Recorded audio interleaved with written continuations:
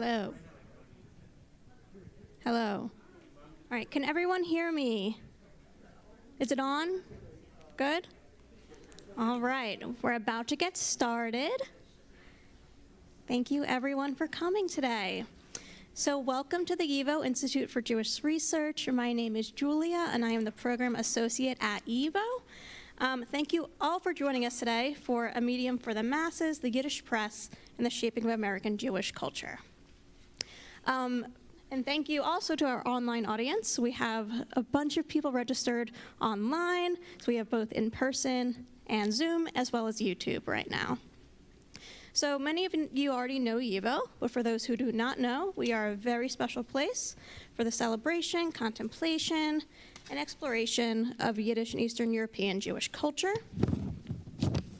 We are located in New York City, where our library and archive contain over 24 million documents and 400,000 books. And these are used by researchers from all around the world. We also have lots of classes on Yiddish language and culture, exhibitions, and public programs just like this one, where we aim to bridge the worlds of Jewish culture and our vast archival and library collections. So thank you all for joining us. I would also like to thank the Center for Jewish History for co-sponsoring and helping plan today's program. This program is part of the Center's Jewish Public History Forum, and it grew out of one of their scholars working groups, which Miriam Moore will speak more about in a bit. I would also like to thank the Center for Jewish Studies at Fordham University, the Tam Institute for Jewish Studies at Emory University, the Department of Near Eastern and Judaic Studies at Brandeis University, and the Maurice Greenberg Center for Judaic Studies at the University of Hartford. And all these universities provided support for today's program, particularly travel support, so our scholars could be with us today. So thank you all for joining us, and I'll give it over to Miriam now.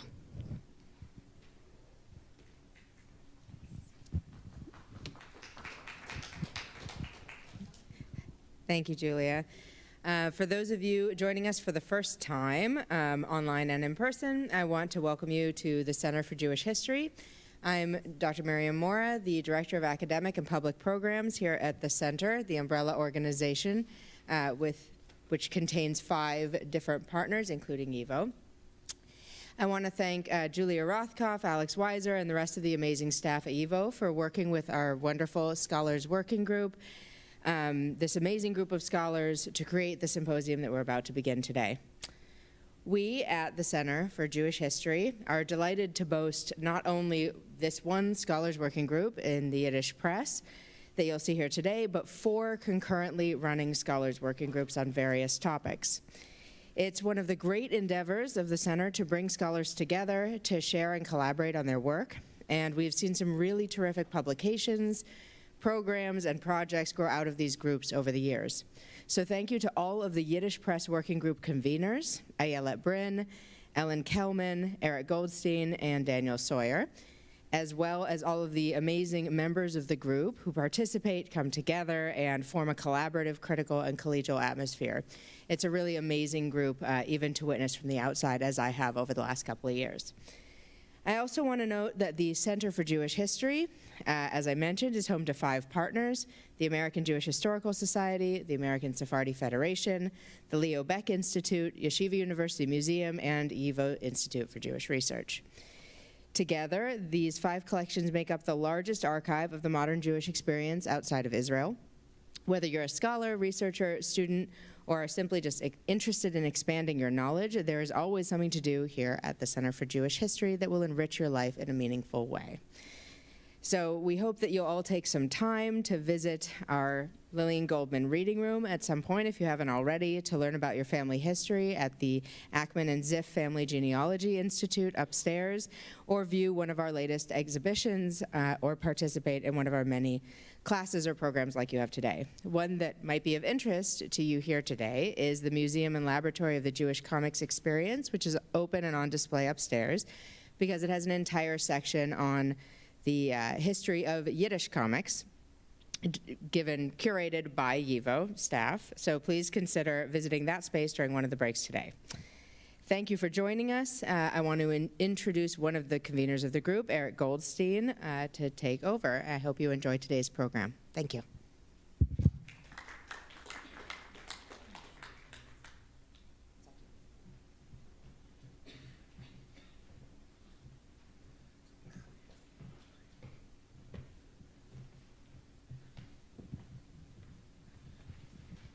Hi, everyone. I'm Eric Goldstein.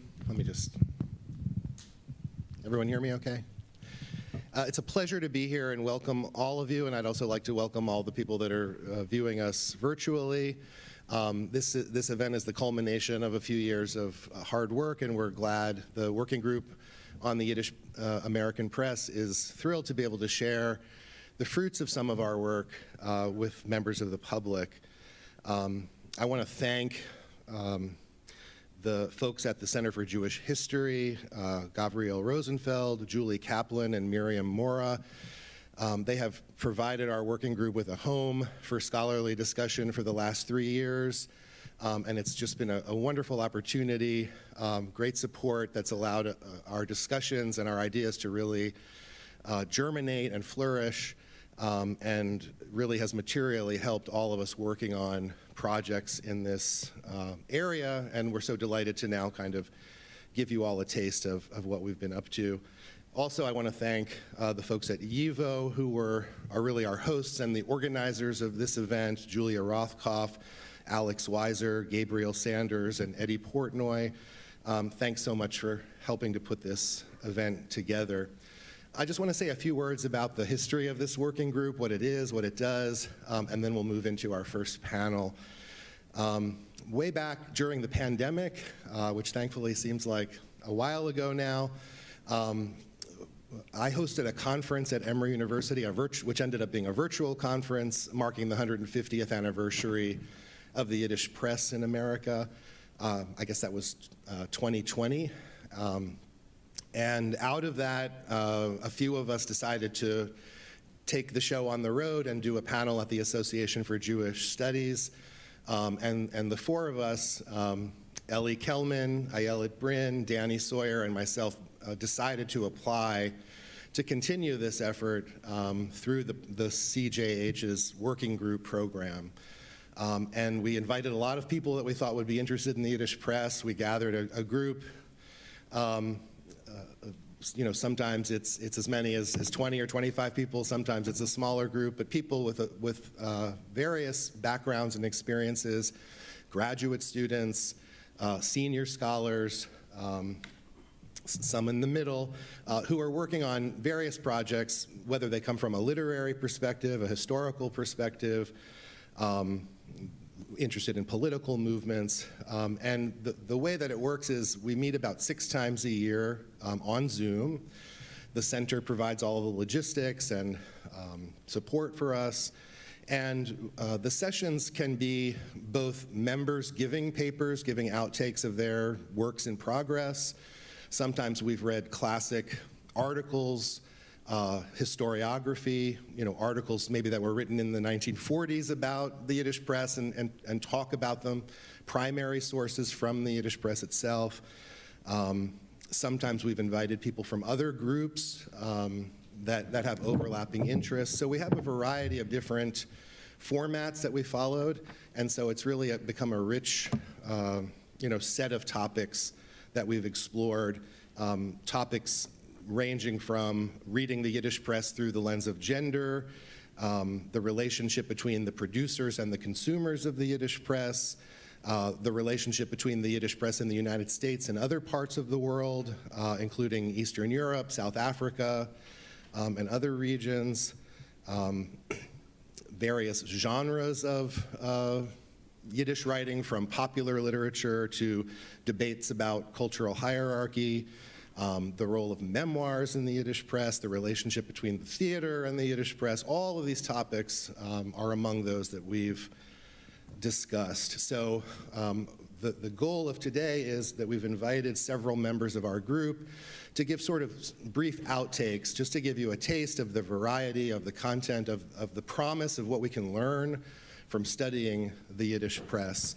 The panel that I'll moderate in a few minutes is focusing on the Yiddish press as an arena of political and ideological conflict. And then after we take a break, we'll have a second panel on popular culture in the Yiddish press. And then I hope you'll all come back this evening. I think it's 5 o'clock, right? We'll have a sorry, I forgot the round table, which I'm on, discussing some of the general core issues in studying the Yiddish press and using it as a scholarly source.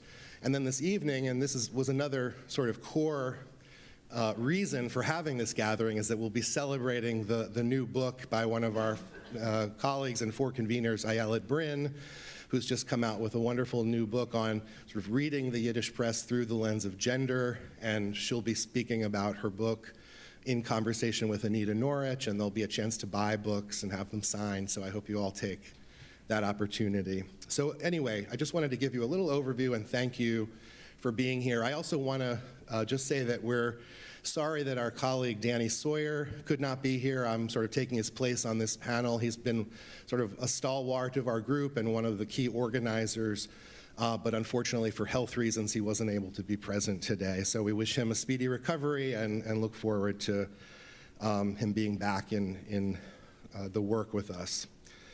Okay, so this session is on political and ideological conflict within the Yiddish press, which is kind of one of the key arenas that we've been discussing. And we have 3 of our members here who are going to give sort of brief summaries of the work that they've been doing.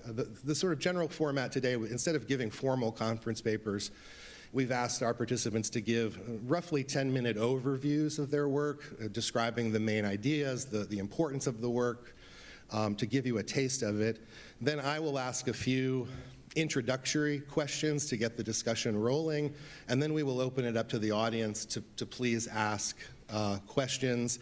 And some folks will be circulating with microphones, so you can do that. So I will now introduce the panel, and then I'll hand over the stage to our first speaker, who will be Gil Ribak.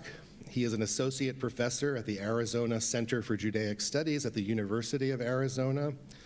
His book, Gentile New York, The Images of Non-Jews Among Jewish Immigrants, was published by Rutgers University Press in 2012. Professor Ribak has published numerous articles in journals such as the AJS Review, American Jewish History, Israel Studies Forum, Jewish Quarterly Review, Journal of American Ethnic History, Modern Judaism, and Polin, a journal of Polish Jewish studies.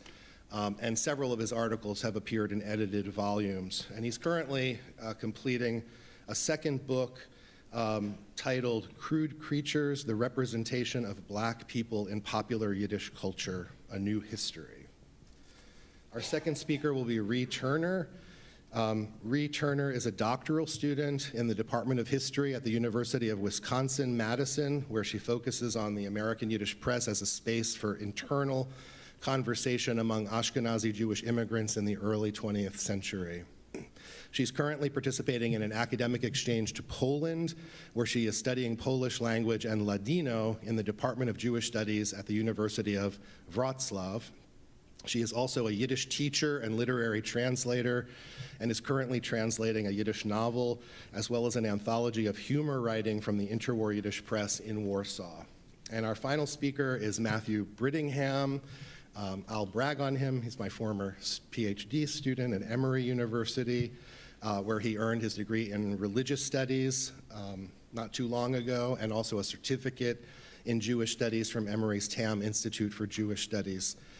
His dissertation analyzed the changing depiction of free thinkers and free thought in the American Yiddish press. He's taught courses in Jewish studies and religious studies at Emory, at Oxford College of Emory University, at Agnes Scott College, and at the University of Missouri, Kansas City. So with that, I'll hand it over to our first speaker. Thank you, Eric. Thank you, everyone, for coming. Good morning. Let me just start off. In the 1960s, hopefully it would work at one point. Yeah, there we go. In the 1960s, we were told that there was a common claim that everything is political. That was a very common claim, meaning that not only political activity or party affiliation or power relation or economic policies or even the public arena in general, those are not the only ones that are political, but everything is political, meaning many things that we consider to be private, the way we dress, the way we talk, what we eat, our socializing, our sex life, everything is political. That's what we were told, including by Bob Marley, I think.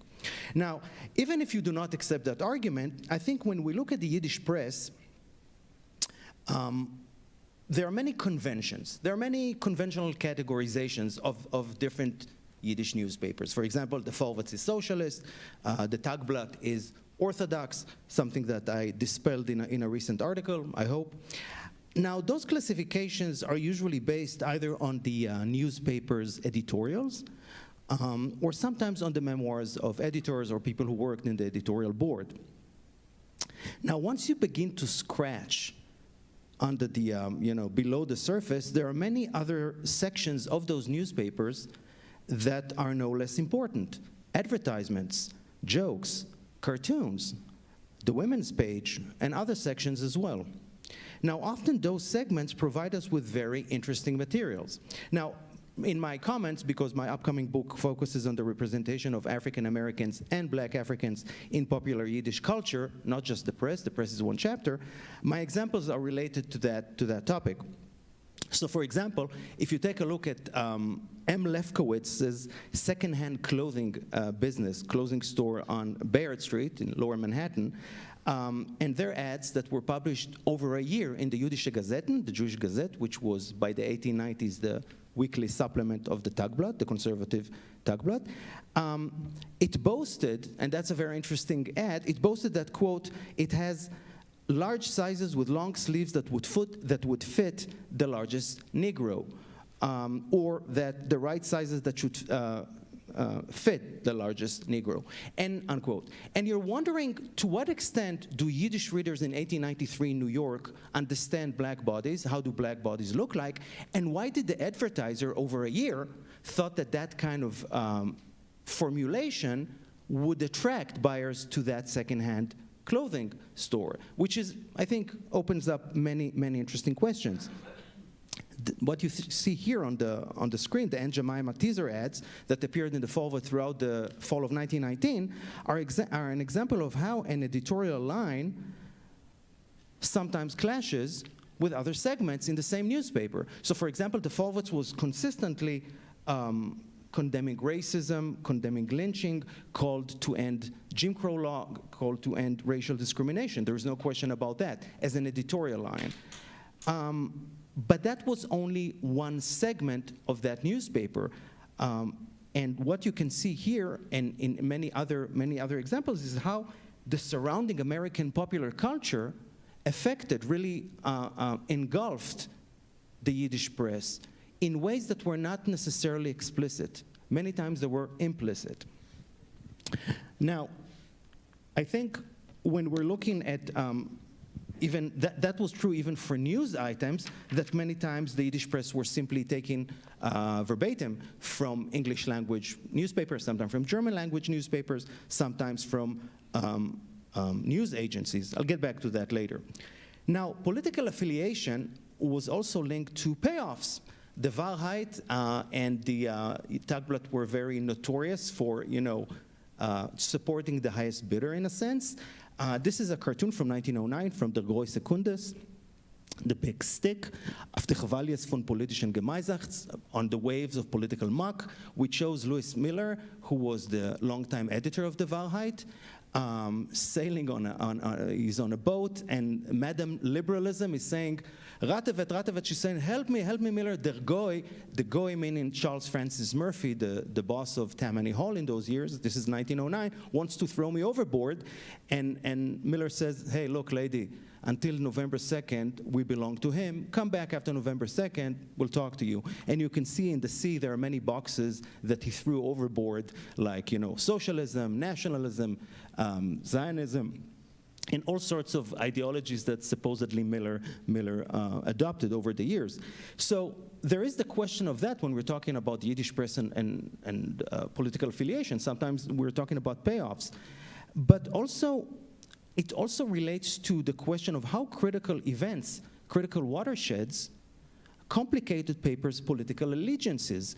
When the Forward, for example, in 1913, agreed to compromise a labor deal with the men's clothing workers that belonged back then to the United Garment Workers of America, which was a more conservative union, thousands of Jewish strikers marched on East Broadway, went to the Forward's building, and smashed each and every window on the ground floor. Called it a sellout. And of course, there were other watersheds during the American Jewish Congress movement during World War I, when some people clamored for an American Jewish Congress. You saw a very interesting alliance between downtown socialists and uptown capitalists that they usually attacked, the American Jewish Committee, Jacob Schiff, Louis Marshall, and so on.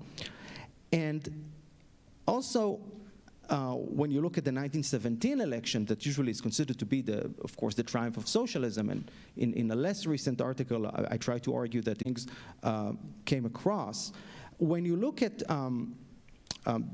those two pictures, those two cartoons, you might not guess it, but they do represent the very same person, Thomas LaRue, sometimes going by Thomas LaRue Jones. Thomas LaRue was an African-American man, not Jewish, but he learned Yiddish when he grew up in New York, and he became, by the early 20s, he became kind of an attraction on the Yiddish stage, appearing, first of all, in many halls in Brooklyn, and later on in Yenta Telebende, a very successful musical that was based on a very successful column in the Forwards. And what you can see here, on the left-hand side, I would call it the before, on the right-hand side, I would call it the after. The before, Beide Zingen, you can see that that's in the comedic, the part of the Forwards. The newspaper is kind of making fun of the idea that a black man can put on a yarmulke and sing in Yiddish. He sang Eli Eli, which was in 1890s a very famous Yiddish song that would be later covered by several African-American performers, such as Ethel Waters. But so the whole idea, and you can see it's kind of a stereotypical, not very flattering picture of Thomas LaRue. On the right-hand side is already a year and 10 months later. You can see already Reb Tuvia der Schwarze Chazan, because back then Forwards already had commercial interest to show him as a very respectable, very dignified, because the Forwards was promoting a musical that was based on a column from the Forwards. Much more dignified, much more aesthetically pleasing. And I think, so that's something that from the man bites dog kind of quality on the left-hand side, you see Reb Tuvia de Schwarze Chazan as something very dignified. So, and I do think that, and by the way, I'll just say parenthetically that this part of the Forwards fell under the heading of Stifferei, meaning frolic or pranks. And in that part, you can see the writer of Yenta Telebende, for example, B. Kovner, that Yankev Adler, that was his pen name, using epitaphs about black people or even joking about race riots in a way that would never, pass muster on the editorial line. And that brings us to the question, to what extent do different sections of the newspaper clash with one another? And that's something that empirically we cannot know. To what extent did that affect the readers? Does a caricature or an advertisement, seeing Al Jolson in blackface, Eddie Cantor in blackface, advertising cigarettes, to what extent does that influence the readers more than the editorial line? So finally, I would say, and this is a Murad Cigarettes full-page advertisement from the Big Stick, a left-leaning weekly, by the way, where you can see those the black servants fanning the white mistress. And I do think that those ideological positions often took a back seat when commercial interests were involved, and sometimes they even took back seat to other segments of the newspaper. And that's why some scholars have often viewed Yiddish culture as opposing Americanization, especially opposing the cruder forms, the vulgar forms of Americanization, and even rejecting capitalism and so on. But when you look at the various segments of those newspapers, when you look at the ads, at the cartoons, at the jokes, I think that challenged that interpretation. And it shows us a whole domain, a whole field of popular Yiddish culture, not just the newspapers, but today we're talking about the Yiddish press, including what was called in Yiddish shund, pulp, trash, lowbrow culture, which proved to be so much more immersed in American popular culture, in American racial vocabulary and imagery, and shows you that Yiddish culture was never parochial. It was always permeated by surrounded culture. Thank you so much.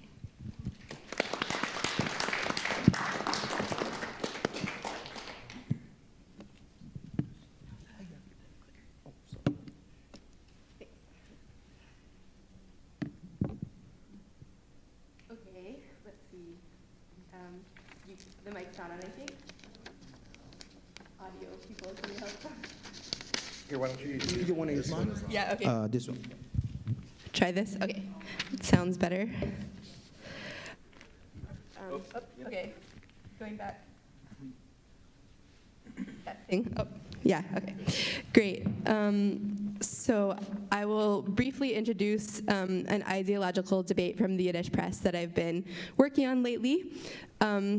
So I've called it for now, Are Jews a Race? A 1921 ideological debate in the Yiddish press. And one of the players is Chaim Jitlovsky, which YIVO regulars might have heard about him at other events here. He was from what is today Belarus. He did lots of things in his life, but one of the most important ones was that he was a kind of what we might call today a political philosopher. He spent the first half of his life in Europe and the second half in the US, and he's especially known for being one of the founders of the Yiddishist movement and also of Jewish autonomism or diaspora nationalism. Among other things, he was a prolific writer in the Yiddish press, in newspapers like Die Zeit, Der Tog, and also his own journal that he edited, Das Neue Leben. And one of the main ideas that he expressed in his writings in the press regarding the American context was his big complaints about what at the time he referred to as assimilation. Maybe we would use other terms today, but that's the term that he used. And critical not just of the immigrant Jews for assimilating, but also critical of American society and culture for putting them in a position where they felt like that was their only option for integration into American society. So that's where he was coming from. And then his partner in this debate was another Chaim Lieberman, who, like Jitlovsky, was a Yiddishist. Like Jitlovsky, was very involved in setting up the American Yiddish supplementary school system. So they had a lot in common, but they also differed in some important ways. And one of those ways was that Lieberman was just a lot younger. He was 25 years younger, so he's the next generation.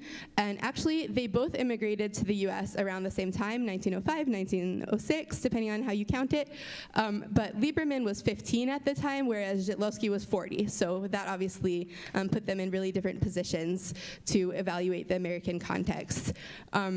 So Lieberman actually had a kind of lifelong feud with Jitlovsky and with some other important figures such as Sholem Asch. Jitlovsky couldn't care less. Probably he had his own things going on, but Lieberman was a little bit obsessed and published many, many articles critical of Jitlovsky, as well as 2 books after his death complaining about Jitlovsky. So this was a big focus for him. I won't be talking about the whole very long feud. I'm sure I could write a book about that, but here just focus on 1 month, which was May to June 1921. So in that month, in the Polizeian newspaper Die Zeit, they shot 7 articles back and forth talking about Lamarckian evolution, kind of a random topic for these 2 essentially political philosophers, basically talking mostly about whether Darwin himself believed in Lamarckian evolution, bringing lots of quotes from the Yiddish translations of The Origin of Species and all of that. So you might ask, what does this have to do with anything? Which I also asked. And that's most of what I've been trying to do in this project, is try to figure out why the heck did they spill so much ink on this random topic, not even about biology, but the history of the historiography of biology. Very technical. So what's going on here? That's kind of the question I came in with. And if you read the details and you read the articles in context, it becomes clear that at least Żytlowski for sure does not care about Darwin or Lamarck. That's not what he's in it for. Lieberman cares more about them, which I'll talk about in a moment. But for Żytlowski, this is actually about Jewish raciality. So are Jews a separate race? Should we talk about them as a separate race? Are Jews racially different from non-Jews in biological terms? And in fact, that's what's underneath the conversation about Lamarck for him. But actually, he doesn't even care about that. What he cares about is what's going to be the impact of talking in those terms about Jews on the readership. So my interpretation of this whole thing is that this is a rhetorical strategy. So Żytlowski is saying, if I talk about Jews as being a separate race, that's going to be useful for my purposes, which are to make especially the Jewish intelligentsia, not want to assimilate. Because if they think they're racially different, they'll be like, okay, we have to give up. So, because no matter what we do, we're not going to fit in. We're always going to be recognizably different. So let's give up and join Żytlowski's movement for promoting modern Yiddish culture, which that's his real goal, right? He's recruiting, he's organizing here, and he thinks that these racial terms will inspire his audience to feel like, hey, I should give up on fitting into mainstream American culture. That's never going to work. Let me put my eggs in Żytlowski's basket and promote Yiddish culture. So that's what Żytlowski's really after, which becomes clear if you read the series of articles in context. And then I skipped the slide about that. There you have it. So then what's Lieberman in it for? Lieberman's coming from a different place, where first of all, Lieberman, as probably most of us today, are like, oh, talking about Jews as a different race, this is a really bad idea. This is not going to end well for Jews. Talking about any group as racially, biologically, and unassimilably racially different, that doesn't usually end well. Żytlowski, what are you doing? Like, don't you see the danger, right? So that's his first concern, which that's also actually a rhetorical concern, right? He's also concerned, what's the impact of using this type of language to talk about Jewish identity? What could be the consequences? Let's be forward thinking about that. So that's his first concern, but he presents it as, he's like, hey, I'm the calm, factual one here. I'm the one who's read Franz Boas. I'm the one who knows actually something about Lamarckian evolution, unlike Żytlowski, right? And I'm here to tell you that this is all, first of all, racial science is all pseudoscience. Keep in mind, this is 1921. It's not that common. This is not yet the scientific consensus, so he's ahead of his time in that regard. But he also, for sure by then, it is the consensus that Darwinian evolution and not Lamarckian evolution is the main way in which heritability happens. So in that regard, he's squarely in the consensus, and he's saying to Żytlowski, how the heck are you still in 1921 arguing for Lamarck? Like, what's going on? And also, the editor of the Yiddish press has fallen down on the job here. We should be, part of the goal of the press is to educate the public. Why are we spreading Lamarckian evolution to the public in 1921? This does not seem responsible. Żytlowski, you're spreading disinformation, right? And the editors are permitting that. So that's where Lieberman is coming from. So what is this all about? On some level, we could just be like, hey, it's interesting that they were writing about Lamarckian evolution in 1921 in the Yiddish press, and in a way, that's enough already, right? Or we can go to the next level and think, hey, what's happening here is sort of the triumph of modern scientific discourse, the triumph of new norms of objectivity, new style of research. Żytlowski's writing in a context where it was kind of fine to say whatever you wanted about science to make your political point. That's the discursive context that he comes from. Lieberman's like, hey, it's 1921, we're in America, I was educated, at NYU or whatever, and we have to have certain standards for discourse. So it's kind of this moment of new norms of how public discourse is supposed to happen. And from our perspective today, we might see it as the triumph of science over racism, or some kind of narrative of going in the right direction, maybe, something like that. But I actually think even that misses the point, and we need to go down to even a level beneath that, reading the text between the lines and in context a little more, because when Lieberman tells Żytlowski he's totally wrong about Lamarckian evolution, okay, Lieberman wins, right? He wins the argument. It's clear that he's the one who's in the right as far as biological theory, the history of, how biological theory has evolved in the last century. He's right about all that stuff. It's clear to Żytlowski. Żytlowski basically takes his balls and goes home. He's like, I don't want to talk to this guy anymore. So he wins in a sense, but he also misses the point, because Żytlowski never cared about Lamarck. He never cared about the history of the Lamarckian Darwinian debate. That's not what he's in it for. He's in it for a conversation about what happens to Jewish distinctiveness first of all, in the modern world in general, where Jews are no longer, living in the ghetto, or however you want to frame that. There's been emancipation, there's been integration. What happens to Jewish identity in that context, and what happens to Jewish identity in the particular multicultural frame, if we want to anachronistically use that term to describe American society in this time period. What happens to Jewish identity in this context? That's what Żytlowski cares about. When Lieberman shuts down his argument about evolutionary theory, he's totally missing the point of why Żytlowski wrote these articles in the first place. So I think we also, as readers, have to not follow Lieberman in missing that point. We have to get the point that Żytlowski made and was trying to make about Jewish identity, Jewish distinctiveness. What would it mean to have Jewish thriving in the American context? And I think that's why these texts are interesting for me, as kind of a place to start tracing or continue tracing that narrative, which in many ways is at the heart of Yiddishism, at the heart of the Yiddish press in some ways. What happens to Jewish distinctiveness in an American context, and what does that have to do also with Yiddish, since Żytlowski's a Yiddishist, all that stuff. So kind of using these texts as a place to trace the evolution of that question, and then also kind of the methodological piece. I've talked kind of about getting beneath what's on the surface of the text. What are the strategies we use as readers of the press? I could easily have skimmed these 7 articles and been like, hey, they were talking about Lamarck. That's kind of cool and random. But it's not about the topics that I researched, so moving right along, right? That could have easily been what happened when I came across these texts in the press. But what kind of reading strategies can we read to be like, okay, maybe this isn't just about Lamarck. What's underneath this? How can I contextualize this in terms of the questions that interest me?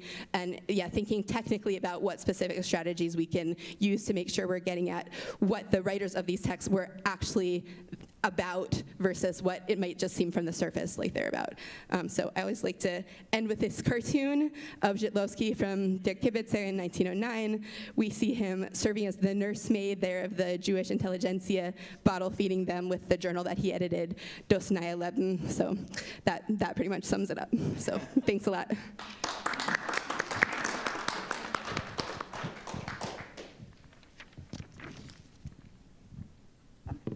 Is this working? Oh, it is. Okay. We have some examples for later. Okay. All right. So I'm going to talk a little bit about about some of the research that I've done, not just for the working group, but in general, what my dissertation topic, and hopefully someday will be a book, also looks at. Doing it especially through the lenses of talking about free thought, religion, and Jewishness. So my work really looks at how journalists, editors, and fiction writers in the American Yiddish press depicted free thinkers and debated free thought. What was free thought and what was a free thinker? These are terms we don't usually actually use today, but free thought really signaled a range of unconventional ideas about religion and was associated with anti-clericalism and a skepticism of epistemologies that did not prioritize scientific reason. In her History of Free Thought in the United States, Susan Jacoby, a noted scholar of free thought, she wrote that freethinkers spanned the gamut, this is a quote here, from the truly anti-religious, those who regarded all religion as a form of superstition and wished to reduce its influence in every aspect of society, to those who adhered to a private, unconventional faith revering some form of God or providence, but at odds with orthodox religious authority, end quote. New intellectual trends, coupled with urbanization and industrialization, gave irreligious dissent in the United States a new vigor in the last quarter of the 19th century, and the country entered what was called a golden age of free thought that lasted until World War I. The ability of free-thinking preachers to draw massive crowds, and maybe you've heard of Robert Ingersoll, who was a very famous example of this, an agnostic, showed how irreligion, even anti-religion, had actually become quite fashionable in the public discourse. During the golden age of free thought in the United States, 2.5 million Jewish immigrants arrived on American shores. Among them were prominent anti-religious Jews who eventually, if they didn't already, would define themselves as free thinkers. While embracing the label free thinker, they would turn to the Yiddish press to debate exactly what it meant to be a free thinker. Now, the most vocal free-thinking Jewish immigrants tended to be political radicals, namely socialists and anarchists, and attractive political positions to working-class Jews who were trying to ameliorate terrible labor and living conditions in the United States. In the 1880s and 1890s, this kind of being a socialist or anarchist usually meant also being a kind of internationalist and a cosmopolitan. That meant that really what they wanted to do was, and what they really advocated, at least in public settings, was very much to do away with ethnic and religious distinctions. That meant giving up a sense of Jewishness, whether that was religious or irreligious. Now, Yiddish-speaking free thinkers still range from the fiercely anti-religious to tolerant atheists, deists, and agnostics, but this tendency toward radical politics, alongside language and class differences, distinguished them from many native-born free thinkers. You can actually see, I unfortunately for the live stream people, I did a little handout. I was in kind of in prime college instructor mode using different media. But if you look at the handout there for figure or image 1.1 and 1.2, you can see some examples of the ways in which radical politics and anti-clericalism were very united. Now, with that said, many free thinkers, even though they were very, tended to have these radical philosophies and ideologies, socialist, anarchists, and that distinguished them from native-born free thinkers, they really did appreciate and really embraced many famous American free thinkers, from Thomas Paine to Robert Ingersoll. And they considered them, even though they did enjoy them and really appreciated their work, they still did consider them to be, in their words, bourgeois free thinkers. So my research really explores how the debates about free thought took place in the radical Yiddish press, especially the socialist Yiddish press, from popular venues, popular newspapers, think of the Forwards, for example, to smaller journals serving smaller intellectual audiences. These conversations, these debates really, were most intense in the last decades of the 19th century and in the early decades of the 20th century. Some scholars have, in fact, already shown how these debates took place. One member of our working group actually published a piece some time ago about Forwards readers debating how they should associate with religious friends, religious family, and religious coworkers. Should they be tolerant? Should they be more aggressive with their free thought? You can see I have a little thing about that from this debate happened in 1905. Sometimes it was only the intelligentsia, in fact, the kind of Yiddish journalists that were radical Yiddish journalists who engaged in these debates. And one of those actually happened in the Zukunft. You can see there also the kind of second picture there, between Benjamin Feigenbaum and Ayelet, who held a fierce debate over how free-thinking socialists should think about Judaism. Feigenbaum, a fiercely anti-religious and a very staunch internationalist and cosmopolitan, and actually if you flip the page, you can actually see a kind of very famous cartoon kind of mocking him for saying that he took his politics so seriously that it was pretty much a religion for him. So Feigenbaum actually really mocks Litvin and others that he considered to be like him for promoting a sense of kind of nationalist patriotism that was very much based on the idea of searching through and sifting through Judaism, its texts, its history, to look for useful pearls of Jewishness that could be used for secular purposes. Feigenbaum considered Judaism, like he considered all religious traditions, to be steeped in superstition and backwardness. He declared, quote, "The narrow Jewish spirit has not produced any value that could not have been created and created better by the universal human spirit," end quote.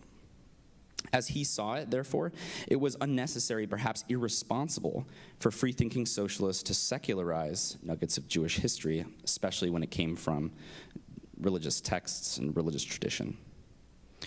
Litvin, the other main figure in this particular debate, responded by saying, quote, "Any schoolboy knows that religion was always and everywhere an important factor in human progress," end quote.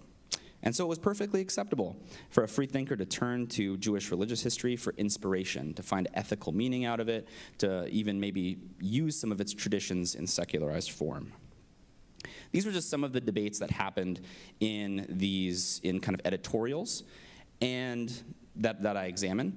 And this one actually got so heated that the Zukunft Press Federation actually had to intervene, go over the heads of the editors and actually say, we're putting a stop to this because it's far too personal.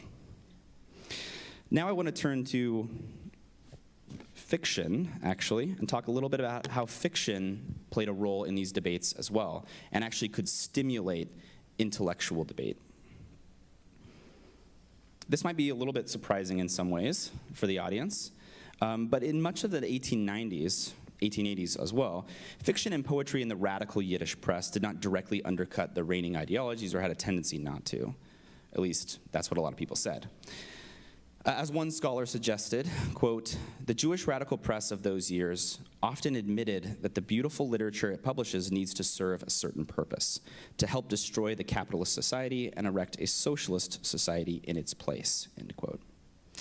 Now, in 1899, Leon Kobrin, a very, very well-known, very famous Yiddish writer, also radical, socialist, began publishing short stories about how non-observant Jewish immigrants felt displaced, becoming divorced from their Jewish pasts, especially religious tradition.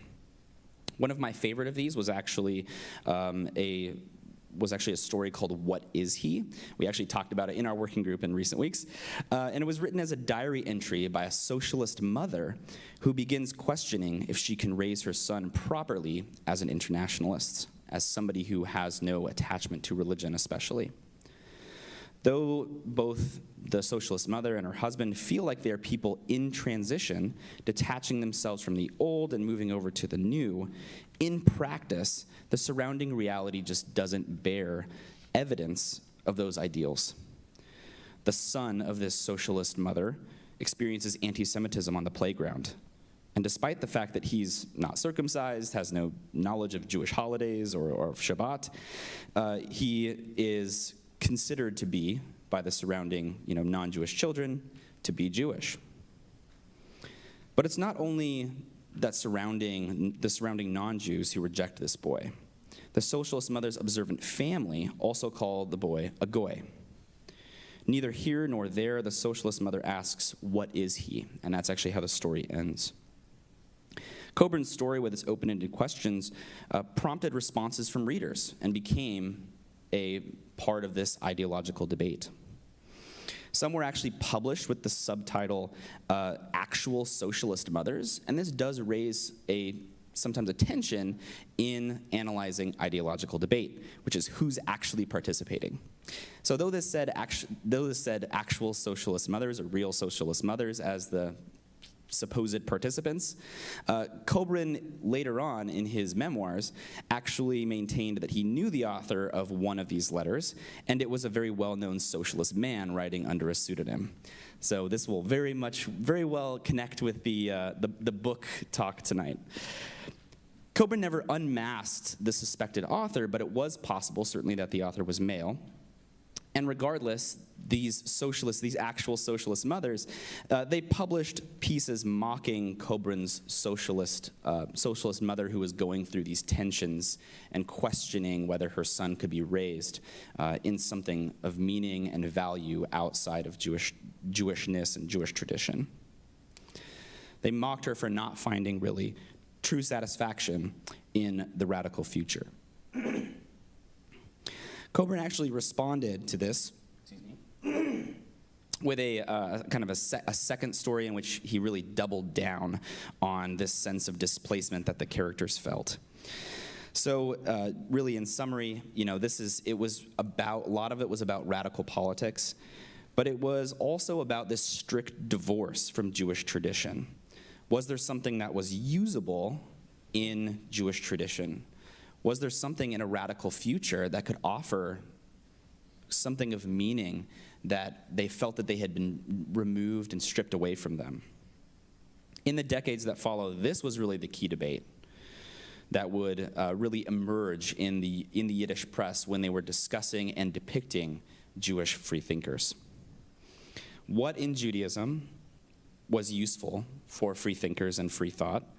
Those who wanted to remain attached to a sense of Jewishness. The word freethinker today may have gone out of fashion, but certainly these same debates have not. So in many ways, there's a very contemporary relevance to that as well. Now, I could talk about Zalman Lieben, but I'm actually very close to time, and I figured that I wouldn't get to him, and that's perfectly fine. But a couple years later, he very much asked the same exact questions in a story called A Yiddish-Speaking Socialist.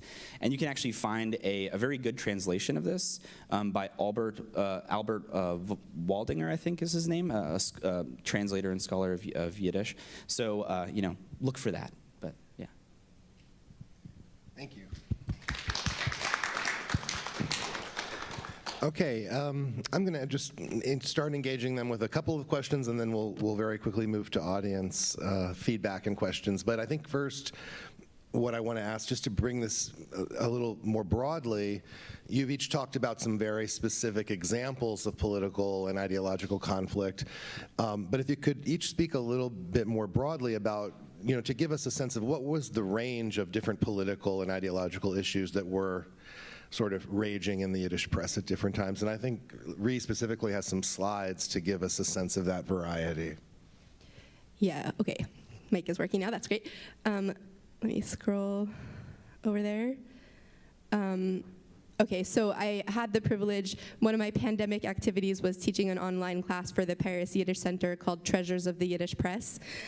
So at that moment I got to see a range firstly of topics. I'm interested in political and ideological debate, so focused a lot on that in the text that I brought my students, and got to see a real kind of smorgasbord of not only the different topics that got debated in the Yiddish press, but also sort of the different genres of types of press text, not just the editorial page, right, in which these topics came up. So I just wanted to bring a few quick examples from the material that I used in my class. So this first one is the genre is advertisement. It's an advertisement for a Yiddish textbook, and part of what it says is this textbook is to teach American children Yiddish so that they can speak with the majority of the Jewish people in the world. So one of the topics coming up a lot in the pages of the press, the role of Yiddish versus the role of English in American Jewish life. So seeing that in an advertisement. Another advertisement, it's a Maxwell House coffee ad, which I thought was fun, having grown up with the Maxwell House Haggadah, but it's actually about the jazz singer. First the play and then the movie. We've heard something about race and Jews and blacks, African Americans, racial representation in the Yiddish press. So apart from the advertisement format, there are also a ton of movie and play reviews talking, for example, about this concern: will Jews in the U.S. be sort of tarred with the same racial brush as African Americans and be victims to the same types of racialized treatment? That was one of the topics coming up in those theater reviews. So reviews being another genre.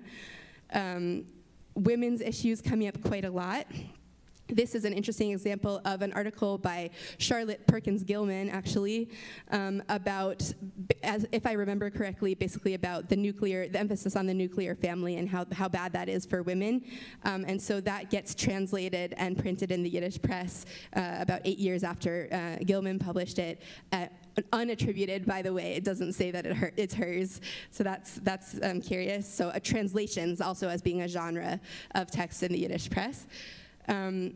So this is sort of like an editorial talk, encouraging Jewish mothers to learn English to minimize the generation gap with their children. So sort of the opposite of what we saw in the advertisement at the beginning, encouraging those children to learn Yiddish, right? So both the issue of the women's role, mother's role, and the issue of the English versus Yiddish language, genre just being here, just an article or editorial. Cartoons, we already saw a couple of those, but I brought a couple more. This is sort of a trickle-down economics cartoon with the capitalists saying, hey, don't worry, workers, as long as you stick with me, you'll get the juice from my peach, right? And you'll see you'll be fine. And another example, this is about immigration restriction. There was a particular senator who tried to get laws passed restricting immigration only to people who are literate. And so here in his cartoon, he's asking the Statue of Liberty, hey, do you know how to read and write? And the Statue of Liberty doesn't answer, and he's like, okay, sorry, you're not allowed into the country. So obviously very critical of those restrictions. And then last couple examples, this is an advice column where a father is complaining about how he's treated by his wife and children, and the editor is like, too bad, so sad, they're in the right, you're in the wrong. So advice columns being a genre, and also back to the women's roles again, or gender and family. And I believe this is the last one, yep. This is a personals ad, so that's another genre. This letter, I'm not sure, it might have been a plant. It doesn't seem like an authentic personals ad, but before this person, before he describes what he's looking for, he goes into a long treatise about the role of modern love, arguing with an article that had recently appeared in the same newspaper. So yeah, even in the personals ads, you can find politics sometimes. So yeah, those are my examples. Great. Do either of you want to comment? So I think one of the most important things to keep in mind is that whatever, again, my very wide definition of politics should be applied here, because really the Yiddish press discussed everything. So, the idea of marriage life, the idea of education, Americanization, relationship between genders, what kind of English, what kind of Yiddish should be used. And when we're thinking about the kind of political debates, Chaim Lieberman, you mentioned Chaim Lieberman, a very interesting example, because by the 1930s, people called him the attack dog for Abe Kahan. He went on a rampage to personally kill the career of a very famous Yiddish writer, Sholem Asch, because Sholem Asch had the misfortune of publishing a trilogy about the life of Jesus of Nazareth, exactly during the Holocaust, and that did not sit well with many Yiddish readers, and Chaim Lieberman came out against him and said Sholem Asch is a missionary. He would like to turn each and every Jew into a Christian. Sholem Asch said, really, I'm not sure what you're talking about. So when we're thinking about political debates, and I would like to come back to my somewhat revisionist argument, the idea that one paper simply held one ideological line and that's it is simply simplistic. I mean, in a sense, each and every Yiddish newspaper and also other venues of Yiddish culture expressed a spectrum of attitudes, sometimes explicitly, sometimes implicitly. What Ray mentioned here about whether Jews are a race, that thing has never been studied, but Yiddish folklore has a very important racial discourse inside of it. When someone looks Jewish, there is a saying in Yiddish, der Kugel liegt ihm auf den Punim. Those of you who know what is a kugel, the noodle dish. The noodle dish lies on your face, meaning you look Jewish.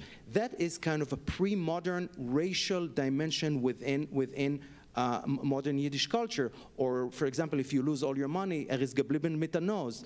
He remained only with his nose. So you have, there's a great book called Was darf ihr mehr by Yosef Guri, What More Do You Need, which is about those kind of Yiddish sayings. And I think when we look at the Yiddish press and again other ventures, we need to understand how, in a sense, diverse they were, even though some of those newspapers had kind of an ideological line. I want to pick up on that a little bit, and maybe we'll throw this to Matthew to answer this first, but picking up on the idea that politics in the Yiddish press and maybe more broadly wasn't just the conventional party politics that we think of. And I think many of us beginning in this research, we had sort of been schooled to think of the Yiddish press as being essentially divided by party identities, the socialist press, the Orthodox press, maybe the Zionist press, anarchist press.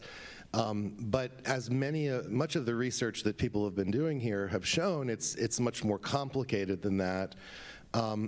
Sort of building on what Gil was saying, I'm wondering if you could comment on ways in which the press was more porous, and that those conventional divisions don't tell the whole story. And not only, within one publication was there diversity, but, I've learned from many of you, there were ties between publications, and to what extent did these journalists of different political viewpoints interact with and know each other, and sometimes even jump between publications and ideologies? Yeah, certainly. I mean, I think one thing that I always found very striking, especially as it relates to debates on religion in the Yiddish press, was that in certain publications like the Vorwärts or the Zukunft, right, the future, another a kind of intellectual journal, is how some of the, especially when it came to fiction, some of the fiction seemed to promote seemed to promote a certain sense of kind of embracing of Jewish tradition without really always saying in secularized form. That was the kind of implication that almost would have looked like something that was published in a fictional piece that would have been published in the Tageblatt, the conservative newspaper by Taschrock, a kind of moderately conservative writer, that they were actually very, very similar. A lot of the fiction was very, very similar, seemed to promote very, very similar ideas. But of course, also at the same time, there were figures like Benjamin Feigenbaum, who was also very, very, obviously very anti-religious, and sometimes his anti-religious work was put right next to the kind of like fiction that seemed to support, again, not necessarily a sense of religiosity, but at least a desire to really grapple with and find aspects of Jewish tradition, religious tradition in particular, and religious ceremonies that could be secularized. So, as it came to different writers, the diversity of the Yiddish press, sometimes people just needed money and were willing to work for almost anybody, right? So that certainly happened. There were those who didn't. But one of my favorite examples of this was actually, probably going to botch the name again. I don't come across them all that much, but Jacob Magadov, I think? Yeah, Magadov. I remember reading his memoirs, and he was actually talking about how he worked for the Tageblatt, and its owner was very personally conservative. And Magadov basically said, even though he was very conservative in his personal politics, when his broad progressivism was shown in how he employed everyone, and used free thinkers as an exact example of that. So, when it came to employ, often you wanted the best writers, you wanted the best people for the job, and that sometimes meant that they were just very diversely situated in ideological positions, or as we've even said, in some ways very inconsistent in their ideological positions. So that's what I have to say about it. And there's what Eric asked. There is something that, of course, there is an entrenched elitism within the Yiddish press. Tony wrote about speaking to Moshe, that regardless of political or ideological affiliation, and I hope you understand by now how porous it is, and my ever-changing mood, so to speak. But many times when they would speak about their readership, you can see a lot of contempt toward the quote-unquote unwashed masses, that the masses cannot understand, the masses cannot really comprehend what we're talking about. There is a very famous anecdote from Dovid Shub, used to be a journalist from the Amolike Yohan, from the old years, that about the Yiddish press, in which different writers and editors from competing newspapers are sitting in a cafe on the Lower East Side, and they make fun of readers who come. Some of them are from New York, some of them come from outside New York, and they say, oh, okay, who's your favorite writer because they want to make fun of their friend who sits just there to show, you see, your readers are idiots. And then said, okay, you know what? I'll show you that your readers are even worse. So in a sense, we're talking about an intelligentsia, self-chosen intelligentsia, that sees its role as educating the unwashed masses, explaining stuff to them, without expecting that they would rise necessarily. Some of them did expect, but there is a very entrenched elitism. Just to quickly add, on the lines of surprising similarities or differences across different publications or within them, from the example that I talked about at the very beginning with Chaim Jitlowski and Chaim Lieberman, this is a case where, on one hand, they have all their politics in common on some level. They're Yiddishists, they're in the Yiddish school system. So what do they have to fight about? And for me, it's just a reminder that the sharpest debates are sometimes with our friends, right? It's not over these massive ideological differences. It's over strategy. It's over the language we use, even if we're agreeing about our fundamental political goals. Thank you. I think just in interest of time, we'll now throw it to the audience. So if you have a question you'd like to ask, please raise your hand, and someone will come to you with a microphone. Keep your hands up.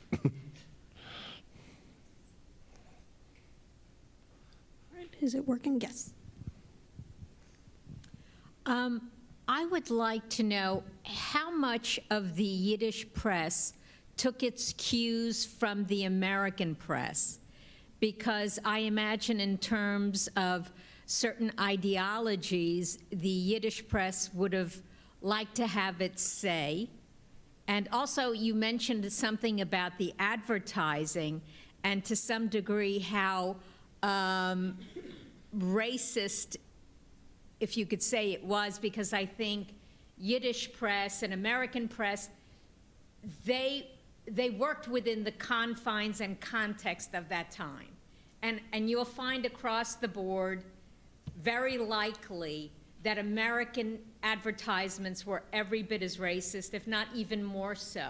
So I'd be curious if you uncovered how Jews were treated and stereotyped in American press and in black presses and other ethnic types of presses and other ethnic groups, how they were stereotyped, you know, because I think that would be interesting. And what has changed, if anything? Do you want to take other questions first? Yeah, so let's take this one question. If you don't mind repeating the question, just for our online audience. I think just to make it broader, I think one of the key things here is what's the larger context of the American press? How was the Yiddish press shaped and influenced and maybe interacted with the American press? And when you put it next to that, do you learn anything important? You're absolutely correct that we cannot use early 21st century yardsticks to judge or evaluate the Yiddish press. I do think you point to a very important source of information for the Yiddish press, which is the English language press. In earlier years, the German language press was also a very important source of information, whether the socialist or the bourgeoisie. But I do think that, so I'm going to give an extreme case where you can see something that was taken from an English language source and then was translated by a member of the editorial board. In 1921, the Flourished covers a case in New Jersey where there was a perpetrator who was an African-American man. And then in order to describe that person, they say he looks more like a gorilla, open parentheses, a monkey, close parentheses, than to a human being. Now, I took a look at that case. It happened in early 1921, and I couldn't find that exact thing, but it looks that it was taken verbatim from an English, like a news agency, without the parentheses. Why? Because the Yiddish editorial board worker there thought that the Yiddish-speaking audience, the readership, will not understand what is a gorilla, so open parentheses, you don't use the word ape. Yiddish, like German, there is no differentiation between ape and monkey. So gorilla, then open parentheses, monkey. Now, that, of course, is extreme, did not happen a lot, not in the Flourished, not in other newspapers, but it shows you the level of importing not ideologies or politics, but just the very vocabulary, and then explaining it to the unwashed masses. Now, it happens a lot. It happens a lot.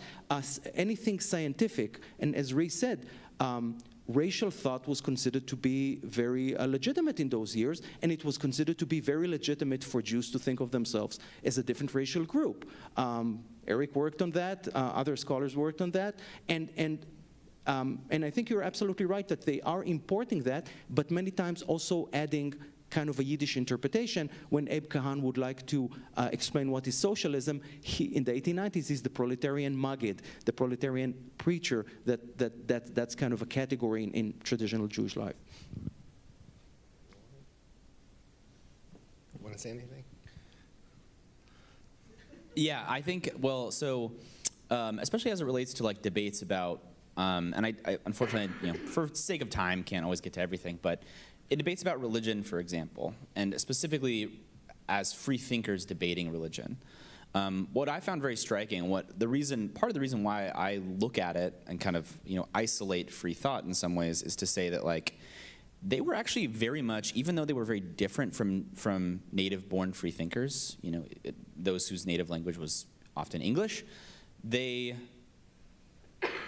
interacted a lot with folks like Robert Ingersoll.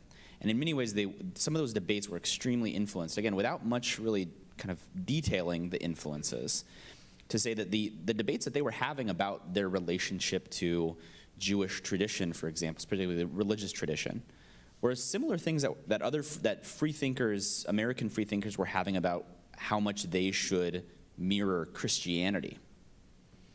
Like, should they create a church of free thought, for example, right? These were also debated in those same spheres. These are just very modern debates, you know, about the nature of one's relationship to their past, right? And so they did borrow a lot from those debates, but also from some of those actual, you know, newspapers, journals, etc. So. Other questions? Thank you. Thank you for this. I was struck by, Eric, if I may, this is billed as an arena for ideological debate, and you called it an arena for ideological conflict, which I found really interesting. The distinction between these newspapers debating and these newspapers in conflict. And it seemed to me that the conflict was primarily, I don't know what to call it, a commercial one. I just have one sentence, really, that this reminded me of, and to prove that I'm not a Luddite, I found it on the web. So in 1928, this is from my first book, but in 1928, the communist paper, so-called communist paper, Freiheit, went after I.J. Singer for renouncing Yiddish literature. And there was a comment in the Freiheit that was about somebody else attacking Singer. And it goes like this. Der Korrespondent, wo schreibt in sozialistischen Vorwärts, fällt an auf der bundische Volkszeitung, Halmai, sie drückt Schund, und wo tut das? In zionistischen Heit. That is all of the, sorry. Can you translate? The journalist who writes in the Orthodox Socialist, the word is actually tzitzalistischen, tzitzit, and it's a wonderful combination of words. The journalist who writes in the Orthodox Socialist Vorwärts attacks the Bundist Volkszeitung for publishing trash, and where does he do so? In the Zionist Heit. That is, these guys were all, and they were guys, stay tuned for this evening. These guys were all arguing a kind of ideological position that, as you've said, and as Ayelet's book certainly illustrates, they didn't actually hold, not only not consistently, but even inconsistently.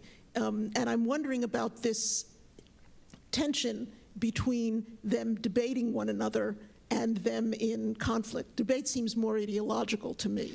I agree with you. Just, as a cultural historian, I find really useful the phrasing of Stuart Hall, who is a scholar of popular culture, and he refers to popular culture as an arena of contestation. And I think in a way that's a helpful word because it doesn't have maybe the coherence of ideological debate or conflict. And I think the way that all of our speakers have talked about things other than just ideological articles, but advertisements, just the way things are framed, can also, be part of a kind of just a contest of different ideas, all meeting, bumping up against each other, not always in a coherent, strictly ideological way. So I think that's a really helpful way of just seeing the press as kind of this arena of all kinds of contests within papers, across papers, all kinds of things that are not coherent in the way we usually think of debate and conflict in ideological terms. So I think that is reflected in all of their work, and it's a really helpful way of thinking about it. And by the way, Tzitzilisten, I already saw it in the 1890s. That was a very common way of radical Jews to make fun of traditionalists, because the idea that they cannot really pronounce socialist, Tzitzilisten, and it appears in a few memoirs, against the unwashed masses, the traditional masses. I want to just say, I think this is also one of the really important things about studying the Yiddish press, because for many of these common Eastern European Jews who had not been frequent readers in Eastern Europe, this was their introduction to being in a society where they could participate in an arena of discussion, debate, free expression, and it was not lost on the common readers. And I shared with my friends an advertisement I found in one of the papers, and it says, it lists all the different papers that are associated with different viewpoints. It says the Forward, the Herald, the Tageblatt. He says, what do they have in common? They all know that the best place to buy underwear is Schwartz's Underwear Emporium on Delancey Street. So it was even, you see that recognition of that nature of the press even in advertisements like that. Okay, next question here. Thank you. You actually just touched upon something I'm curious about. Forgive my going off topic. I'm not an academic, and I don't have a lot of knowledge about some of these issues. But what I'm interested in is you mentioned that the readers who came to the States from Eastern Europe had a whole new experience. So I wonder, most of these people came from places where there wasn't communication among the different locations geographically. So I'm curious about how being a more developed press, and I'm assuming, and I might be wrong, that it's centered in New York, how did that affect these other communities that came not just to New York, but other Jewish communities throughout the states? And how it seems that the communication channels all of a sudden were much more highly developed than they might have been when they were in their shtetls in Eastern Europe. So it's really not related, but I'm curious about that dynamic. Not only were they immigrants, but they were, in a whole new developing paradigm. Absolutely. Does anyone want to take that?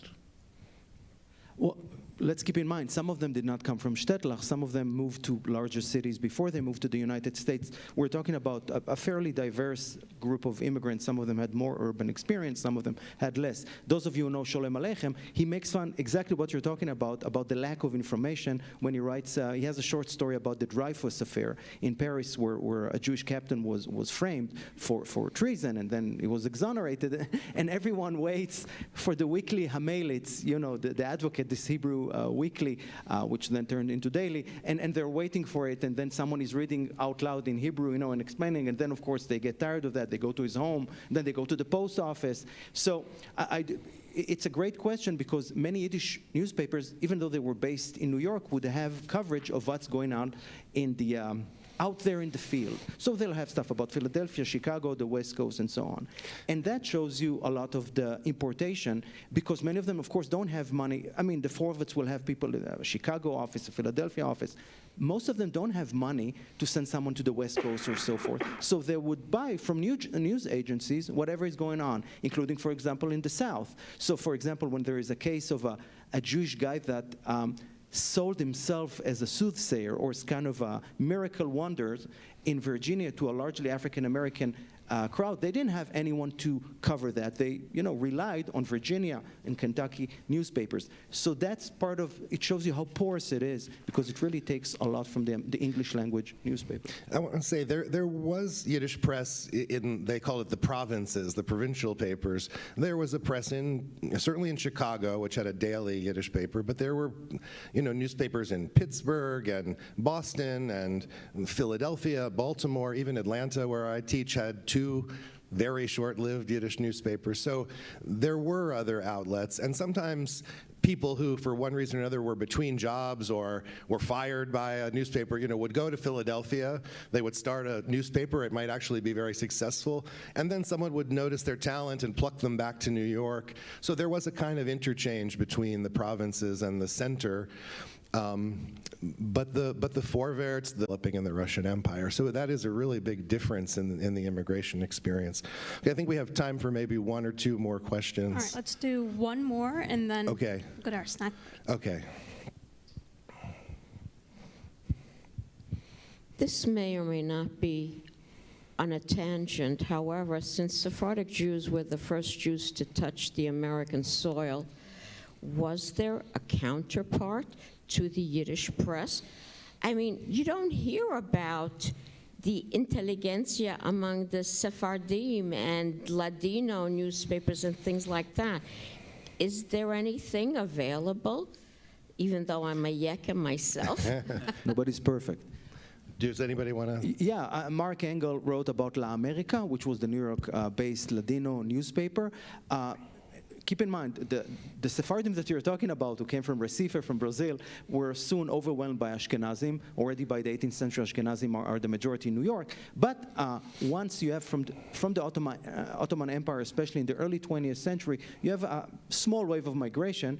And then when they settle in New York, and there is a Ladino language newspaper, you're absolutely right. I mean, they should be much more, learned in a more comprehensive way. In my first book, I mentioned that because you might think that Italian speakers and Ladino speakers might get along better, but in their defense, they did not. And so what happened is that they had some kind of clashes, and the Yiddish press was very alert to report about that.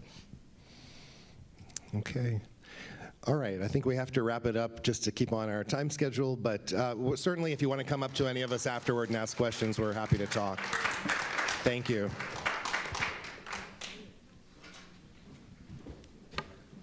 Should we give some instruction as to where to go? Likewise. Yeah, absolutely. It's very important that we're working on. Please join us for a coffee. That's what Eric wrote in the price of white. A lot about the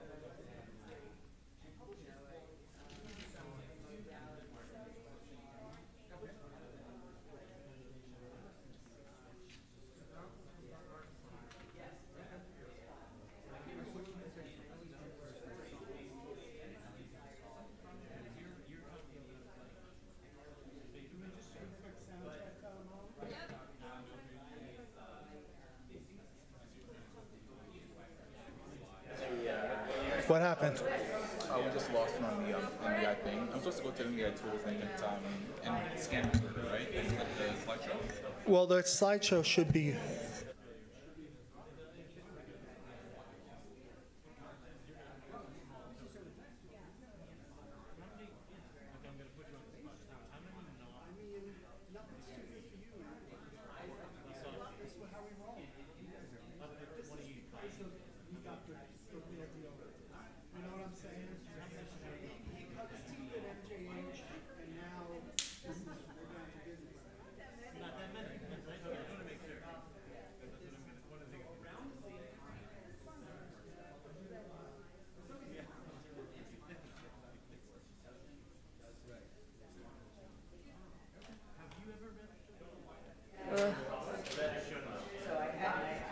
So if you want a sound check.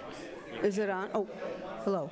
Hello, hello. Okay, it's working. Yeah, just want to go through a little bit so we get a sense if you're speaking. Okay.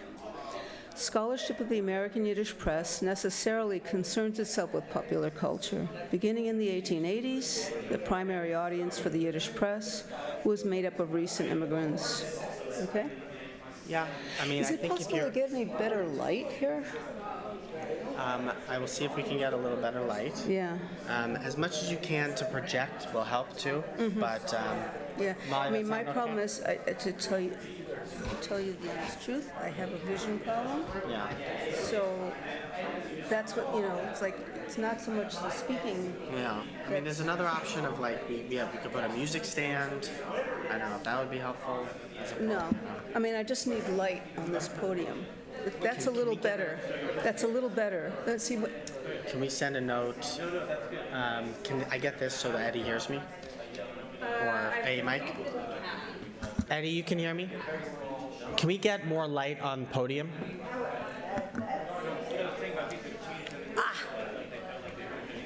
That's much better. That's much better. Okay. Okay. So, scholarship of the American Yiddish press necessarily concerns itself with popular culture. Beginning in the 1880s, the primary audience for the Yiddish press was made up of recent immigrants whose access to print media was conditioned by their scanty educational backgrounds and limited literacy. Is that good enough? More? That's great. That's great. Okay. You know what? All right. That's flourished.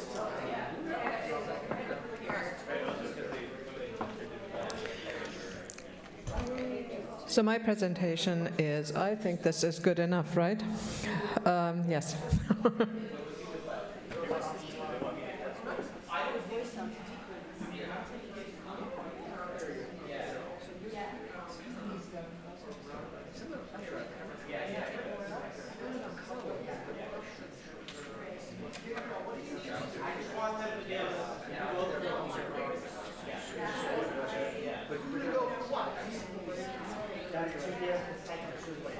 Testing? Great.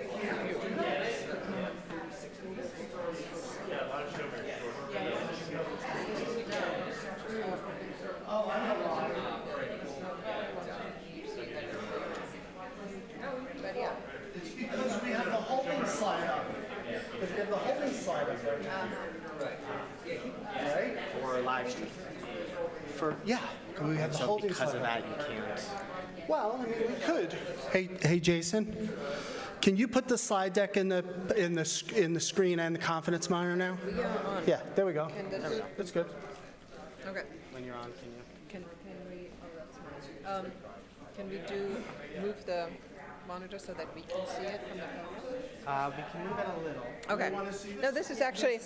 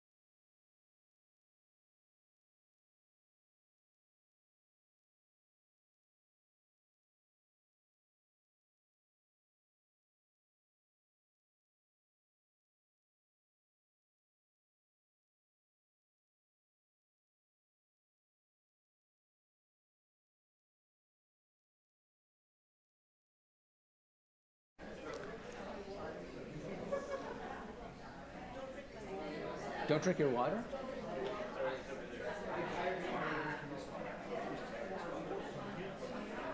No, I won't drink your water.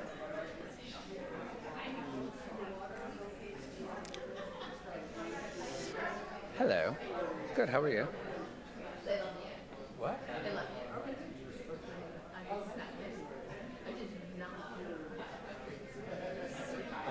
Start. Sorry. You want me to start? Okay. Welcome back, everyone. We're about to begin. Please take your seats or stand if you're willing.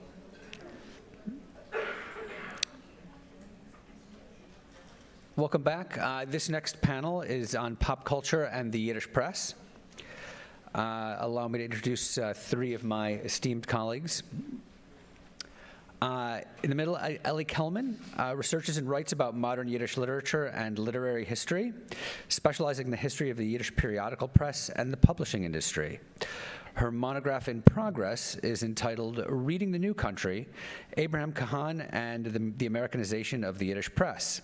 Her publications on Yiddish press history include Aiding the Female Immigrant Reader or Entertaining Her, The Jewish Daily Forward and its Gallery of Missing Husbands in New York and the American Jewish Experience. The Pregnant Bride from Suffolk Street, Intra-Ethnic Class Conflict in a Yiddish Serial Novel, 1931, in Transnationalism and American Serial Fiction. And Uneasy Patronage, David Bergelson's Years at the Forwarts in Studies in Yiddish Series, or maybe that's Series in Yiddish Studies. Whatever, it works. Volume 6.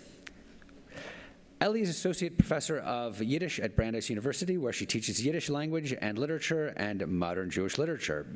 And her presentation today is entitled Tolstoy, Turgenev, and Maupassant on East Broadway. After Ellie, we will have Saul Noam Zaritt, who is an Associate Professor of Yiddish Literature in the Departments of Comparative Literature and Near Eastern Languages and Civilizations at Harvard University. He is the author of Jewish American Writing and World Literature, Maybe to Millions and Maybe to Nobody, which was published by Oxford in 2020. And also a Teich Manifesto, Yiddish Translation and the Making of Modern Jewish Culture, forthcoming from Fordham University Press. He'll be talking today about his newly launched database, shun.org, and his presentation is entitled Popular Yiddish Literature and the American Yiddish Press. And lastly, but not leastly, we have Nina Warnke, who is an independent scholar who has taught at the University of Indiana, UT Austin, Vanderbilt, Gratz College, and YIVO.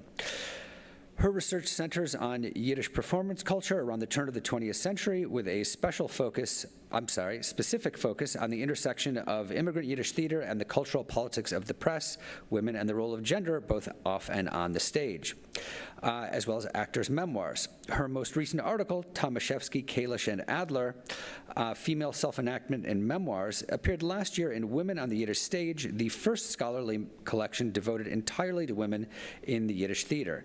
Her talk is entitled Actors' Memoirs in the Yiddish Press. I am Eddy Portnoy. I work at YIVO, in case anyone was wondering. Ellie, please.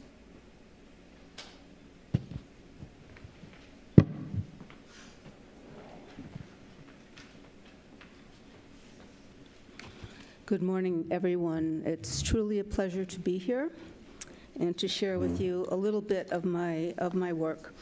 The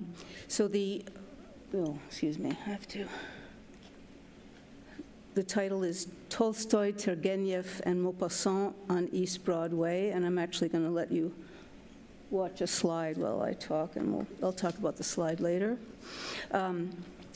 So, scholarship of the American Yiddish press necessarily concerns itself with popular culture.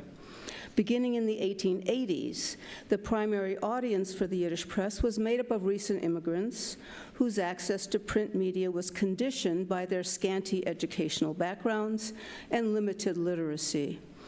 Many learned to read Yiddish in order to enjoy newspaper serials and storybooks, which were cheap and plentiful in America. The leading journalists and editors were self-educated Halbintelligenten, or I would call them semi-intellectuals, who took it upon themselves to guide the immigrant Jewish public toward literacy and basic education. In my brief presentation today, I want to focus on two such figures, Louis Miller and Abraham Kahan, socialist comrades who later became bitter rivals as newspaper editors, and talk with you a little bit about how their desire to best one another brought about a short-lived efflorescence of French and Russian realist and naturalist fiction in the form of newspaper serials between 1908 and 1910. During the 1890s, Miller and Kahn had worked together on the staffs of two leading socialist periodicals, the weekly newspaper Arbeiterzeitung and the monthly journal Zukunft. In 1897, they were co-founders of the daily Vorwärts. By 1905, however, personal antagonisms led to an irreparable schism, and Miller left the Vorwärts to found his own daily, the Wahrheit. Miller and Kahn shared a love of realist literature and a belief in its power to radicalize readers. Indeed, they had been urging immigrants to read such literature for years. At the same time, they shared a keen instinct for how to make a commercial success of a newspaper, and this led them to publish a preponderance of entertaining fiction in serial form, alongside news articles, editorials, and local coverage. Although they did publish a small amount of serious fiction in the daily newspaper, they tended to select works that foregrounded gender inequality, sexuality, and related social issues such as prostitution and pregnancy outside of marriage, and emphasized this content in advertising. Often these works were adapted or abridged in order to showcase piquant passages.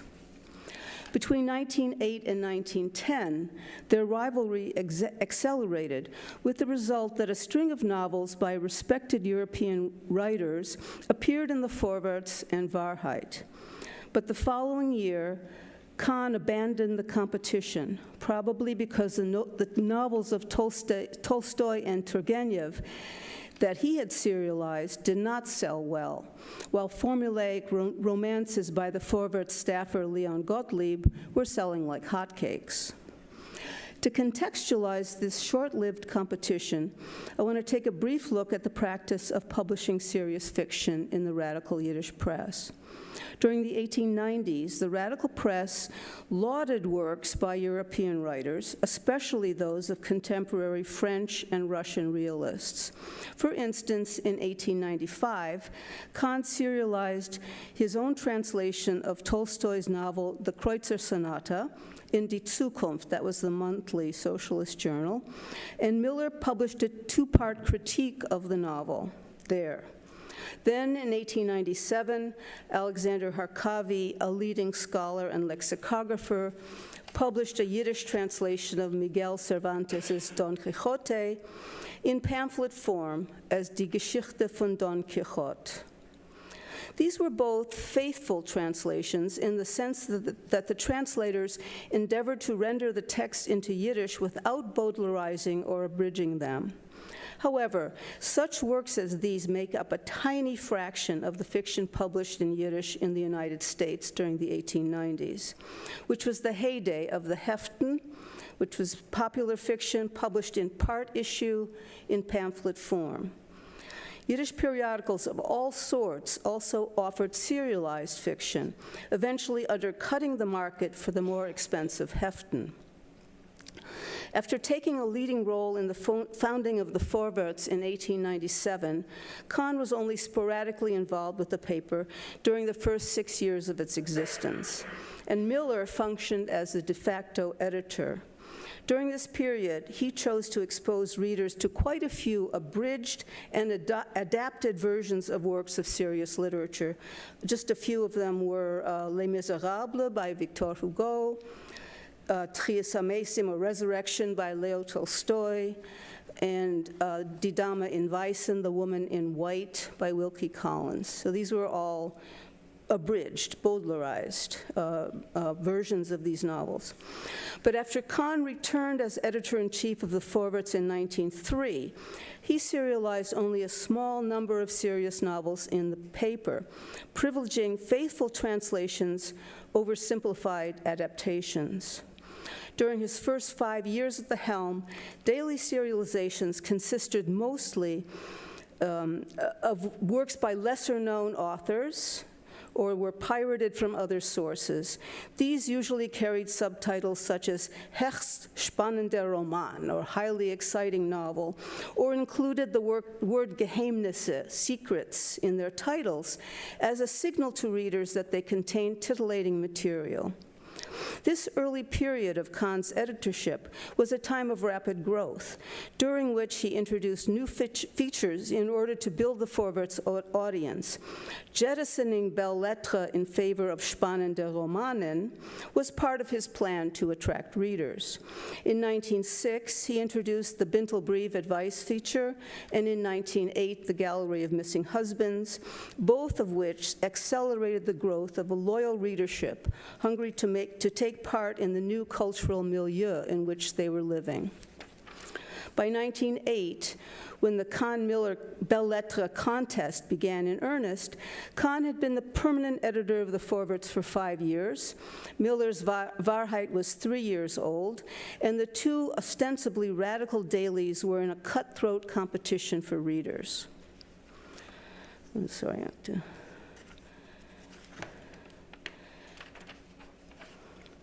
So in this year, 1908, they now turned to publishing serious novels that could attract readers by means of their piquant content. In the fall of that year, Miller scored a major success with the serialization of a best-selling decadent novel entitled Sanin, little known today, in Die Wahrheit, launching a new phase that might have resulted in elevating the aesthetic norms for fiction in the Yiddish daily press. Sanin portrayed the dissipation of educated Russian youth, and had quickly attained cult status when it appeared, in 1907. Disdaining accepted norms of social responsibility, the eponymous hero preached amoral individualism, a stance that resonated with a reading audience that was still reeling from the failure of the 1905 revolution and anticipating the future with deep apprehension. Sanin's runaway success prompted an avalanche of polemics in the Russian press. The author, Mikhail Artsibashev, was blamed for corrupting the minds of the country's youth, who supposedly responded to the main character with adulation. Many critics viewed Sanin as the embodiment of the cynical, live-for-the-moment mentality that seemed to have taken hold of the Russian intelligentsia. The Wahrheits version of Sanin ran daily for 3 months in a translation by Leon Kobrin, and we've already heard about Kobrin. We'll hear more about him later in my presentation. The prominence of several graphic sex scenes and suicides attracted many readers, scandalized others, and prompted critics to polemicize about appropriate roles for the Yiddish press in immigrant Jewish life. Kahn had also planned to serialize Sanin in the Vorwärts, but he kind of drew back and didn't do it, evidently because of its sexually explicit content. Eager to build on the success of Sanin and to further promote readers' taste for serious fiction, Miller serialized Guy de Maupassant's 1883 novel Une Vie as Das Leben von einer Frau, A Woman's Life, in the spring of 1909. A naturalistic work strongly influenced by the writing of Gustave Flaubert, Das Leben von einer Frau relates the tribulations of a high-born but naive young woman who marries an egocentric social climber. As he had done with Sanin, Miller emphasized the sexually explicit scenes in Das Leben von einer Frau in advertising the novel. In addition, he introduced an innovative series of readers' letters aimed at piquing interest in the serialization by calling on readers to express their opinions for and against the novel, especially whether young women should read its disturbing portrayal of male supremacy to warn them against marrying such men. These letters undoubtedly built interest in the novel, much as social networking around cultural productions is used today for commercial purposes. To compete with Miller's successes, in April 1909, Kahn published a translation of Ivan Turgenev's 1872 novel Veshnie Vody as Die Verführerin, the Temptress. It is evidently no coincidence that he chose this particular novel, since its protagonist is also named Sanin. The day Die Verführerin concluded, Die schöne Arabella, an adaptation of a decadent French novel of 1879, La vie et la mort d'un clone, commenced serialization. Both were adapted and translated by Leon Kobrin and were advertised as containing erotic scenes. Neither novel was very successful with the Forwart's audience, since Kahn soon resumed providing a steady diet of lowbrow romance fiction to his readers. In a final gesture toward the publication of highbrow European novels in the Forwarts, Kahn published his own translation of Tolstoy's Kreutzer Sonata there in December 1910, following the author's death. The Wahrheit, not far behind, honored the master with an adaptation of Anna Karenina in the same month. Miller continued publishing translated works, but owing to his unpopular stance during World War I, his newspaper's fortunes declined, and the Wahrheit became less of a threat to the developing hegemony of the Forwarts. In 1914, Kahn introduced serializations of Yiddish novels by Sholem Asch to his readership, promoted as bessere Literatur, better fiction. Asch's novels held much more appeal for unsophisticated Forwarts readers than had those of Turgenev and Tolstoy, and his works appeared in the paper steadily for over 20 years. So that's my written paper. I wanted to just show you a couple of slides. The one that's on the screen right now it pictures Kahn dressed as the madam of a brothel, standing on the steps of the Forwarts building and gesturing to Leon Kobrin and telling him upstairs, please.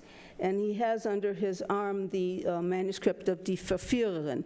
The title is obscured somehow in this slide, but the actual title is Die Verführerin von Leon Kobrin. In other words, the person who leads Leon Kobrin astray, rather than The Temptress by Leon Kobrin. So that's one. Another one, this one shows you Miller. Miller's Variety show from 1909. Both of these are from the Kibbutzer. So they're just basically making fun of Miller for all these cooked-up novels that he's been publishing. So you see on one side Das Leben von einer Frau, the woman's life, and also every day there's a matinee of Techias HaMesim von Sanin, in other words, the resurrection of Sanin. This is just a play on words because Miller had published Techias HaMesim of Tolstoy a few years before. So this is the variety show of Miller. And the last one, to me the most interesting one, pictures both editors, Kahn on the right and Kobrin on the left. This is right as they're publishing these two Tolstoy novels weeks after Tolstoy's death. And what you see in the caption underneath, I'll just give you a tiny taste of it. So each of these men is kind of, leading the woman, and one woman represents the Kreutzer Sonata on the right, and Anna Karenina on the left, and the two women are talking to each other and saying, you know, you think your cavalier is better than my cavalier. But they both, the last point made by Anna Karenina is they're both going to find out really soon that this is not the proper scoire for them. It's not the proper merchandise to be selling to readers of the forwards. Yeah, yeah. Okay. Okay, that's it. Thank you.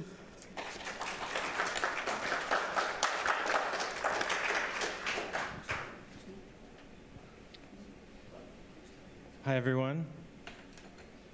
Thank you, Ellie, for that fascinating glimpse into how these editors of the American Yiddish Press first attempted to draw readers to the newspaper through fiction and other forms of entertainment, literature, and translation, while also, as we heard in the previous panel, trying to impart various ideologies. So you have this tension, as we've already noticed, between really trying to seduce the reader and also educate the reader at the same time. And we've talked already about trying to think about the newspaper as something more than a party organ, even if there's lots of ideology involved. And the question becomes, how do we get at what this diversity of things looks like, or how does it actually happen in the Yiddish newspaper? And I think the entertainment literature is one way to get at that complex sort of lots of things happening at the same time, lots of different messages being given to the reader at the same time.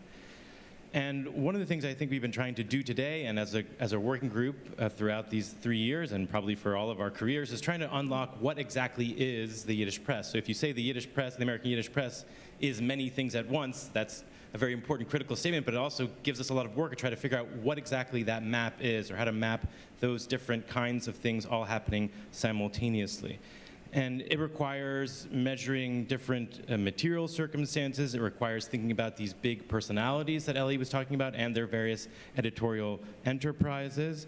But it also, it requires trying to think about the readers themselves. And this happens to be one of the most difficult things we have to do as researchers, is trying to figure out how the Yiddish press was actually read. And there's a number of very traditional ways we can do that, is look at memoir literature, look at various letters that come into the newspapers. We can, all this kind of, we could even do, at least in some ways, some anthropological kind of work of interviewing people that actually had read the Yiddish newspaper. But one problem is that we're coming a little bit late to the game, and it's really hard to actually figure out what the experience of reading was, or what that looked like, and how it worked. And perhaps this reveals a certain kind of circular logic, but one of the things, one of the most direct ways we can actually try to figure out the experience of reading is to actually examine the material itself, meaning read the entire American Yiddish press. And this may seem pretty straightforward, just read everything, but it's actually quite difficult. And I don't mean to disparage any of the amazing work that maybe not amazing for me, but all amazing work my colleagues have done, having read through tons and tons, millions of pages of the Yiddish press. But we're actually very limited in what we can do. There's just too much. These are daily newspapers with there's millions and millions of scanned pages. Flipping through microfilm, and I'm sure many of us have gone in some ways blind through this experience, or not, we don't see as well as we have. But what ends up happening, and I think we've already seen it today, and I don't mean this as a critique, but we often have to just sort of pick, in some ways even cherry pick a series of examples, or concentrate on a single event, or a single sort of series of ideological debates or conflicts or whatever we want to call them, and just concentrate on those rather than try to think about everything at once. That kind of comprehensive study is so hard.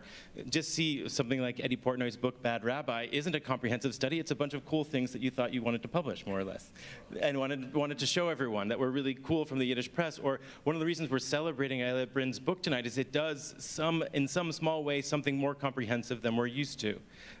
Even though she herself sometimes feels that she hasn't read enough, or that something may have slipped through the cracks in her book. Using the example of entertainment fiction, we get even more of this problem to us. So, right, this was a feature of every newspaper, daily and not daily, certainly in America, but also in Eastern Europe, beginning in the late 19th century, if not before. Everyone had serialized novels, every newspaper, and there's, as we mentioned, six dailies at the beginning of the 20th century. So, among my esteemed colleagues, how many novels, how many Schund or entertainment novels have we all read altogether, or even Yiddish novels that may have appeared in the Yiddish press? I just asked Ellie before, of Leon Gottlieb, one of the central novelists of the Vorwärts, which he wrote an entire dissertation about, right? You've read 10 novels of his 25, right? I imagine if we put all of ourselves together, of the scholars in our group, we've probably read, I'll be generous, including short stories, I would say, we probably read maybe a couple hundred works altogether, maybe a little bit more. Now, the Vorwärts is publishing 5 or 6 novels a year, and that's one newspaper, right? So if over 40 years in the Vorwärts is probably something like 200 novels, and according to my research, which I'll explain in a second, 11,000 short stories. How can we even begin to talk about saying anything about fiction in the Yiddish press if in one newspaper there's tens of thousands of works to think about? So, how can we do it? Now, digitization efforts have gone pretty far. So, as many of you may know, much of the American Yiddish press, though not all, or some portion of it, is on the historical Jewish press website. Makes some of it a little bit more accessible. It's revolutionized our field and made all of us be able to do our work in any way. Oh, I forgot to have a presentation here. Can I get the clicker? But it allows us to do certain things, like find a certain novel that we know already exists. This is the first Schund novel that Kahn publishes in the Vorwärts that Ellie just mentioned. This is one of those Leon Gottlieb novels that I mentioned. This one is his own wife. They have great titles. They're meant to entice you. Here is a novel by now famous and becoming more famous. Hopefully, everyone here has heard of her, Miriam Karpilov. She was a novelist in different newspapers, but here already in the 30s and in the Vorwärts. That she's my esteemed colleague Jessica Kurzane has translated 2 novels, I think, at this point, or 3 novels and a book of short stories. There are many more novels yet to come. Every time I find another one, Jessica curses me because she feels like she has to go translate it. But also included in the Vorwärts, that was already mentioned, is tons of other novels, and that are what we heard previously, serious. Now, in my estimation, I wouldn't distinguish between serious and unserious, or trash and not trash. It's all appearing in what we've called already today a mass organ.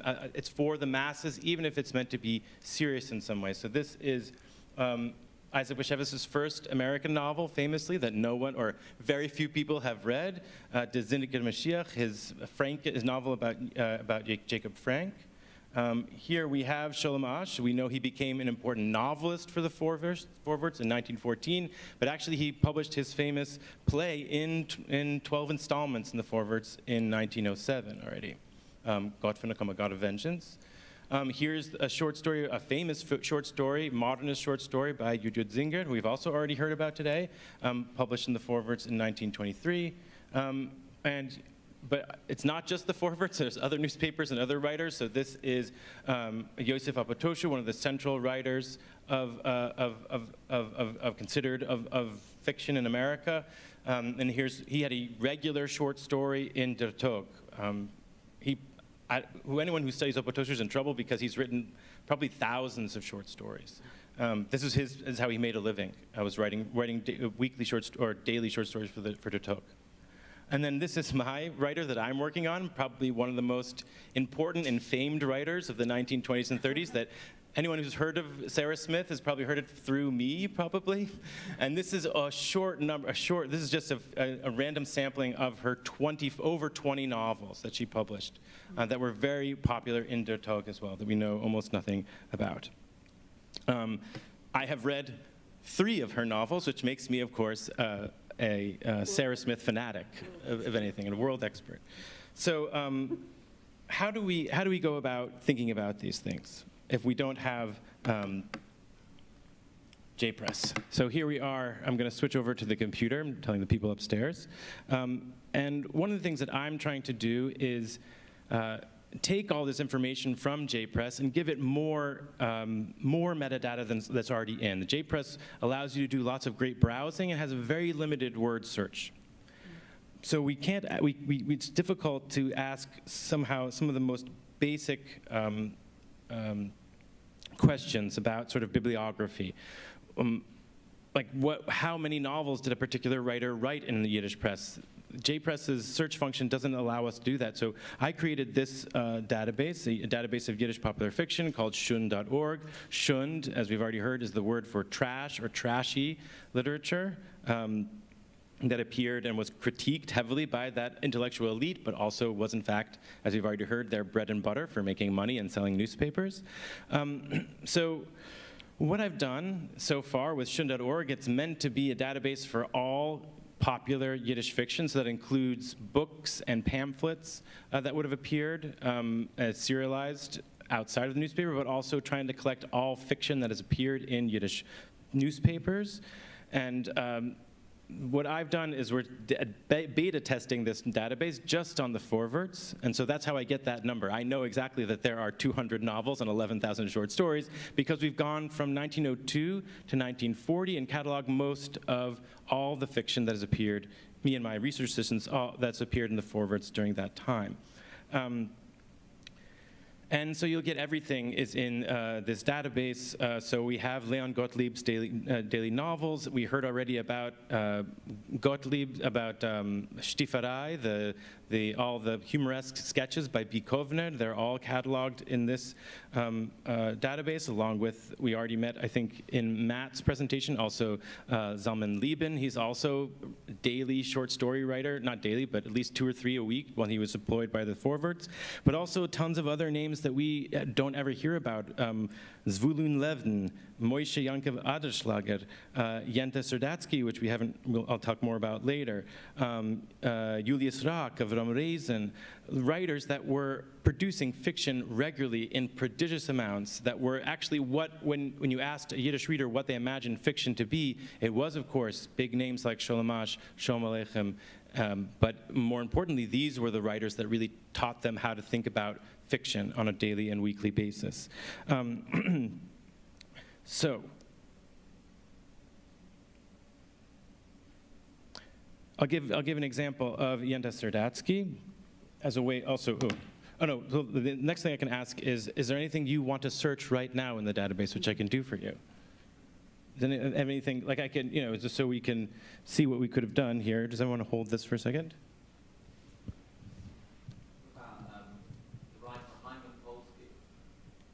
Polsky. So this is the Zionist. Lieben wrote some of those. Yeah, okay, sorry. Yeah, so here's what we were looking at before. You can see Julius Rack, but here's B. Kovner. And I know that you have read a lot, Gil, but there's a tremendous amount. It's every day. It's every day. No, Tuesdays and Wednesdays and Thursdays, I think. Also theater critique, but these are just the short stories, and it goes on. There's about 1,000 of them, I think, right now. But you wanted to look for Polsky, you said? Let's see if we can find him. No works found. So we're still working on it. Try Harry Lang. You'll find him. Yes, here is.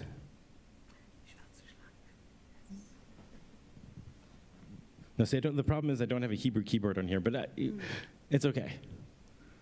In any case, this is just sort of, it's amazing what just so there's Beryl Botvinnik, also an important novelist in the forwards that we don't really know much about. So it's just sort of fun to play with it. Then you can also use keywords like looking up the word mama or anything like that can help you sort of just figure out what exactly there is. But the end goal, of course, is to produce everything here with OCR, to be able to search through the texts, be able to use all different kinds of digital tools, natural language processing, be able to put all of Gottlieb's novels into a Word file and have actually the machines read it and learn things about it. Not just burden Eddy with having to read every single novel, but actually be able to see how maybe his work changed over time, what was exactly the difference in language over time in Yiddish popular fiction. So we imagine Schund is supposedly has more Germanisms in it. It is less idiomatic than other forms of Yiddish fiction. Is that true? Does that change over time as we move towards the 1930s when maybe the newspaper became more idiomatic? These are all kinds of questions we can ask of this database that we wouldn't have been able to ask previously. And I'll just end with, if we can go back to the regular slides. I'll end with talking about Yendis Serdatsky also as a way to start thinking differently about some of the ways we tell the story of Yiddish literature if we start thinking about popular forms and popular forums more seriously. Yendis Serdatsky is a writer that has produced one book, has been translated a lot more recently, and is considered, to have been marginalized, to have been sort of put down by the powers that be. She did have a big fight with Abe Khan, and subsequently did not write for a long period of time. But in 1920, she was perhaps one of the most important writers in Yiddish literature. And we don't really hear this very often, but she was on the same level as Sholem Asch in the Vorwärts newspaper. In 1920, she wrote, in 1920 to 1921, she wrote 127 short stories for the Vorwärts. This is just a tremendous number. She was certainly not paid the same, but she appeared just as often as Sholem Asch. And so how does our story of Yiddish literature change if we think, actually, Yendis Serdatsky was the most important writer in Yiddish literature, in American Yiddish literature, in the 1920s, even if she wasn't recognized as such by critics, or they didn't want to recognize her as such, if she was indeed actually producing modernist short stories for popular audiences on a weekly basis. How does that change how we think about Yiddish literature? One of the things that these kinds of databases or thinking and being able to ask new questions will tell us, what will they tell us about the elusive Yiddish reader, to return to my question at the beginning, is that they read things. They read more than we imagine that they read, or they read more than what we might be interested in reading. What they valued and how that may have changed over time if we actually consider and read everything that they would have read. Serial fiction writers, Leon Gottlieb. However, he also shows up in the theater. Botvinnik also has something to do with theater. Most of these people are writers of serial fiction, of short fiction, but they're also writers for the theater, either for the theater as playwrights or as critics. So there is a lot of, these were not specialists. Most of the writers in the Yiddish press were not specialists. They were actually dabbling in multiple genres. So what I want to focus on today is actually the Yiddish theater memoirs. I'm not talking about the constant theater reviews, because this, in fact, was a new genre that they were, Kahan, the experimenter, was introducing. In 1907, the Vorwärts editor Abe Khan not only published, well, he published Turgenev and Tolstoy a little later, but he continued to experiment with new features to bolster circulation. He knew that memoirs, like serialized novels, had the potential to create loyal readers. After all, memoirs, like serial novels, had been published in the New York Yiddish press for a long time, although most of them until then were translated. But instead of translating a memoir, Kahan invited David Kessler, one of the leading performers of the New York Yiddish stage, to his office to record the early chapters of the actor's career. This text is, I believe, one of the earlier serialized memoirs describing the life of a fellow immigrant, rather than some distant figure. Reminiscences of a star whom immigrants had seen on the Yiddish stage for 2 decades could resonate with readers on a much more personal level. To pique their interest, Kahan informed them that Kessler was poised to leave the Yiddish stage for Broadway. making this the last moment to capture his life before Kessler would be lost to the Yiddish theater and its audience. Little did he know that Kessler would return 3 months later to continue his career on the Yiddish stage until his death in 1920. And in fact, the performance with which he returned was none other than God of Vengeance, that Gott von der Komme in Asch's play that we just saw the text for. However, these memoirs were probably not that successful because it would take another 2.5 years or so before Kahn approached a second actor. This time, it was the universally admired comedian Zygmunt Mogulescu, whom you see here in the middle. Mogulescu's recurring illnesses may have prompted Kahn to record the actor's reminiscences.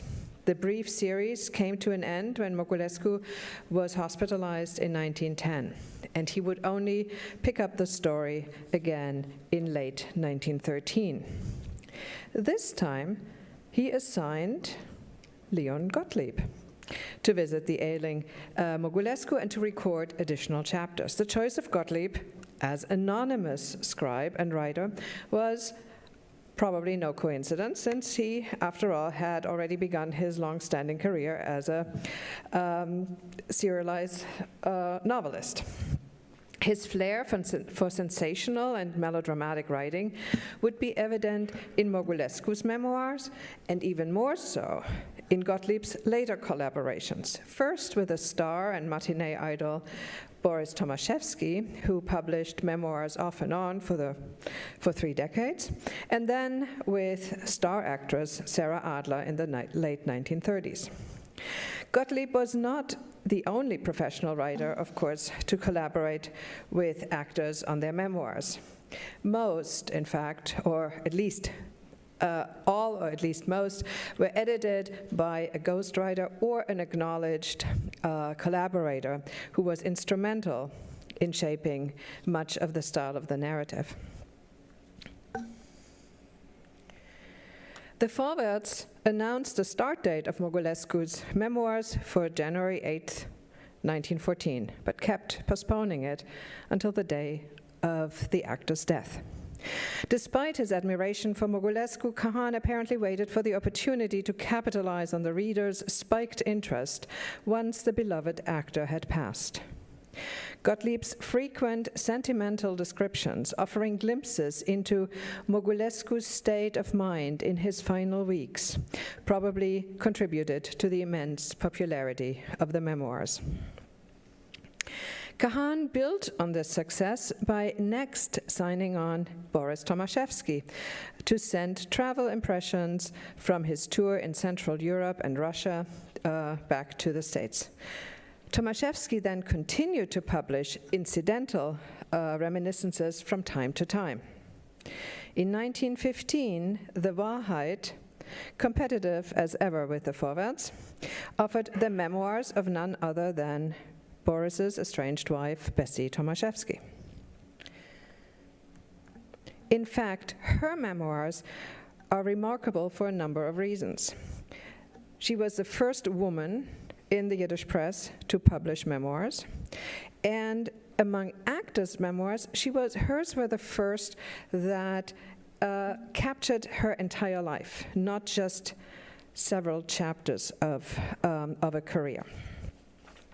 She worked with Eliyahu Tannenholz, who, like Gottlieb, had previous experience in writing serialized popular fiction, and, like Gottlieb, also had aspirations for the theater. For the struggling Wahrheit, we just heard Miller had to leave the Wahrheit, and the Wahrheit was trying to capture readers. For the struggling Wahrheit, publishing memoirs by the embattled star actress was certainly calculated to boost circulation. Before Bessie's memoirs concluded, the Vorwärts countered with Boris Tomaszewski's life story, and the Wahrheit followed suit a month later with Jacob P. Adler's. So the two papers clearly instrumentalized these stars for their own purposes, capitalizing first on the private tensions between the Tomaszewskis and then pitching the two of the most influential male stars against each other to attract readership. We already know that it didn't help the Wahrheit. It merged in 1919 with the Tag. But of course, memoir writing was of significant benefit to the actors themselves. It brought publicity that could help boost audiences for their performances, and it provided an important source of income, especially for actors whose careers were waning or who had retired from the stage and therefore had no income. Especially those who were still at least somewhat active, they needed to curate a persona that would present them in a favorable light to secure the continued adoration and support of their fans. To achieve that, actors and their ghostwriters employed a variety of strategies.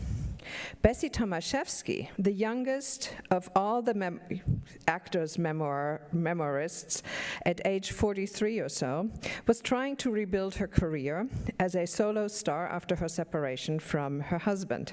She offered, quote, the joys and sorrows of a Yiddish star actress, according to the subtitles, and banked on her readers' identification, especially female readers' identification with her as an ordinary Yiddish Weibel, Jewish wife, whose family life had been ruined, rather than presenting herself as an elusive star.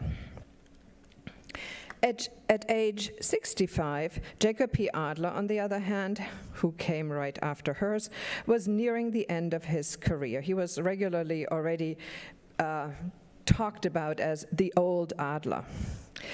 Widely regarded as one of the preeminent founding actors on the Yiddish stage, he promised an authoritative, first-hand historical account. Quote, a complete autobiography, not life story, autobiography, and detailed history of the Yiddish stage as far as I have been connected with it over the past 40 years. And here is the announcement, a full-page announcement.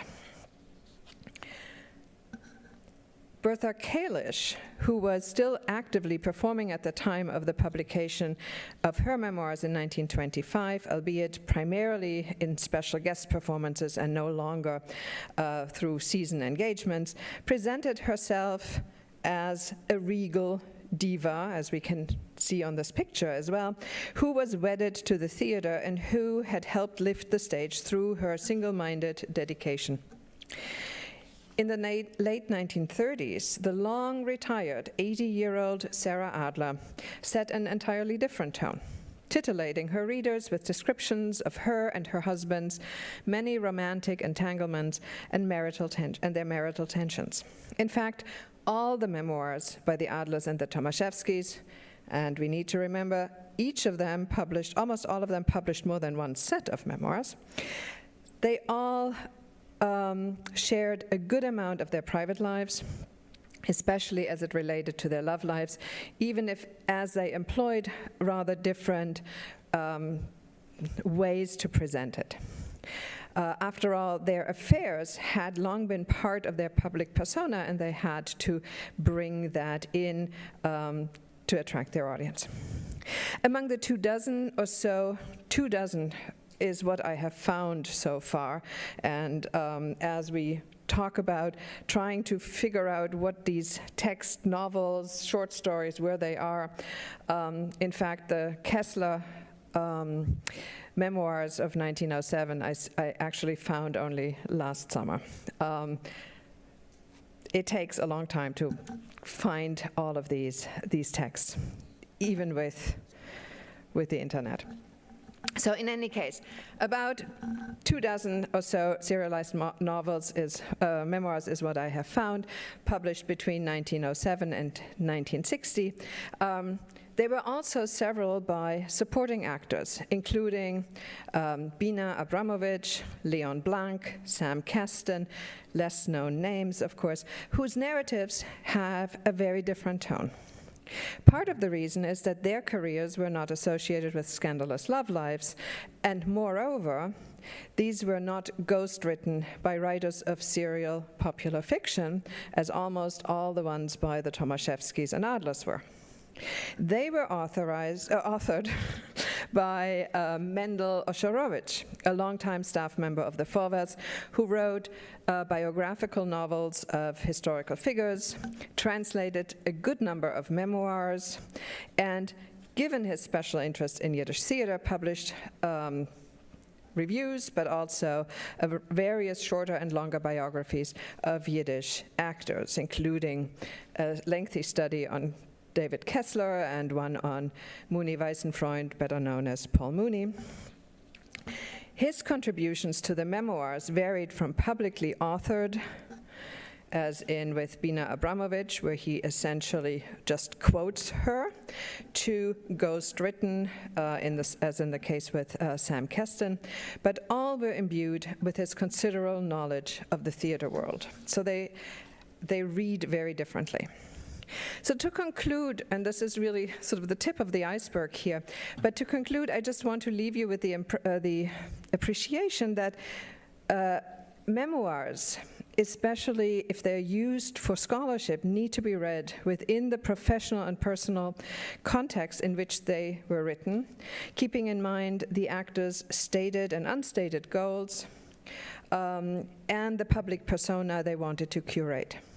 The intertextual connections between them, the way that gender affected their story, and last but not least, the often invisible hand of the ghostwriter or collaborator in shaping the narrative. Thank you.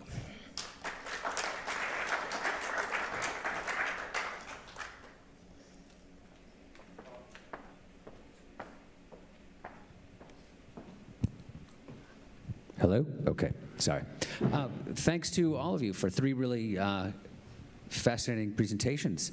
I think one of the takeaways is that, you know, the Yiddish press has this incredibly voluminous nature. There, you know, as Saul expressed, there's so much there, and to all of us who, you know, it takes 5 years to pump out a book. You know, you have these writers who are writing multiple stories per week, multiple novels per year. It's really like the you know, the amount is just, it's incredible. And so there's so much here to chew on. You know, we have reader reception. We have the role of the editor functioning as a kind of educator, and balancing reader interests with commercial interests. It's you know, there's really so much here. You know, I mean, I had so many sort of questions for each one of you, but I'm trying to, you know, combine this into, you know, one sort of broader question. I don't know if I can actually do it, but you know, the role of reading in Yiddish and for Yiddish readers, you know, is clearly so important. You know, and you obviously have a huge audience that, you know, for each individual reader, there's something so different. So, you know, Ellie talked about these novels that were translated. You know, who is the audience for that? Nina's talking about these theater memoirs. Who's the audience for that? And, you know, Saul, you know, has the Shund, and who, you know, that this is this a different audience? Are these all the same audiences? You know, who is this all directed to? And how does the reader see this? How do they receive this? I don't know if anyone wants to try to jump in and chew on that a bit. I can just use an example first to start. So the important critic of der Tog, B.Z. Goldberg, wrote an obituary, a belated obituary of Sarah Smith, the prolific writer I'd spoken about. He was upset because no one had really written anything about her, despite her being a really important regular staff writer for the Tog, and he recalls this story in which he was remembering that he had read one of her novels. He had sinfully, as a good elitist male critic, had read one of her novels, and Suchen de Glück, this novel about this woman looking for happiness, and he thought it was pretty good. He liked it. And so he says to Ayelet, one of the other editors and a big intellectual, hey, this is pretty good. Do you want to read it? And Ayelet just looked at him blankly. But it's an instructive story for a number of reasons, meaning B.C. Goldberg, he read the novel. Right, like he's an editor, so he had to read a lot, but he's a busy person, he's got a lot of things to do, but he actually sat down and, that's an 85 installment novel it's pretty long, and it's got a very complicated and not very straightforward plot to it. There's the main character ends up wanting to marry this guy who becomes a congressman, and she at some point goes down to Washington, D.C. with a revolver with the aim to kill her, but in the end they get married. It's very complicated, but he found something in it that struck his fancy, both aesthetically but also in terms of the pleasure of reading. Now, he's not a typical reader of this thing, so even a non-typical reader of this kind of novel exists as someone who's going to consume this product. So that's another thing to think about, is when we ask who are the readers of these things, it is going to be multiple readers, just in the same ways as you're flipping in the newspaper towards the section you usually read, like I usually read the Bintel Brief every morning, say, you're gonna pass over the opinion page, which is on the opposite side, as you well know, right? So, and maybe something catches your eye and you read it, and maybe you're reading 3 chapters of this serialized novel and not the whole novel, but that is going to color the way you experience the Yiddish press, even if you're only reading something partially out of the corner of your eye, only the headline. So when we think of readers, it's not just about categorizing them in terms of intellectual or non-intellectual, high or low, but in terms of that they themselves, just as the Yiddish newspaper is a diverse and inconsistent object, so too the readers themselves are going to be inconsistent people. I can say something in response to Eddy's question as well. So I think one research area that we need to make some kind of inroad in is quantifying the number of newspapers that an average person would buy and read. So I've always assumed that, there's a loyal Vorwärts reader, there's a loyal Tog reader, and that those individuals are reading pretty much everything, or almost everything in their paper. But the question is, were some people buying more than one daily? So I think would shed light on these questions. I was also thinking about when Eddy asked us the other day if we had any questions to pose. And the one question that I thought about was, what do we know about reading in serial? I read novels between covers. That's a pastime of mine. It's a pleasure of mine. And I constantly forget the plot, right? I need to, I remember, so-and-so back, 5 chapters ago was doing this and that, and I can look back and check it out. But you couldn't do that if you're reading a newspaper serial. So, what's the import of that? And one of the things that we know from, or I know from looking at the Vorwärts, many novels in the Vorwärts, is that the most popular ones would have recaps. My favorite all-time Schon novel is Die Unglückliche Kalle von Suffolk Street, which was 250 installments. It was just an insanely long novel. And they would recap it every once in a while, and they would, tell you what you've missed in the last month and tell you what you should think about going into reading the next section of the novel. But that didn't happen very much. But it's an indication that the editor was thinking about that. How do I build an audience for this novel? How do I keep people involved when I know very well that they will have forgotten the installment that they read 25 installments ago? They're going to have forgotten those plot points. How do I get them back on track? So these are all questions that they're really thorny and hard to get at, again, in the 21st century when pretty much all the readers of these papers are long gone. But you know, these are the kind of things that intrigue me about reading this stuff. Yeah, I think it's difficult to generalize about the readership for the memoirs as well. And I think in part because of the different times that they were written. A memoir by Mogulescu, who just passed away, is read by those who just saw him 3 years earlier on the stage, who had a personal relationship with him as an audience member. The ones who read Bessie Tomaszewski's, I would think just a lot of it is geared more towards women readers in terms of her appeal for sympathy. And that would also be read by those who actually would go to her performances. Someone who would read Sarah Adler's in the late 30s would be of an older generation who hadn't actually seen her on stage for at least 15 years or so. So there was a time gap. So that wasn't, so we besides gender, we also need to think about age. And in this case, I would think that someone who was really relatively young and would read the Yiddish paper, which was of course a dwindling audience at that point anyway, but they would be maybe less interested in Sarah Adler's 3-year memoir than the generation before that were watching Bessie Tomaszewski rebuild her career. To what degree the female actors' memoirs were read more by women versus men, I don't know.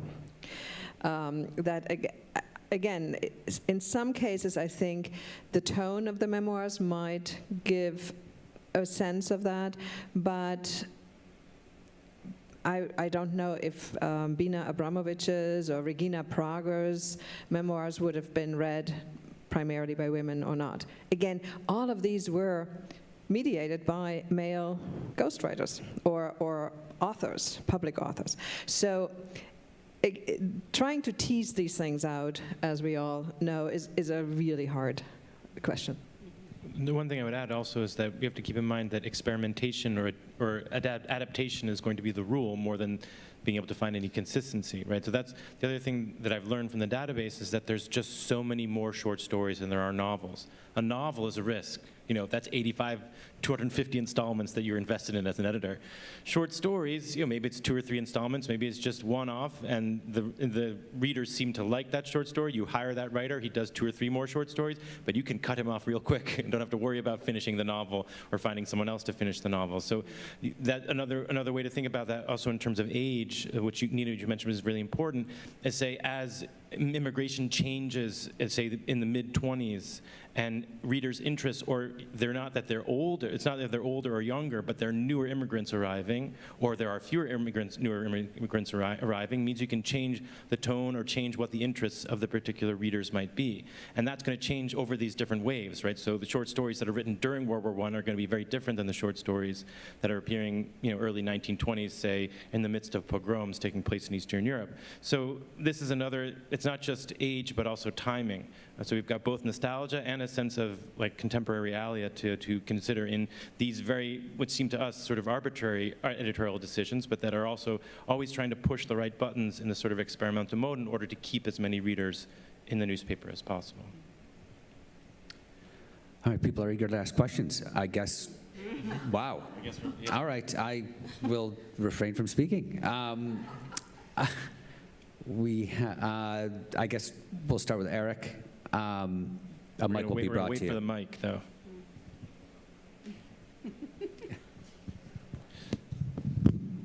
You navigated those stairs very well.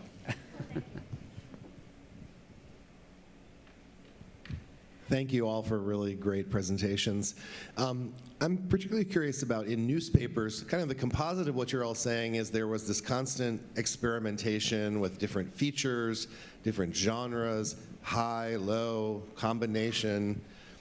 because, you know, to keep up with this constant need to get readers, to compete with other people. I'm curious, how do you know, and how did like Kahan or Miller know if a particular novel or a particular feature worked or didn't work, especially because some people may be reading something else in the paper, so, you know, so what were, as a researcher, but also what's your sense of how did they keep track of if the faithful translation of Tolstoy fell flat, or, and the one that was, you know, where the racy bits were emphasized was, you know, how do you know that and I particularly want to know, like, if they end something, if they decide to end a novel after the 20th installment, does that mean it was a failure? And you know that the ones that were 200 installments were popular, or did they ever just end a novel with just because they knew it was a flop and they just didn't bother continuing it? What, you know, what are the marks of whether something was popular or a failure? I think Der Zindiger Mashiach wasn't unfinished. That was Bashevis's first serialization in the forwards. I think it was not finished, or at least Kahn hated it and told them, you know, hurry up, finish it up. That we kind of know that. No, it's a different book. It's a different, yeah. No. This was, yeah. Anyway, a great misfortune for us as press researchers is that the Vorwärts basically threw out its archives, its collected, you know, files when they moved out of the building on East Broadway. They threw everything into the dumpster, and some guys from the Bund archives salvaged some of it, but much of it was lost. But anyway, amongst the salvaged parts, you can find memos from Kahn to various employees of his. We're tracking such and such a novel. You know, send us information about how it's being received in Detroit or St. Louis or whatever.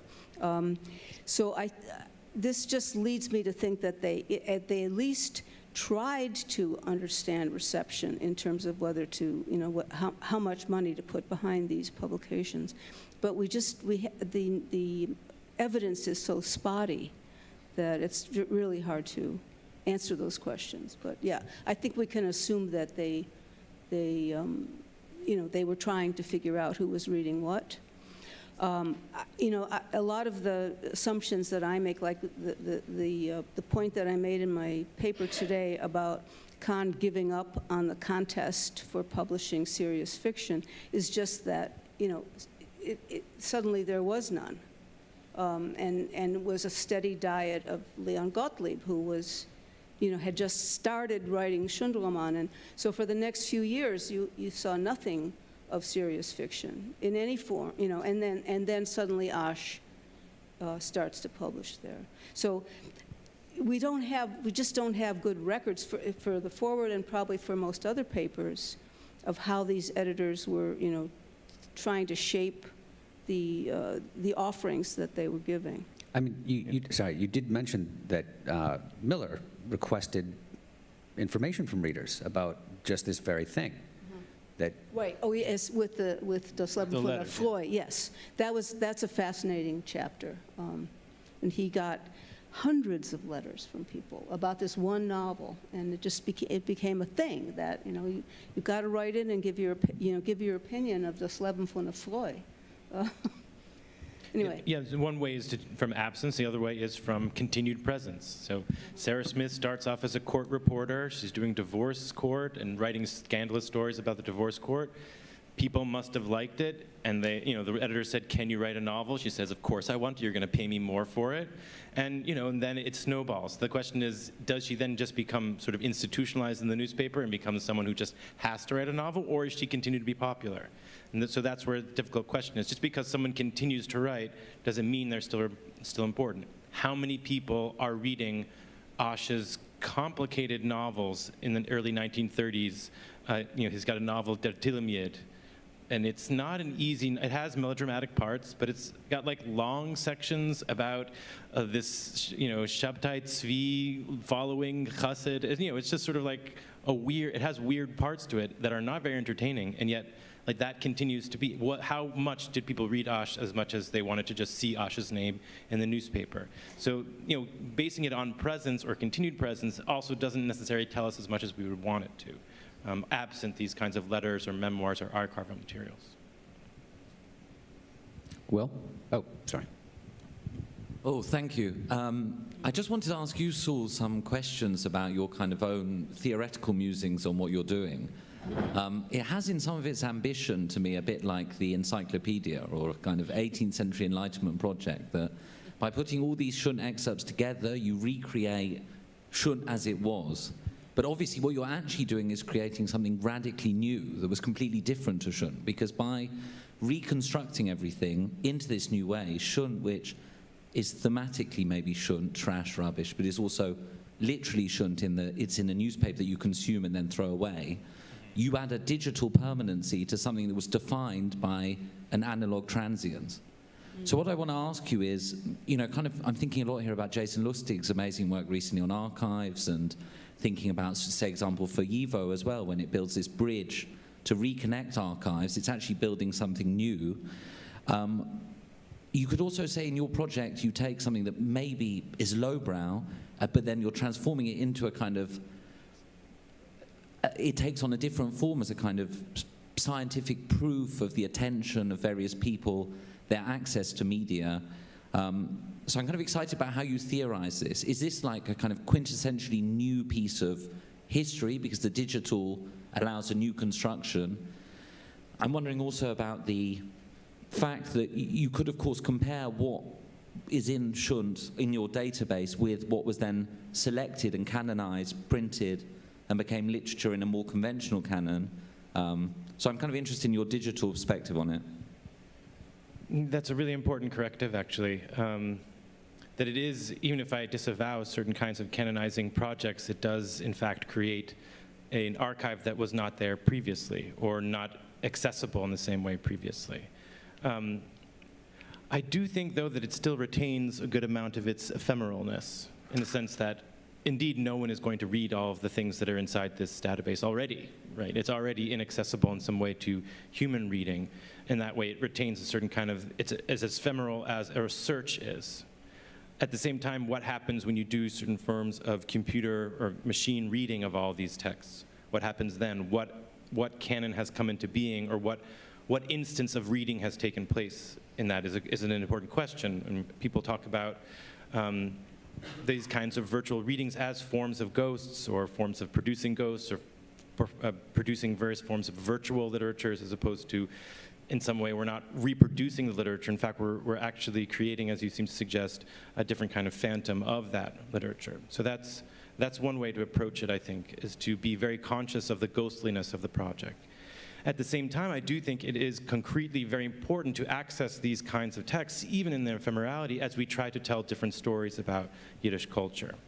Meaning, we can all reread, and we should reread, all these different kinds of evaluations of what we imagine to be canonized writers. Indeed, Shalom Aleichem needs to be reread over and over again, precisely because it allows us to tell different stories about Shalom Aleichem and his importance, and his enduring importance for telling the story of Yiddish literature.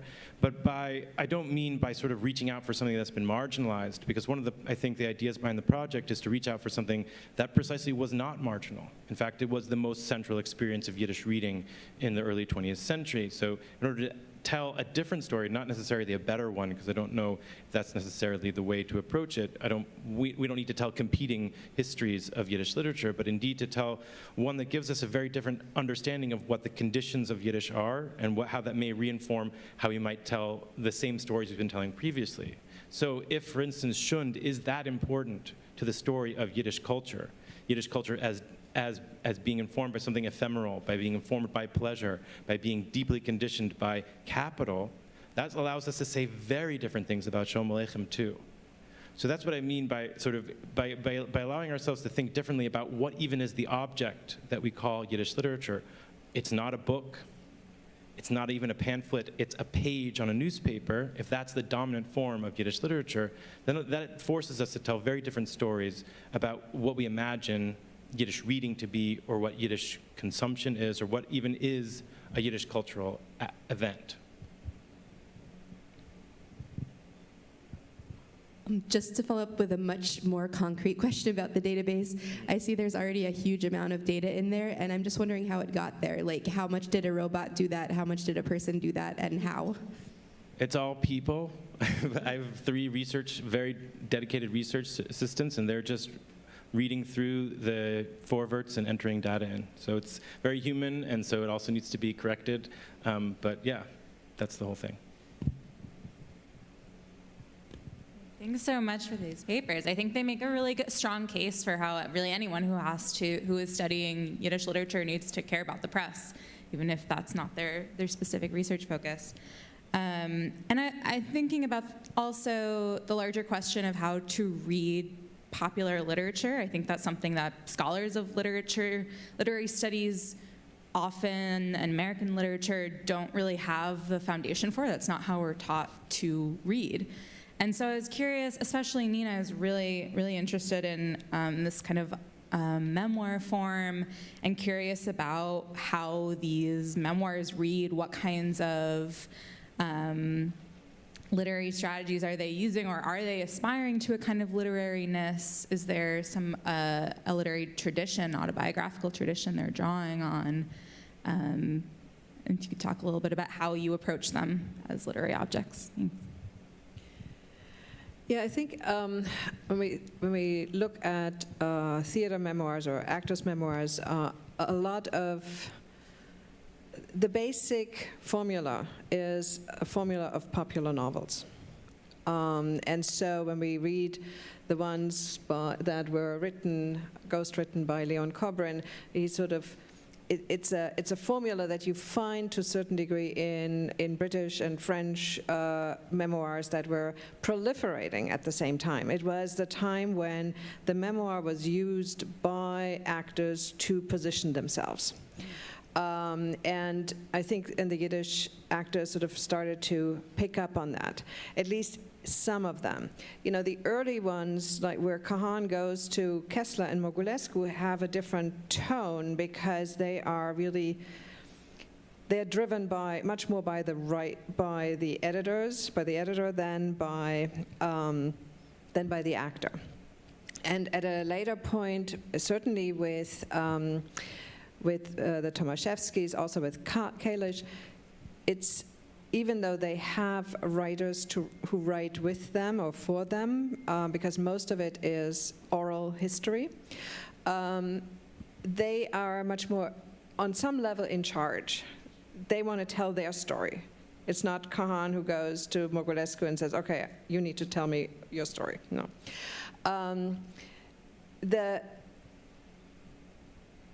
As I was trying to point out, there is sort of a distinction between those that were written by the popular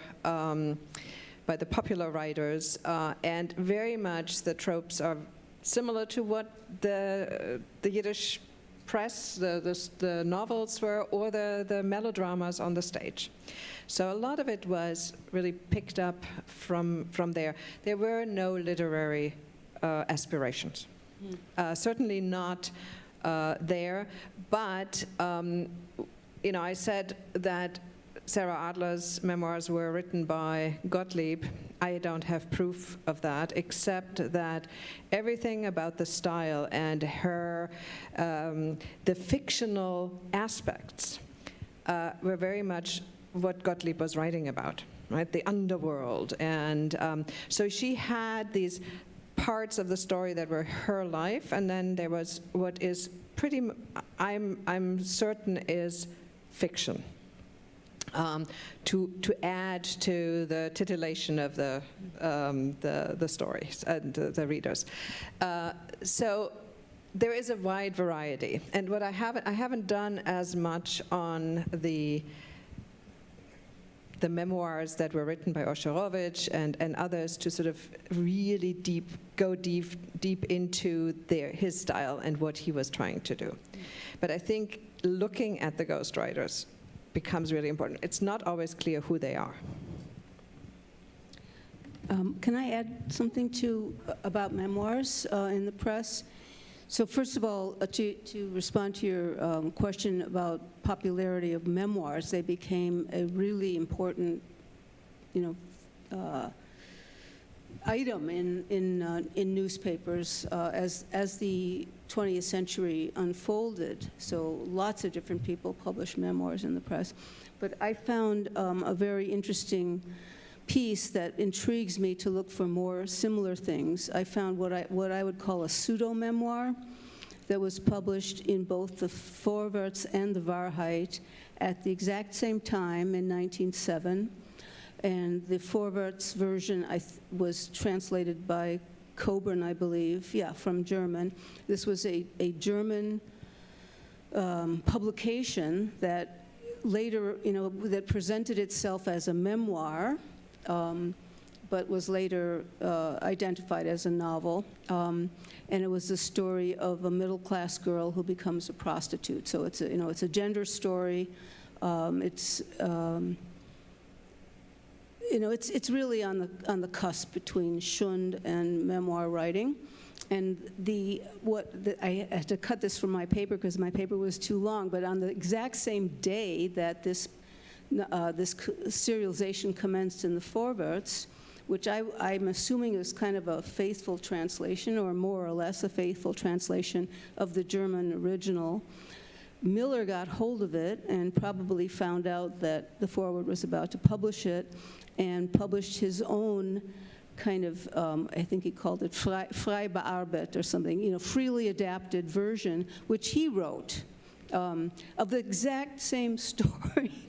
So you can see how they were searching for a new medium to draw people in with this kind of pseudo memoir thing. But later on, many authentic memoirs were published in the press. Anyway. I will take one more question. All right, so let's end with a question from our Zoom audience.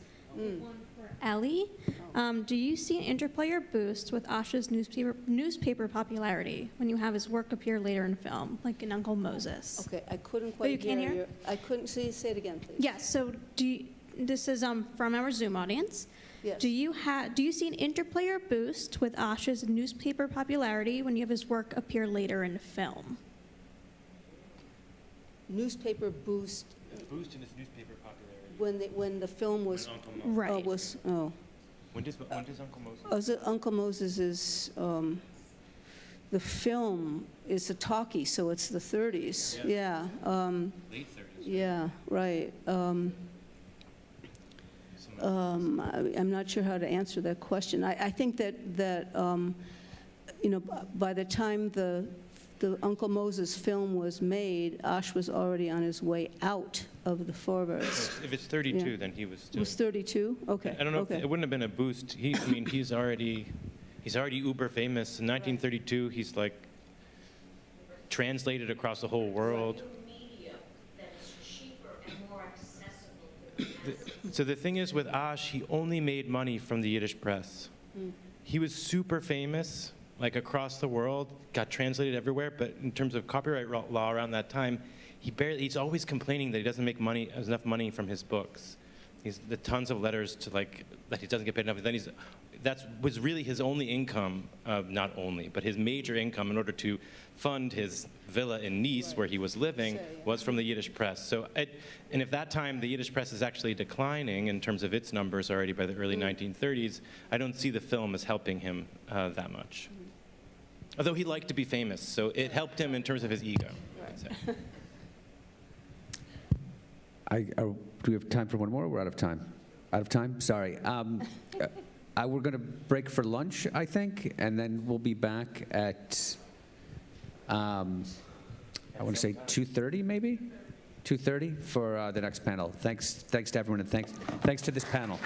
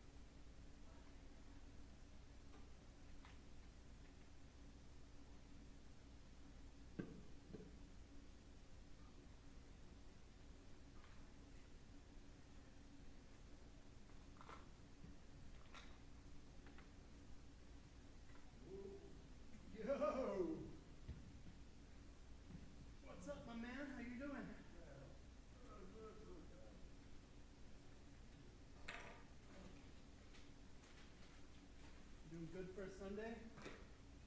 Working?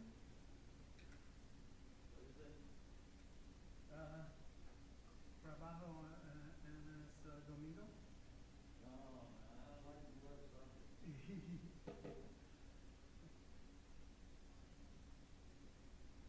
Just because, yeah, he couldn't come yesterday. Who's that? Ian couldn't come? Yeah. Yeah, no, he usually helps you. Yeah, because this morning, he's supposed to come in yesterday, like maybe 8 o'clock, 7 o'clock. Yeah. And doing it out of the remote, so he couldn't come. So I have to do everything by myself this morning.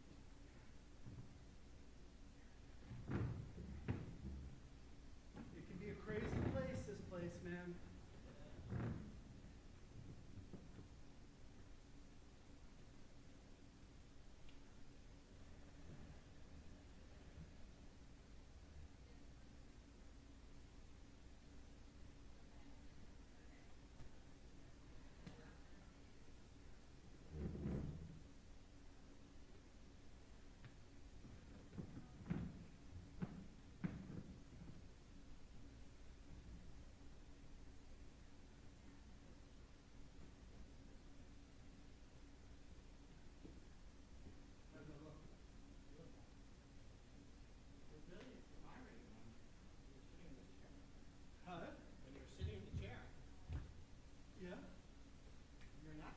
Oh, changing the batters? I know, you look good.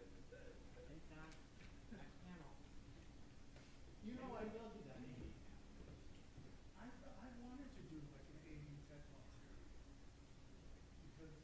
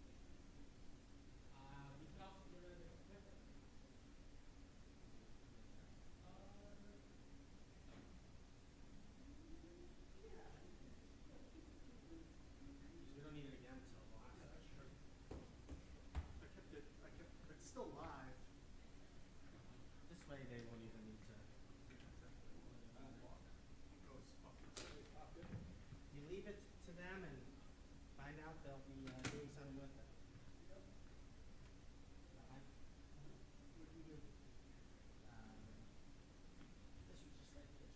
Yeah, because this is actually the dongle, so it needs like line of sight. But we can tuck this in for now, for not use it right now.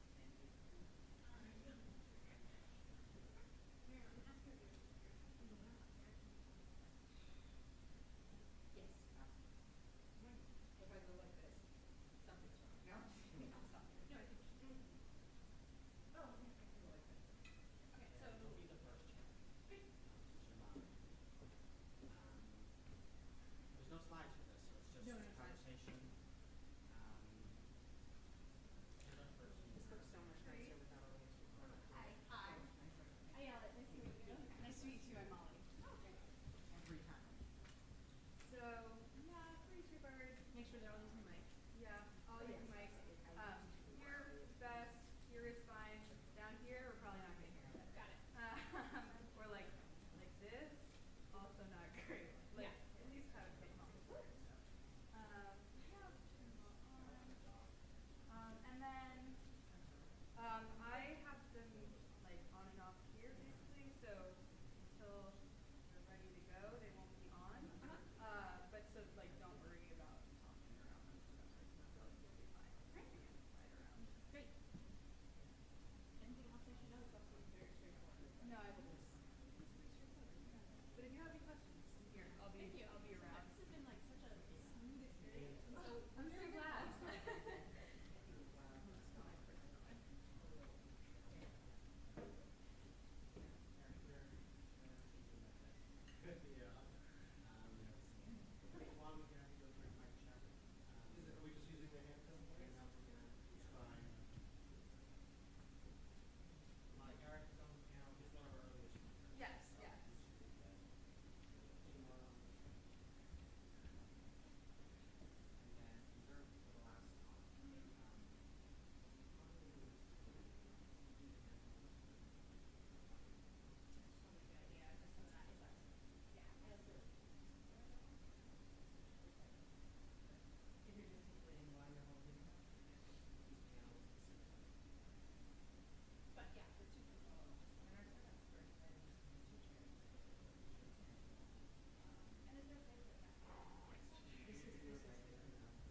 You're on this one, right? Yes.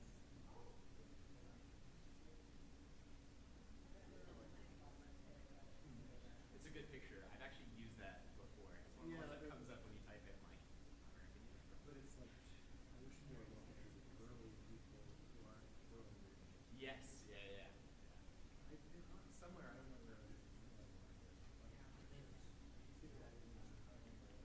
Yeah. Of like Newsstands, Yiddish news. Oh, yeah. Yeah. Oh, that's super cool. You see all the papers like hanging. Yeah. That's super cool. Yeah. But there's very few pictures of people reading the press. Yeah. It's like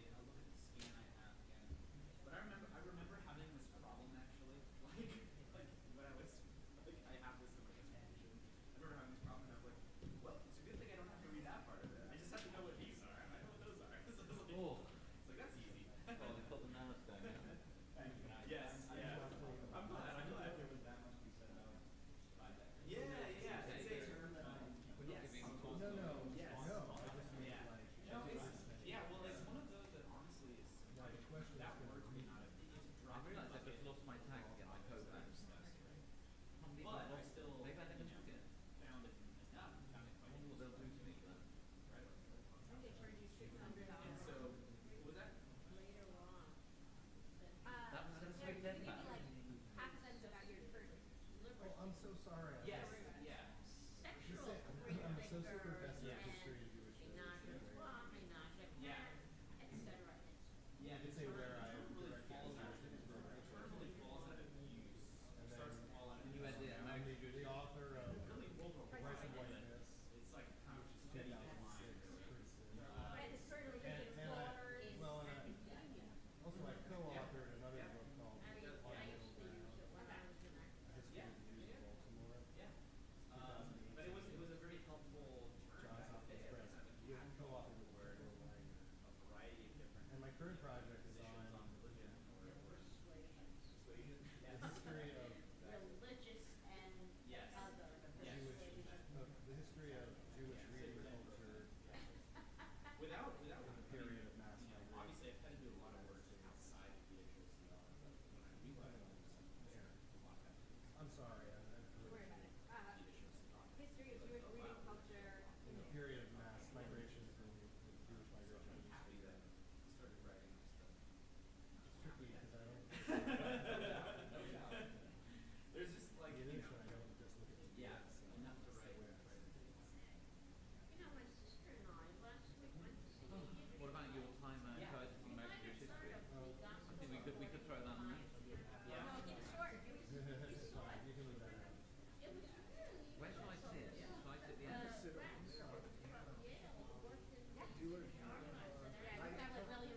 Like a nice club. The Dead Man joke is really funny. I did it to me for $600. I was like, oh no. I'm Molly. I just the audio tech. Just wanted to let you know really quick, like I don't know, quote unquote techniques. Some of you have heard this spiel, some of you not. This is like ideal for mic pickup. You'll sound great. This totally fine too. Down here, we're probably not going to hear you. Just letting you know, if you start to feel like you're really quiet, just like see where your microphone is. Maybe it needs to be a little closer. Yeah, do you have any questions? And you know what? Your mic's like, I push the button they're on, so you don't need to press all the buttons or anything. Do you want to do a quick check just to like hear yourself in space? Yeah, go for it. Hello? Sound good? Hello. Yeah? Why do birds suddenly appear? Great. You don't need to press any buttons. I got it all on here.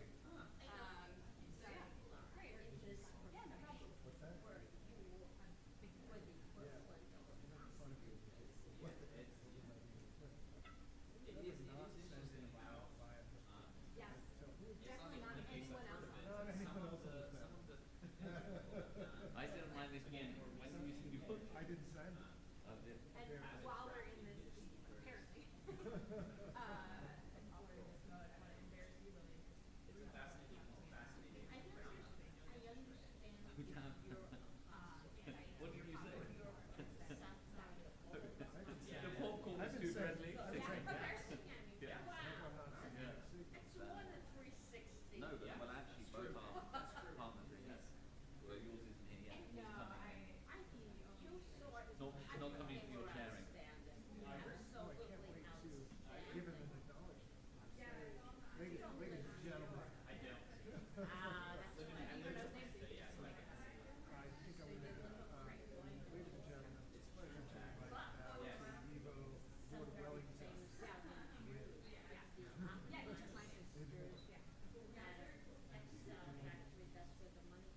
What order of questions are here? What order? Like in unity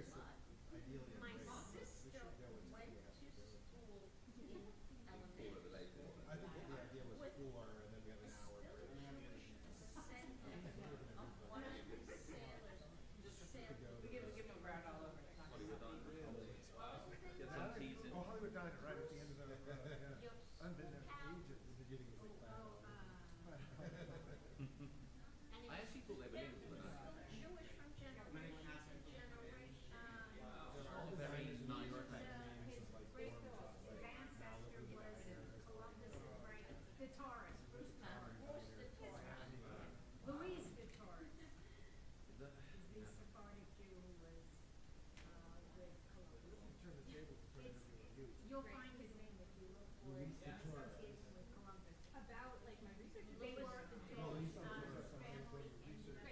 coming from America, from Cuba. That's where they were. My financial Jewish from he was in Hebrew school with me.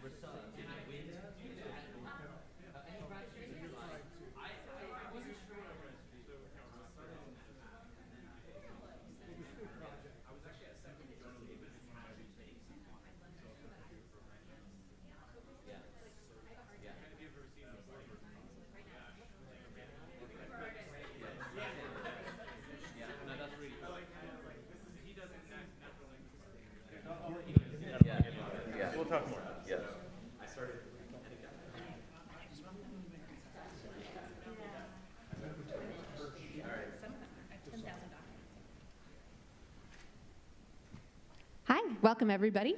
Welcome back.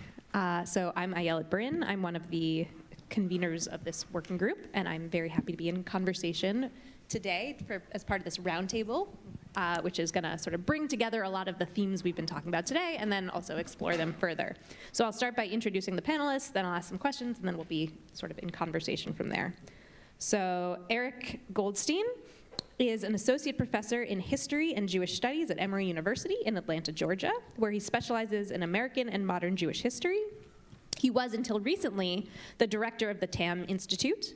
He's the author of The Price of Whiteness, Jews, Race, and American Identity, 2006, and On Middle Ground, The History of the Jews of Baltimore, which was co-edited or co-written by Deborah Weiner in 2018.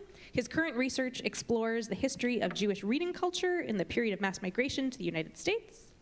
Tony Michels teaches American Jewish history at the University of Wisconsin-Madison, where he serves, or until recently served, this is an old bio, sorry, as the director of the Mossie Weinstein Center for Jewish Studies. He's the author of A Fire in Their Hearts, Yiddish Socialists in New York, editor of Jewish Radicals, Documentary History, and co-editor with Mitchell Hart of The Cambridge History of Judaism, Volume 8, The Modern World. And his current book project is tentatively titled Jews and the Revolution from the US to Russia and Back. And William Pimlott is a postdoctoral research fellow in Advanced Eastern European Jewish Studies at Royal Holloway, University of London. He recently completed his PhD on the Yiddish press in Britain from 1896 to 1910 at UCL, and was subsequently a research fellow at Birkbeck College, University of London, where he studied the global Yiddish press. His work explores the encounter of modern Yiddish politics and culture with Britain and the British Empire. And he's written for the London Review of Books, In Geveb, and Jewish Currents, and recently published an article in Jewish Historical Studies on the South African Yiddish press. So welcome to all of you.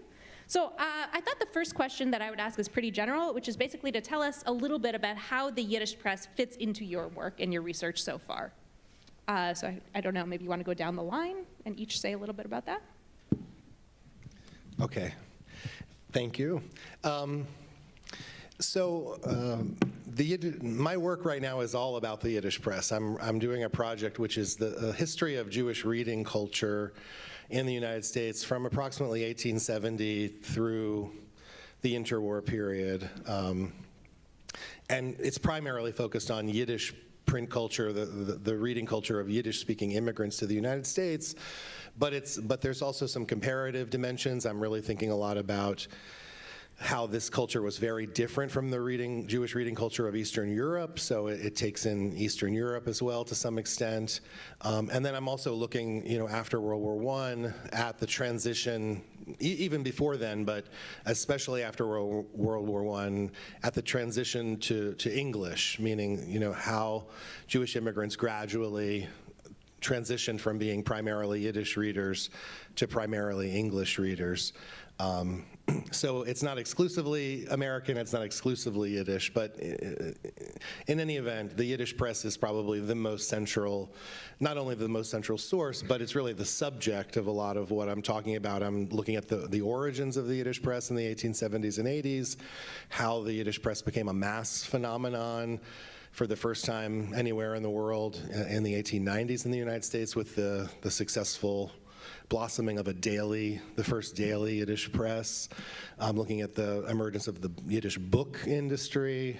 And then, looking at how all this went through different stages of development in the early 20th century before ultimately declining in the interwar period. So that's in a nutshell. Yeah, that's great. Will? Thank you, Ayelet. I'm the only, I think, scholar that doesn't do the American Yiddish press, although I'm very interested by it. My research project, my PhD, was on the Yiddish press in Britain. And then subsequent to that, after my PhD, I've been looking at the Yiddish press also in South Africa and Argentina. And I think sometimes what's interesting as a scholar of the Yiddish press outside of America is that America is kind of the case study. It's the Yiddish press that's had the most written on it. It has an amazing variety of scholarship that looks at different ways it functioned. But also it's a very unique Yiddish press. The Yiddish press in America isn't like the Yiddish press in Britain and South Africa and Argentina in ways that perhaps I'll elaborate later. And so it's exciting to have that kind of encounter, as well as the fact that, of course, the American Yiddish press influenced the British Yiddish press and was in conversation with the different Yiddish presses. My initial research interest was looking at the kind of material culture of East European Jewish immigration to Britain, to try and get an understanding of what immigrant life was like from the point of view of the immigrants themselves, and to encompass a broader range of source material than had been used up to that point. Often it was just looking at very radical newspapers that are famous, I think even in America as well, like the Arbeiter Freund or some of the other socialist newspapers. Britain, like America, has a long history of Yiddish press dating back from the 1880s. The first socialist Yiddish newspaper, some claim, was the Polish Yiddle, which was made in Britain. And Britain, as a kind of stop on the way to the US, is where a lot of the most important Yiddish journalists spent a little bit of time. So anyway, hopefully I'll talk about those differences later. And a lot of my early research on the Yiddish press focused on the socialist magazines and newspapers of the 1880s and 1890s. More recently, I've been studying the history of magazines and journals, not mass circulation magazines and journals, but actually rather smaller ones. Also, I do research on the circulation of Yiddish newspapers and pamphlets and journals from the United States to Russia and the Russian Empire, and the circulation of those publications there. And then also for the new book project, looking at newspapers that I hadn't previously paid attention to, and Der Tag, a interesting independent daily, has captured my attention. Great. So one of the sort of animating questions for our working group has been thinking about what the study of the Yiddish press, especially the American Yiddish press, but the Yiddish press more broadly, in and of itself, as opposed to using it as a source base to tell other stories, can tell us about American history, Jewish history, American Jewish history, maybe immigration history. So I wanted to start out with that question and have each of you think for a little while about sort of what the importance is of studying the press in and of itself, its history, its contents, its world. We can go same route. Okay. Again, because my project is really focused on the history of the Yiddish press, these are some, kind of some of the key topics that I'm interested in, and I want to just emphasize that in our group, we've really attempted to say we're not primarily interested in thinking about the Yiddish press just as a source. In other words, when we have people give papers and discussions, we try to not just use the Yiddish press as a source, because it could be a source for much information about anything in Jewish life, but we're really attempting to think about the press itself as an institution, as a forum, how it worked, how it, what were the dynamics of a press, of participating in a press. And those are very much the issues I'm thinking about in my project. So just a short list of some of those things. We talked in one of the first sessions about the Yiddish press in the United States being such an unprecedented type of institution for immigrant Jews coming from Eastern Europe, because they didn't have that type of a forum, at least in as big a way, that they could participate in to be part of an arena of self-expression and free exchange of ideas and education and all the things that the Yiddish press offered them. So in many ways, the press was a key institution that defined the difference between life in Jewish life in Eastern Europe and Jewish life in America. And some of the aspects of that, one of them is I think there's something to the fact that reading was a particularly important arena for Jews.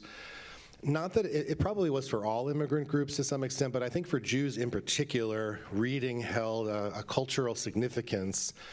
Not because, as some sort of folklore or mythology about Jews might suggest, that all Jews read or all Jews were literate, which wasn't the case. But in Jewish culture, those who read and who had mastery over texts were the respected class, were the elites. Jews didn't have a nobility or a royalty, but scholars and those who mastered texts were the elites in Jewish society. So even though there were significant portions of the East European Jewish population that didn't have mastery over texts, they still accepted that as a kind of mark of being a high-level person, an educated person, an important person. So when they came to the United States, I think more so than other groups, and I think Tony's work reflects this idea also, that filtered through a Jewish lens, becoming an educated person, becoming a person of status, rising on the social ladder. Reading was a central way of understanding that process. Reading was a symbol of the promise of America and what it could offer in terms of self-transformation, I think for Jewish immigrants even more powerfully than it did for many other immigrant groups. Hasia Diner wrote an interesting book called Hungering for America about foodways of different immigrant groups, and I often think of this comparison. She says, for example, that Italian immigrants, when they came to the US, they were mostly poor Southern Italian immigrants. They didn't eat the kinds of foods that we think of today as Italian foods. Those foods were the foods of the nobility in Italy. But the poor Italian Jews, when they came, the poor Italian immigrants, when they came to America, they made the food of the nobility their food as a symbol of having arrived, of becoming people of substance. And I think that's sort of the way that it worked for Jewish immigrants with reading, that the Jews who didn't have access to reading or who weren't regular readers, that was what they latched onto because that was the symbol in their homeland of a person of status and authority. So that's just one insight. Just to mention quickly a couple of other things. Because it had to do with status and authority, the creation of a free, open forum for ideas and opinions in which even the common person could participate totally turned on its head the hierarchies and the system of authority that had structured Jewish society.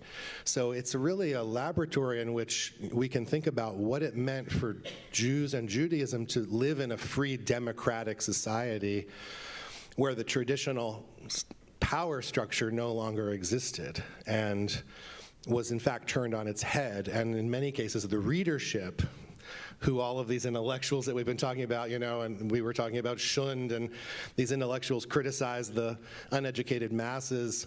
But in many ways, those readers were the ones in a market economy calling many of the shots of what got published.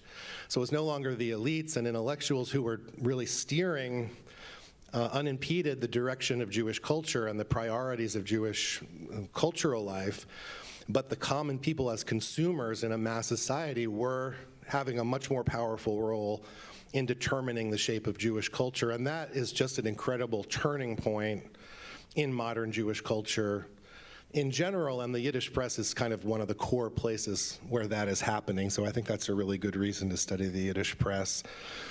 And related to that, it just meant that what Jewishness was for the first time really up for grabs in a way, that it can contested. And in the way Anita was saying, just, not that it was just ideological debate, but it was fluid. It was just constantly, it became something that was constantly contested and changing and fluid and no longer as stable as it had been back in Europe. And then, just as one last thing, moving ahead to the part of my work where I think about the transition to English and to think about what it means for Jews or people, any people that have a distinctive cultural heritage to live in a mass society.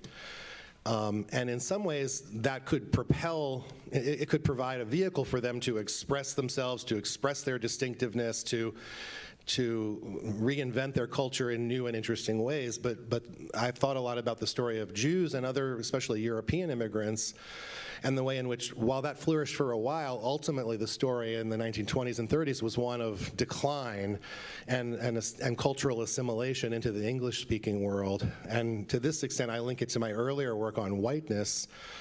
And I've really thought a lot about how particularly white European immigrants or European immigrants who were accepted and defined as white had a particular pressure on them at that, especially beginning in the 1920s, not to be too different or distinctive. And so on the one hand, this project and this field of study reflects the tremendous freedom and democratization of Jewish culture that happened as a result of American mass culture and commercial culture. But then there's also the other side of the story, which is that American culture had coercive aspects to it, that it demanded conformity and assimilation of certain groups of people, and particularly immigrants who were defined as white, because of the racial politics of the United States, were coerced and pushed and to, at a certain point, not to be too different. And so ultimately, despite all of the flourishing of this culture that was a result of American circumstances, the other side of the coin is how Jews were ultimately pushed to give up Yiddish. And so it is a complicated story, and it reflects the complicated nature of what American society has meant for Jewish culture. William? That was a wonderful answer, difficult to follow. I think one of the most interesting things about the Yiddish press study for itself is also because it's a microcosm of the much broader questions and maybe focuses and condenses them. I was thinking, as Eric was talking, of an article by a rabbi in England the turn of the century. He was writing for an Eastern European Yiddish newspaper, Der Yid, and he wrote this article saying that the thing that was new when you came, the most modern thing about coming to London, was above everything the Yiddish newspaper, and the fact that you would see Yiddish newspaper boards, you know, in the street. So I think that, kind of echoing some of Eric's points, that there was a lot invested in the Yiddish newspaper as a herald of modernity. And because it was also, as Eric was saying, it was a potential for enormous power and access. Different groups within newspapers were fighting for these readerships that were just growing. There wasn't really a finite knowledge of what would be the limits of these Yiddish newspapers. And so I think it's interesting to look at the histories of the newspapers themselves, where you have often, maybe different to the US example, someone very well off funding the newspaper. You then have an intelligentsia writing the newspaper. You maybe have printers who slightly differ from the intelligentsia's viewpoint, and then you have all the people reading it. And if you start looking at the history of the newspapers themselves, in London it's a frequent story, and I think it's the same in the US, of the Yiddish newspapers going on strike, conflict actually at the newspaper, you know, violence even. For example, the Social Democrats had a newspaper in London's East End, Die Neue Zeit, and around Yom Kippur there was a riot. A religious community came and destroyed their house, which was where they printed their newspaper, and then they couldn't print the story about the newspaper because the printing had been destroyed. So I think you know, I think a lot of the scholars here also, we're working a little bit to kind of take away some of the hagiography around the Yiddish press, that understand, Eric was talking about the kind of coercive environments of American society, but also the Yiddish press could be coercive. The Yiddish press also was often funded by wealthy individuals with their own priorities, was often also certain newspapers were in conflict with more trade unionist or other newspapers. So I think it's an exciting place to see the broader question of the unfurlment of modern Jewish politics. Tony? You know, picking up in a similar vein, I'd say, you know, one thing that one reason why I think studying the Yiddish press is so important is because it illuminates some of the major changes and dynamics of immigrant life, and in turn drives them to such a large degree. So, you know, the press, for instance, you know, how do we explain the explosion of the press in a pretty small time frame? You know, by the first Yiddish newspapers appears in the 1870s. It's already there's already what I would consider a mass circulation by the 1880s. You have the first Yiddish daily in the 1890s, and then the number of Yiddish dailies proliferate over the next 2 decades. And there's so much more to say about the press, but that gives you a sense of how quickly it grows.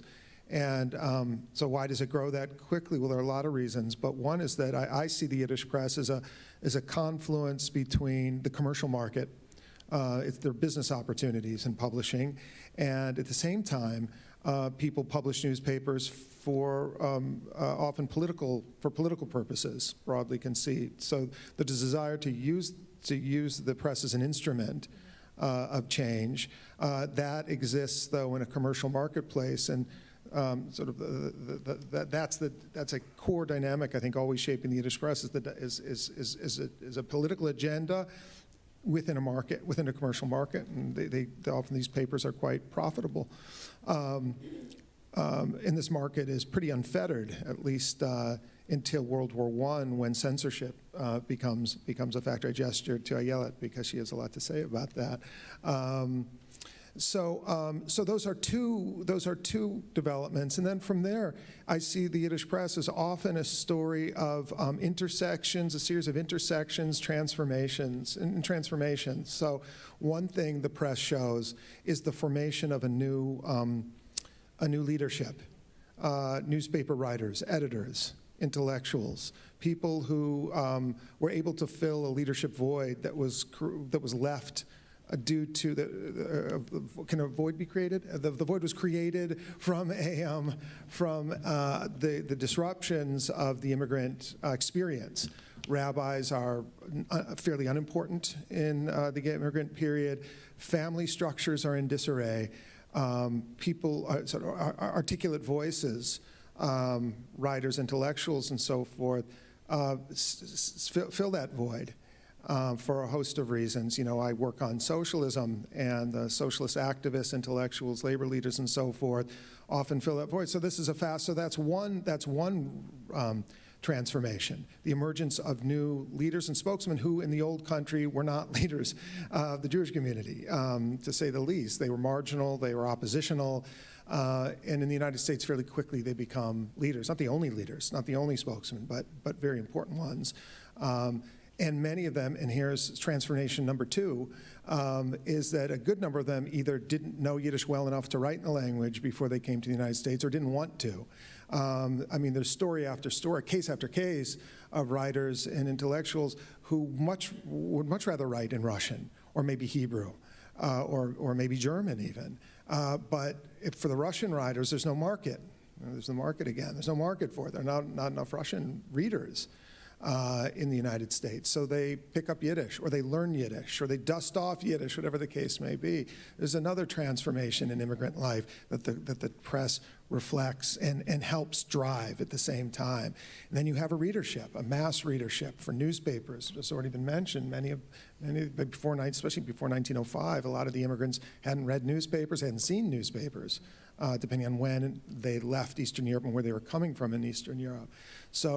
So you've got that, and then of course, to state the obvious, you have new ideas being promoted and circulating, and then you've got Yiddish literary culture emerging off the pages on the press. So many of the writers, the poets, the critics publish their work not in books, but on newspaper pages, or of course also in magazines dedicated to literature.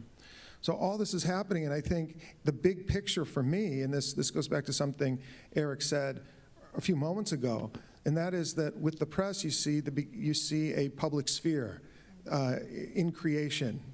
The public sphere bounded by newspapers, the emergence of a readership in tandem with an intelligentsia.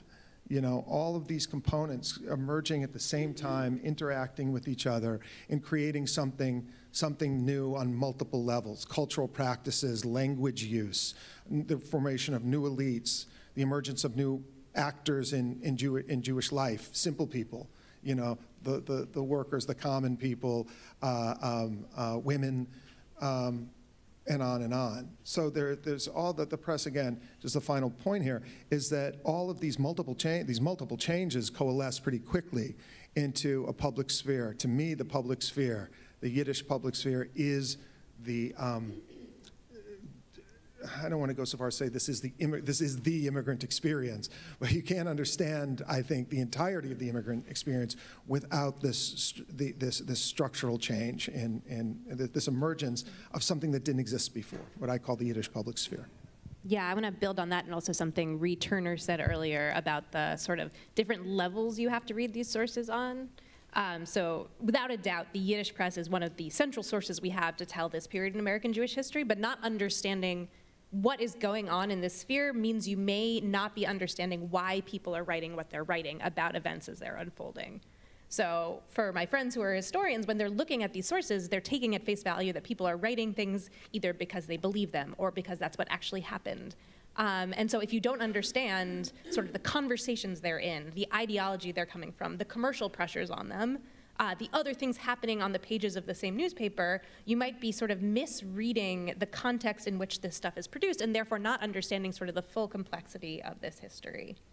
I'm going to switch around the order of the questions based on one of the things that I found really interesting in the last couple of panels, which is thinking about sort of our methodology and sort of thinking about how we interact with the press, and also how that's maybe changed over time. So when you're thinking about how to interact with these newspapers, as Saul said, there are thousands of pages of newspapers that were produced every week on the Lower East Side at the turn of the 20th century. How do you decide what to focus on? How do you decide what to read, in what depth, what to compare it to, what layers of signification are most important? And then I've only been in this field for, 10, 12 years, but over the course of this period, there have been huge transformations in the technology for studying the Yiddish press. Over the course of this period, most of these newspapers have been digitized, which at least for me, has changed the way that I actually read the newspapers. So looking at them in print, where they're gonna fall apart in your hand, versus scrolling through microfilm, versus like zooming in on pages on a screen. So like, how are you thinking about methodology in terms of your own work? I guess that's the question. Well, I think that there are many different methodologies. I mean, especially if you think about disciplinarity and the fact that, just in our group, there are many of us who are coming from different disciplinary perspectives. Some of us are literary scholars, some of us are historians, some of us are interested in politics. So I think, to some extent, there's no one methodology. It's all of these methodologies together, and we're all learning from each other also what you can discover if you approach this from a different methodology. Just to speak for myself, I have often, during the time I've been working on this project for several years, I have often felt like an outsider to the communities and institutions that are devoted to the study of Yiddish culture. And part of that is because I'm asking some different questions that have traditionally been asked. So in some ways it's been frustrating. For example, I didn't grow up speaking Yiddish. I don't have really a Yiddish background. I don't, to be honest, I don't speak Yiddish or read Yiddish as fluently as many of my colleagues in the field. I don't have a background in literature, and so in many ways, I don't come from the same place that a lot of the communities that people who study Yiddish come from often. But at the same time, I feel like that has also been a plus for me in certain ways, because it's allowed me to try to view certain things maybe in unconventional ways. And so I was trained primarily as a social historian at the University of Michigan, and I really credit my advisor, Todd Endelman, who was one of the pioneers of Jewish social history in the United States, for really focusing me and his other students on the history of everyday life and average people. So I try to look at sort of how did these sources, how do they impact the everyday lives of average people? And how do they reflect the everyday priorities and concerns of everyday people? I'm going to turn this back into the question it was originally, which is sort of what are some of the problems and issues that have characterized the study of the Yiddish press in the past? Traditionally, one of the things about the study of the Yiddish press is it's, in some ways it's an old topic, and in some ways it's a very new topic, meaning that the very people who were involved in the production of the Yiddish press wrote histories of it, and the people that became the shepherds of it in the period in which it was declining wrote a lot of the histories. And then for a very long time, Yiddish was not a primary focus of scholarship in American Jewish studies. And then in recent decades, it's kind of reemerged so in some ways, the people like us who are researching it today, we don't have a long canon of books and articles, modern books and articles exploring the Yiddish press. So we're putting together a secondary literature in a way that didn't exist before. I think Tony's book was one of the pioneering books that really, of modern recent scholarship that really started to do this, and many of the works of the people in our group.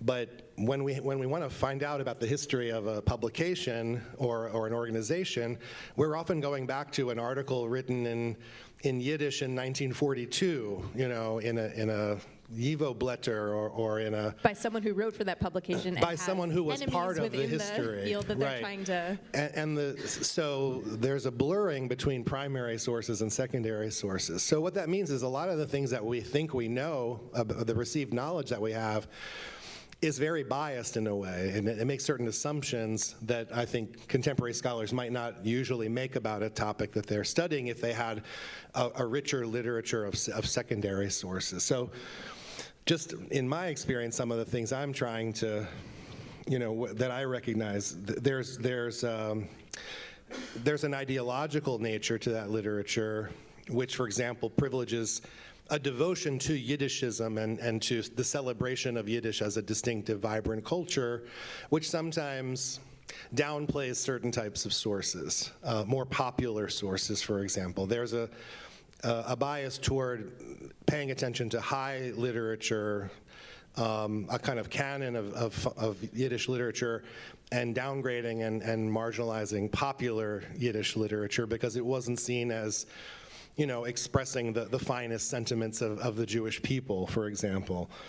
There's a there's a Eurocentrism to the study of Yiddish where, for the same reason, Europe, because it was a more enduring center of Yiddish culture and it didn't, to the same extent, have the issues of assimilation and people fleeing Yiddish that happened in the United States, there's a disproportionate focus on Europe as the kind of heartland of Yiddish culture, and that can be misleading because, for example, the fact that I mentioned earlier that in 1900 there were 6 daily Yiddish papers in the United States and none in the Russian Empire, that would suggest that, well, America was actually pretty important in the cultivation of Yiddish culture.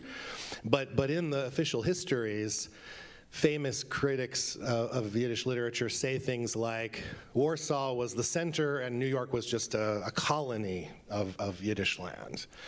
So, we have to push through a lot of those biases to kind of look at it in a more objective, perhaps academic way. So in that sense, I feel like to some extent being an outsider to that long culture of Yiddishism and of Yiddish scholarship, it can also be an advantage because you can sort of separate yourself from a lot of the assumptions. And even people who just by reading the literature, you can kind of imbibe those things unconsciously and make the same assumptions over and over again. So I think one of the great tasks is to really, try to step outside of that world and view it, I think, and what a lot of us are doing, viewing it through the kinds of questions and the kinds of frameworks that we're drawing from cultural studies, from contemporary literary studies, from contemporary social and cultural history.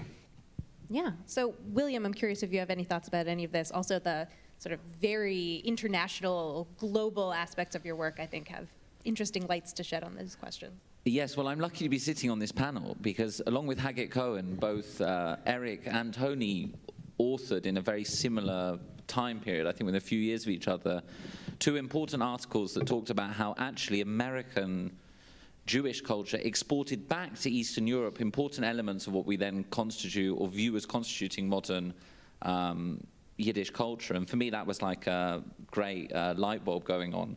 Because then as soon as you start thinking about that, if we take serious the idea of a public sphere that existed not just in America, in the American Yiddish press, but a public sphere that was truly global, in the East European Yiddish newspapers, their correspondents were all Yiddish journalists in Britain, in South Africa, in Argentina, then you can start thinking much more broadly about how the experience of Jewish life across the world then informed the questions of identity, of nation, of gender, of race in Eastern Europe as well, of how this conversation unfurled internationally.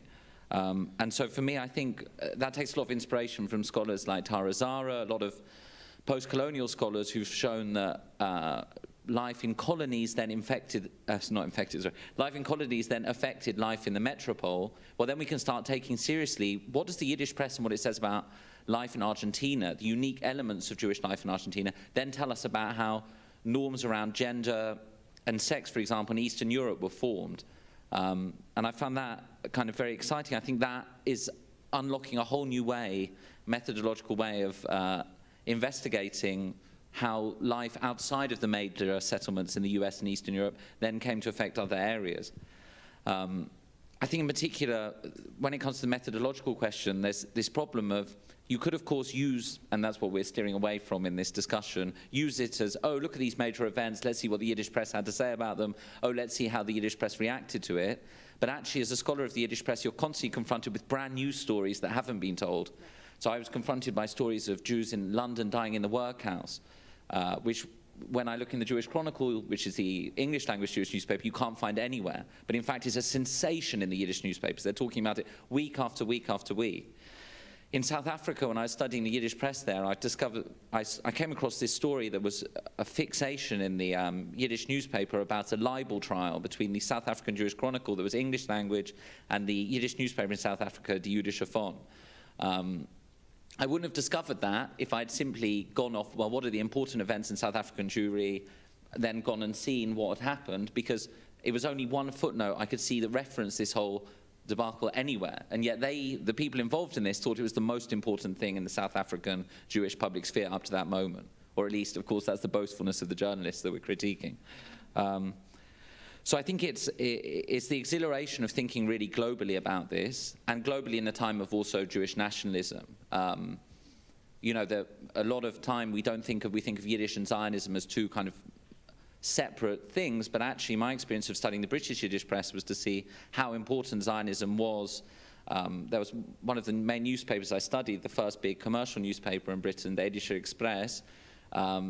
It said something along the long lines of, we don't need an official Zionist publication in England because we have the Yiddish Express, you know, because that was the great, such an advocate for Jewish nationalism there. But that's not the story when you look at the history of the Yiddish press in America.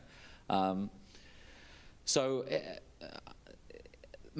I think, to come back to it, there's the question, always the tension of, well, do you have enough time to read every newspaper everywhere? Hopefully the databases will read it for us, as Saul was saying, you know, these amazing developments, but also with time and care, you can find stories that need to be told but that aren't through the English language sources, or for one political reason or another, were not told through the subsequent Yiddish historiographical tradition, that for ideological reasons may not have wanted to tell stories about certain kinds of Yiddish culture. Tony?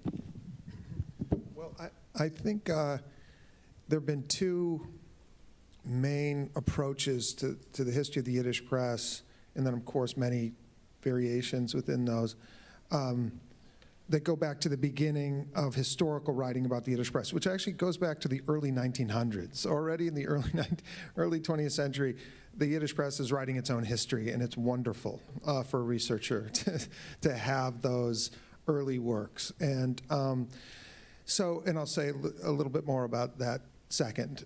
One approach, and this dates back, I think, to the 1920s, is to study the Yiddish press as a mechanism of Americanization.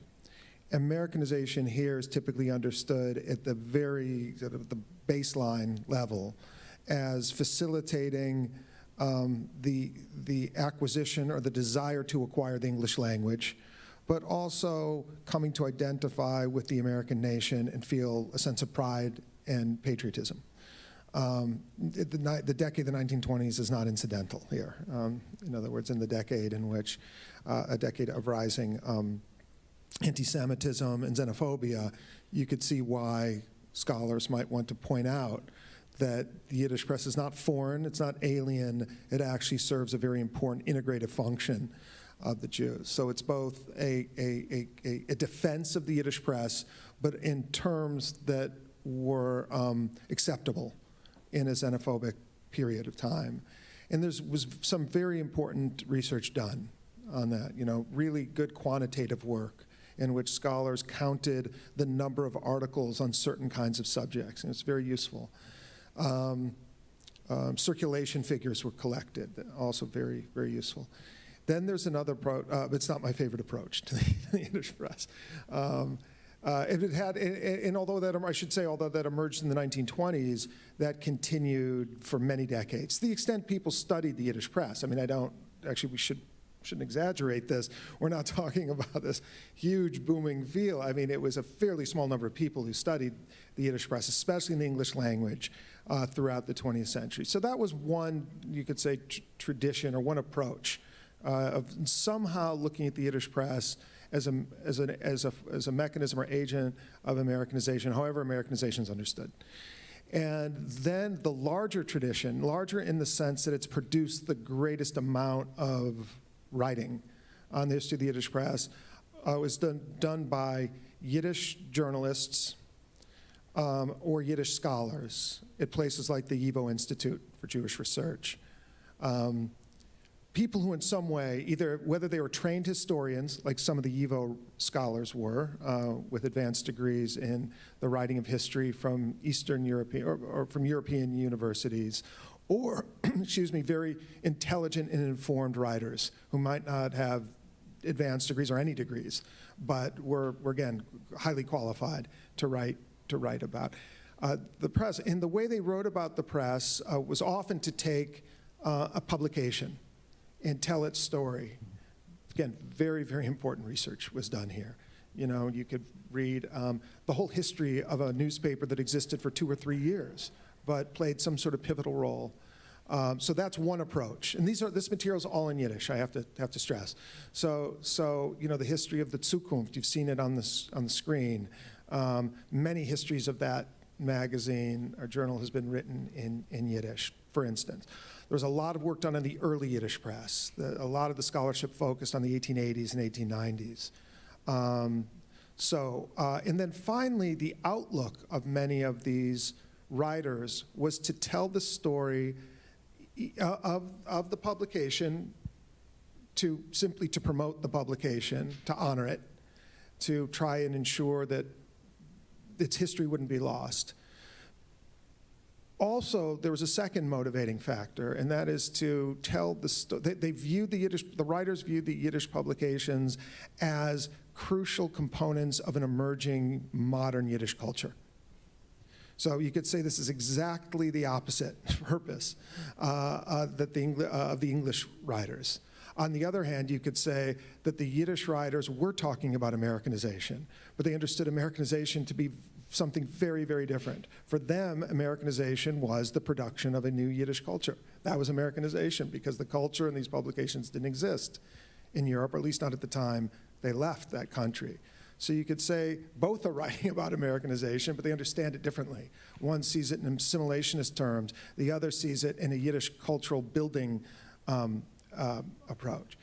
So this is, you could say, a constructive scholarship. Writing about the history of the press is helping to build the press, which they, in the writing, take for granted is something stable or stable and growing, although privately, of course, they were concerned about the future.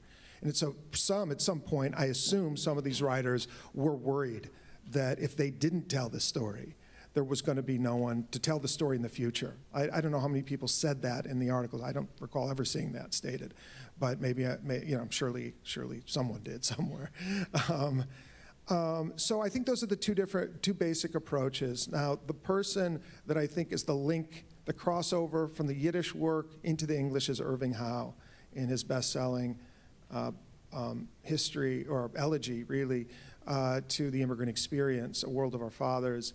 That certainly had the biggest influence on me. There's absolutely no question. I remember it quite clearly when I was in college reading World of Our Fathers, and I thought, this is captivating. And so I think since Howe, there are some people who work in the Yiddish culture building vein, I certainly identify with that strongly, although I don't always, my methods might be different or more contemporary, but I absolutely am sympathetic to that approach. The Americanization approach, as I said, it's useful, but I have some, but I think Howe, with the reason, forget about me, I'm not, you're not here to see me. But my point is here that Irving Howe, I think, serves as the bridge for people who were one of the main conduits for the earlier era into the more contemporary era, even if we don't always know it. I think the fact that he popularized the Yiddish perspective, I think really helped, and then wrote about, of course, history of the Yiddish press and Yiddish literature, I think opens the door to the current era. So building off of that, I want to sort of ask Eric to speak a little bit more about the idea of sort of the political ideologies or valences of the people writing this history and how that's shaped our understanding of this past, more specifically the fact that radical publications have received a lot more attention until recently, and than other forms of Yiddish culture, especially the prominent early Yiddish dailies that were not radical, or the non-radical people writing for Yiddish dailies, things like that. Right. Well, just the way that, interestingly, a lot of the historiography of the Yiddish press was written by radicals or people who were sympathetic to radicals. And part of that has to just do with the trajectory of the Yiddish press over time. And it was mostly among the more radical, particularly socialist element, that Yiddish culture, this approach that Tony's talking about, that culminated with Irving Howe but had a long history, that the idea that Yiddish culture was a value in and of itself, and that the trajectory of the Yiddish press was building a distinctive Yiddish culture. That was a value that primarily resided in the socialist part of the Yiddish press.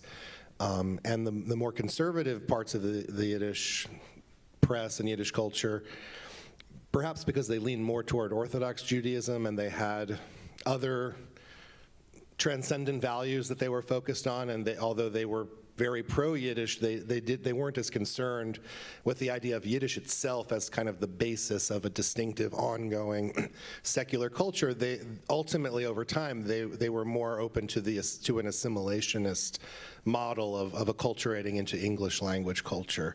So you don't have people that come out of the Tageblatt arena, the Morgen Journal arena, so much being people who created societies for the preservation and elevation of Yiddish culture and the founding of distinctive Yiddish culture organizations. Most of that comes out of the more left-wing part of Yiddish culture, because they developed this kind of cultural nationalism. And so as time goes on, as you get closer to World War II, a lot of the people who didn't care as much about preserving Yiddish as a distinctive culture are not on the scene anymore, and the history gets written and told by the people who are more committed to a distinctive, kind of fostering a distinctive culture of Yiddishism, and really over time it's really a small minority of the American Jewish community. I mean, the vast majority of American Jews who had descended from immigrants from Eastern Europe went the route of acculturation and movement to English language culture, and the extent to which most American Jews related to Yiddish, in the late interwar period and post-war period, it was more a focus of nostalgia and memory, but not an active engagement in the cultivation and study and preservation of Yiddish culture.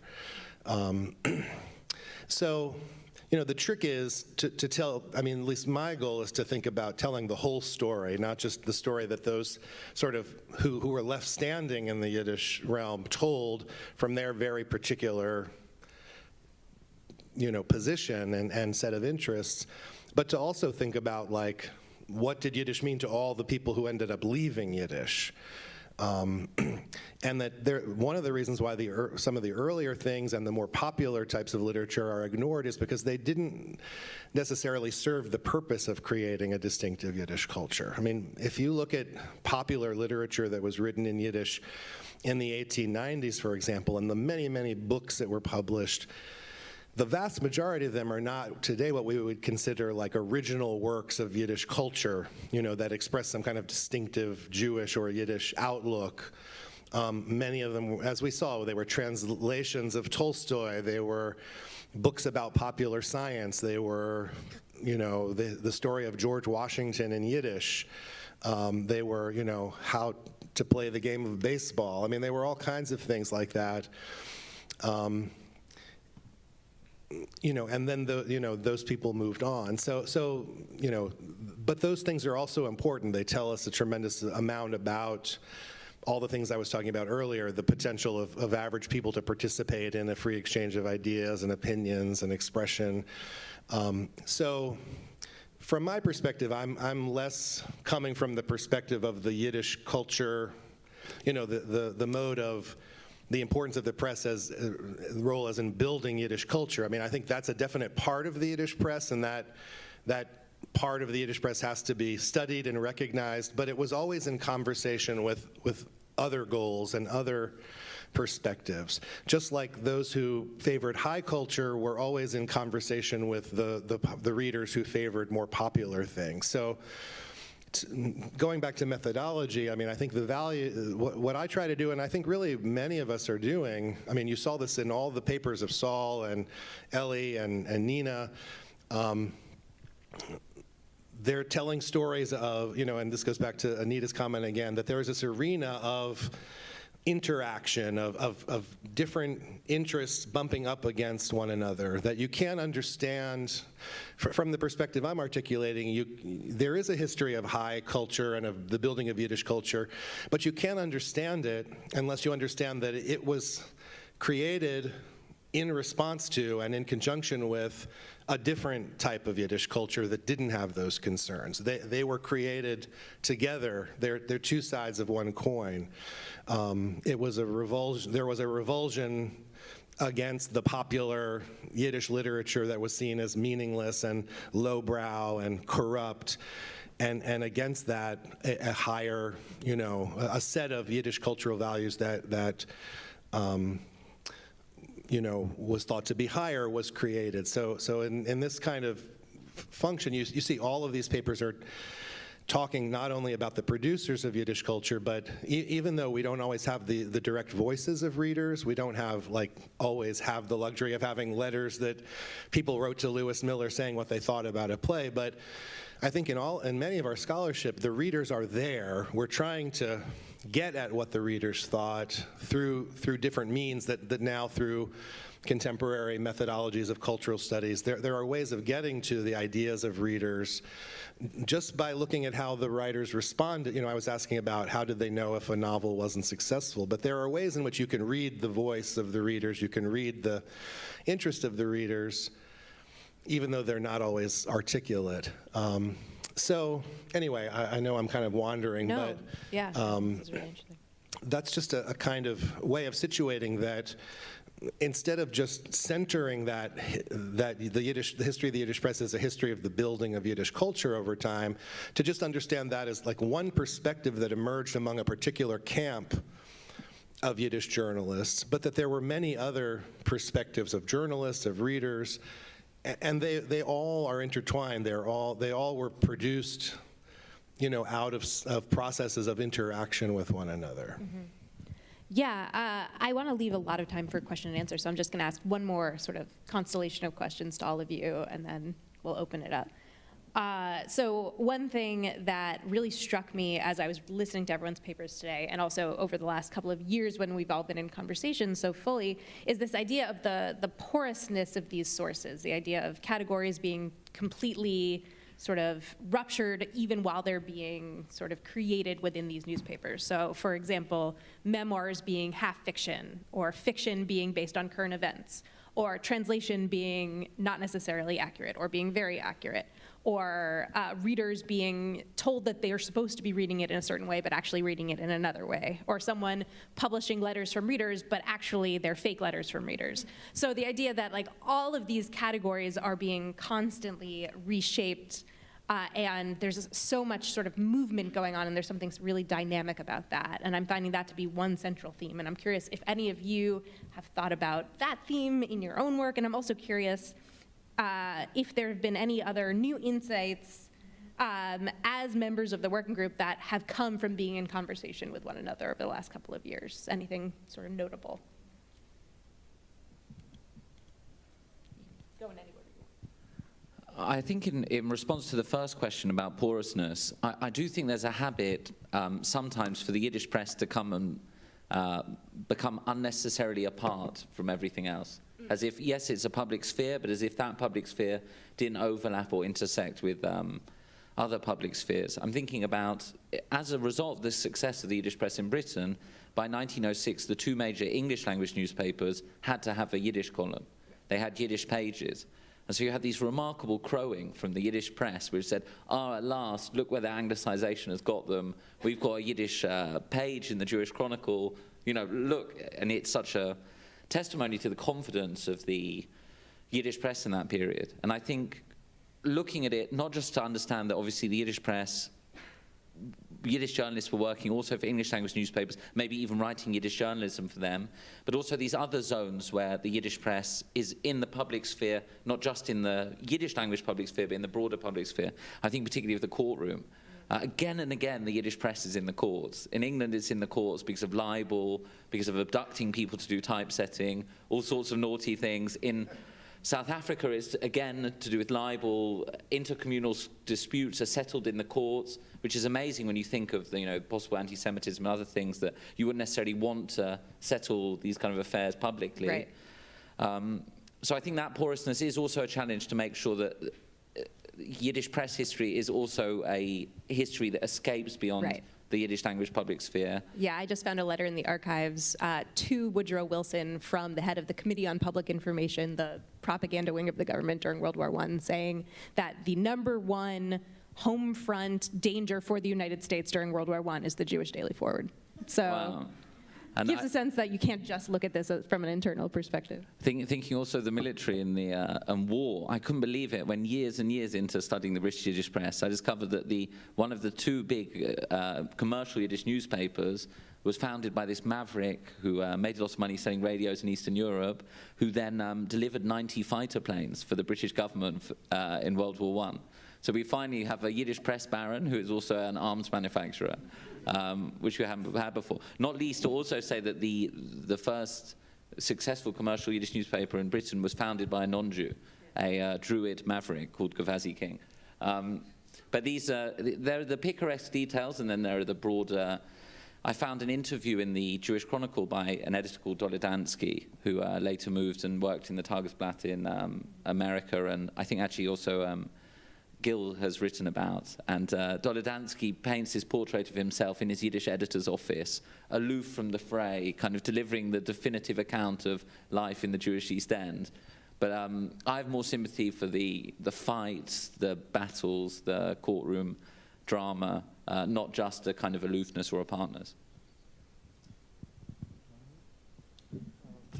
Well, I think one thing I noticed from the working group, and that seems to be something of a trend, is the interest in the popular, the commercial.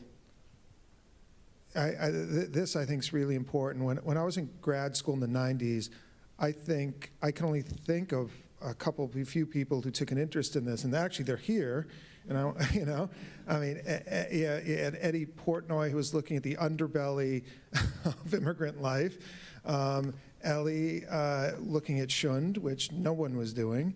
Nina Warnke looking at the popular Yiddish theater. I mean, this was still very, very new. Maybe even at times, I'm not going to say taboo, because that might not be true, but I think at least maybe sometimes a little surprising that someone, a scholar, would look at these aspects of the history of Yiddish press, Yiddish literature, and Jewish life. It's really unusual. It's still probably unusual, but here what I think I've seen in the working group is something of a coalescence of interest. I mean, I still work on intellectuals. I'll work on intellectuals to the end, but that's not out of snobbishness. It's a fascination, and this to me is I would say the most fascinating in Saul. I'm sorry, Saul was part of the working group. I'm also working on Schund as well, and I think this is the most interesting and refreshing developments I've seen in the history of the Yiddish press, research on the Yiddish press. I want to pick up on something Tony said earlier about interaction. You said something that interactions are core, and I was expecting you to go in a certain direction, which you didn't, but it made me think about, way back years ago we did a panel at the AJS on something like Yiddish in a multilingual world. And the point of it was that, and I think this is one of the reasons why Yiddish culture in the US has received less attention historically, because in Eastern Europe, it was more stable. It seemed to be more autonomous and authentic because it wasn't constantly being challenged by, people moving to English and so on. But I think, in retrospect, by today's scholarly standards, that's precisely what makes American Yiddish so interesting, is that it was constantly, even probably more than in Eastern Europe, in constant interaction with and bumping up against and in competition with other cultural options that people had. And so rather than the fact that there was linguistic assimilation in the United States making Yiddish less important, I think it really makes it much more fascinating to understand the fact that from the very beginning in the 1880s, Jewish immigrants were creating a Yiddish press and reading a Yiddish press and a theater and books, just at the same time that they were also learning English and learning how to read English books and watching English movies and plays, and that decisively shaped Yiddish culture as well, that it grew up in the United States as this mass phenomenon, constantly in conversation with other cultures. I mean, early it was also in conversation with the Russian culture, with the culture of German radicals in New York, but I think mostly over the long haul with English language, and understanding immigrant Jews' changing relationships to English cultural options is crucially important to understanding their changing relationship to Yiddish cultural options. So for example, when I said that in the 1890s, much of what was called Yiddish culture were not things that we would consider specifically Jewish, but one of the reasons is because they only knew Yiddish and they looked to Yiddish culture to be their source of information for everything. But by the 1920s and 30s, many immigrants read English newspapers, and the Yiddish press served a different purpose in their lives. They looked to the Yiddish press more for specifically Jewish news, specifically Jewish cultural items. And so and that's part of the story of the foregrounding of Yiddish, the growth and stability of Yiddish culture as a topic, because that took root in that context. So I think, one of the things that I've taken away is that the great thing about studying the Yiddish press in the American context is to understand this, that it was always linked with and intertwined with the history of the other cultural and linguistic options that American Jews had at the same time. So I think this is a good place to open it up to questions, comments, critiques, I guess. Thank you.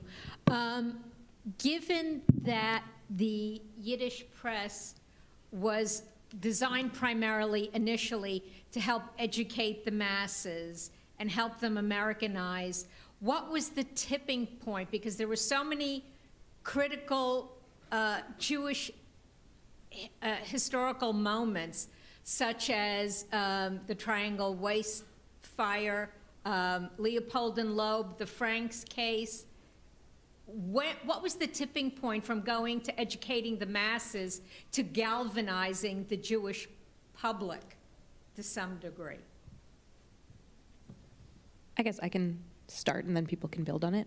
These are questions we've all talked about together, so I'm sure we can build off of each other. I think it might be instructive to think of it less as one tipping point than multiple tipping points for multiple people, I think is at least part of the story. We usually talk about the immigration as starting maybe 1880, maybe a little earlier, and going till the 1920s, but there's actually a huge variety in who is coming over the course of that period. And if you come over in 1870, by 1890, your world has been totally changed, and there are people who are coming over in 1890. And so these newspapers are serving such a variety of people so that they need to include content that is for both of those audiences at the same time, I think is one really important thing to think about. One important shift that I think a lot of us think about is before 1903, people who came over to the United States, most of them would not have read a Yiddish newspaper ever, especially a daily Yiddish newspaper, because in Eastern Europe there were not daily Yiddish newspapers. After 1903, many people are coming over, and many people, or some people are coming over, having sort of been acculturated to be newspaper readers. So they're coming to newspapers with a new perspective as well. And many of them are coming also in the wake of violence like pogroms. And so they're coming over with a different political perspective as well. So those things are sort of linked with another. I think that's the beginning of an answer.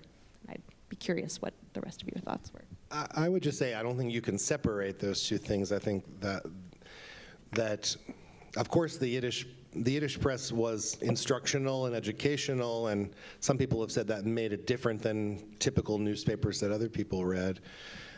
But of course, it also covered major news stories. But I think if it was talking about the Frank case, or if it was talking about a pogrom in Russia, or if it was talking about a race riot in New York, it didn't put aside its educational, didactic voice, that it was telling the news, but at the same time it was explaining things to people that might not understand the news as it would have been reported in the English press. So I don't think those were contrary goals. They were things that worked together. And learning about the current events was also a way of learning about the world and learning about politics and learning about race in America, learning about what was happening in the South and how it was different than the North. Whatever the topic of the news was, it was news, but it was also an opportunity to further educate the reading audience. I should just put the cat among the pigeons, and to echo Gil, it might have been the Dreyfus case. Not that, I don't know how, I haven't read enough of the American Yiddish press of that period to say what a kind of moment that was, but I would put that as one big moment. I agree with everyone. You had brought up the fascinating Wilson letter, and around the time of the pogroms that hit the Jewish press, the Yiddish press, at the exact end of the First World War, the collapse, the void, and then the Yiddish press wrote extensively about the pogroms that were taking place. In some cases, it may have been hysterically, because the early reports didn't exactly comport, as far as I've read, to the actual events at the time. They were before the actual worst of the pogroms that took place in the Ukraine slightly after. But one thing was clear: as soon as the Yiddish press wrote strong editorials and strong papers and reporting on it, Wilson paid attention. Morgenthau report, they sent the whole team. And what is curious to me, because you then described this kind of decline, this withering that took place in the 1920s afterwards, and I may be getting it all wrong, I'm totally open to that, but did the political, did some kind of political vacuum happen so that 1925 till basically the Second World War, Polish Jews and other Jews were suddenly and increasingly denied entry to the United States? Did the Yiddish press readers fall down on their jobs? What changed to make Wilson so interested in what the Jews had to say about the Polish government and anti-Semitism in 1918 to this kind of antipathy to what the Jewish people were feeling about 1925 onward? Is my question clear? That's a little bit outside of my bailiwick, so Tony may know more about this. But just what I'll say is, first of all, I don't want to over-exaggerate the withering of the Yiddish press in the 1920s. I mean, the Yiddish press was still very vibrant in the 1920s and 30s in many ways. There was a slow, gradual decline. And I think there's some complexities that we haven't fully figured out. Like, I think that in some ways there was still a large number of readers, but many of those readers might have become supplemental readers of the Yiddish press rather than full-time readers. So, you know, the numbers don't always tell the full story. The other thing is, in 1924, you know, in 1921 and then in 1924, Congress passed drastic immigration restriction laws. And so the number of Jewish immigrants coming into the country, you know, went down dramatically after 1924. And so the continuing base for the Yiddish press started to dry up. So in the late 20s and 30s, the people reading the press were no longer brand new immigrants, but they were people who had been in the country longer and longer. So that was part of why it was gradually declining at that time.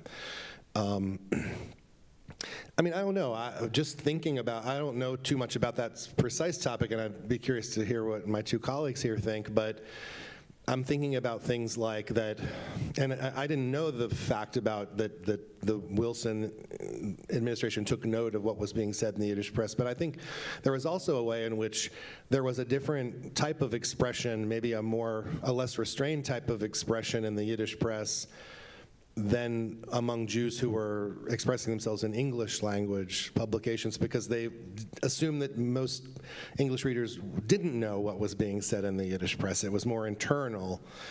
But as Jews, Jews were in the mode of trying to acculturate and trying to win greater acceptance in the larger society, I think it put a certain damper on their willingness to be assertive to some extent, because they were trying to fit in and be accepted. The other thing is that the period from the mid-1920s through World War II was the high point of anti-Semitism in the United States. And I mean, it began after World War I, and then with people like Henry Ford and so on. And it kept rising up until, I mean, I think the actual high point was during World War II, and then after World War II it precipitously declined. So American Jews just in general, as the World War II was breaking out and the Holocaust was emerging, this is the subject of a lot of heated debate and scholarly debate, but my own sense is that they were in a far less powerful position to do something on their own than maybe some people assume. And their primary concern was to fight anti-Semitism, to win acceptance. And they simply just didn't have the kind of cultural capital that ultimately would have made a huge difference at that point. Yeah, and those things I would say are somewhat connected. The small amount of cultural capital during World War I and sort of the rise of the Yiddish press into World War I led the government to be very suspicious of the Yiddish press. There was deep government surveillance of Jewish cultural institutions in general, but especially the Yiddish press. Fears during the Red Scare that Yiddish culture in specific was sort of an insidious force in American society. And one of our colleagues, Kirsten Vermeglach at Michigan State, just presented an amazing paper at the Association for Jewish Studies about sort of deep, pervasive anti-Semitism at the State Department, deeply shaping the specific policies of immigration. And so that is the sort of realm in which all of these things are happening in the Yiddish press as well. And so all of these things are sort of interacting with one another. Want to reinforce, I think World War I and World War II both witnessed Jews mobilizing on a massive basis to come to the rescue of Jews in Eastern Europe. I think what they did was impressive, actually. I still don't think the full scope is known about those efforts at mass mobilization, but what I do know based on what other people have published, it was really impressive. Jews didn't have much cultural capital, they didn't have much political capital. The assumption that Jews are powerful has to always be questioned, certainly in this era. Wilson seems to be sympathetic, but the State Department was not. They gave no credence to the reports during World War I of the slaughter of Jews in Ukraine. And in fact, coming out of World War I, the State Department gets more anti-Semitic. The Defense Department, the Department of War, is very anti-Semitic at the top. There's already been important work about the way that the Protocols of the Elders of Zion was treated as an authoritative text in the Army at the highest levels.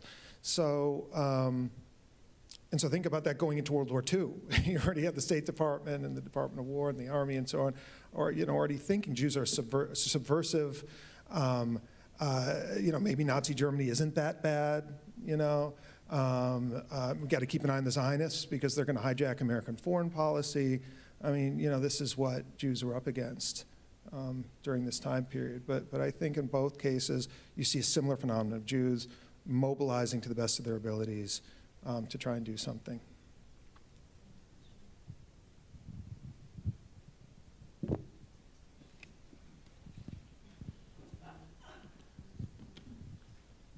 Hi, I was wondering, you said that the Jews in Europe spoke Yiddish.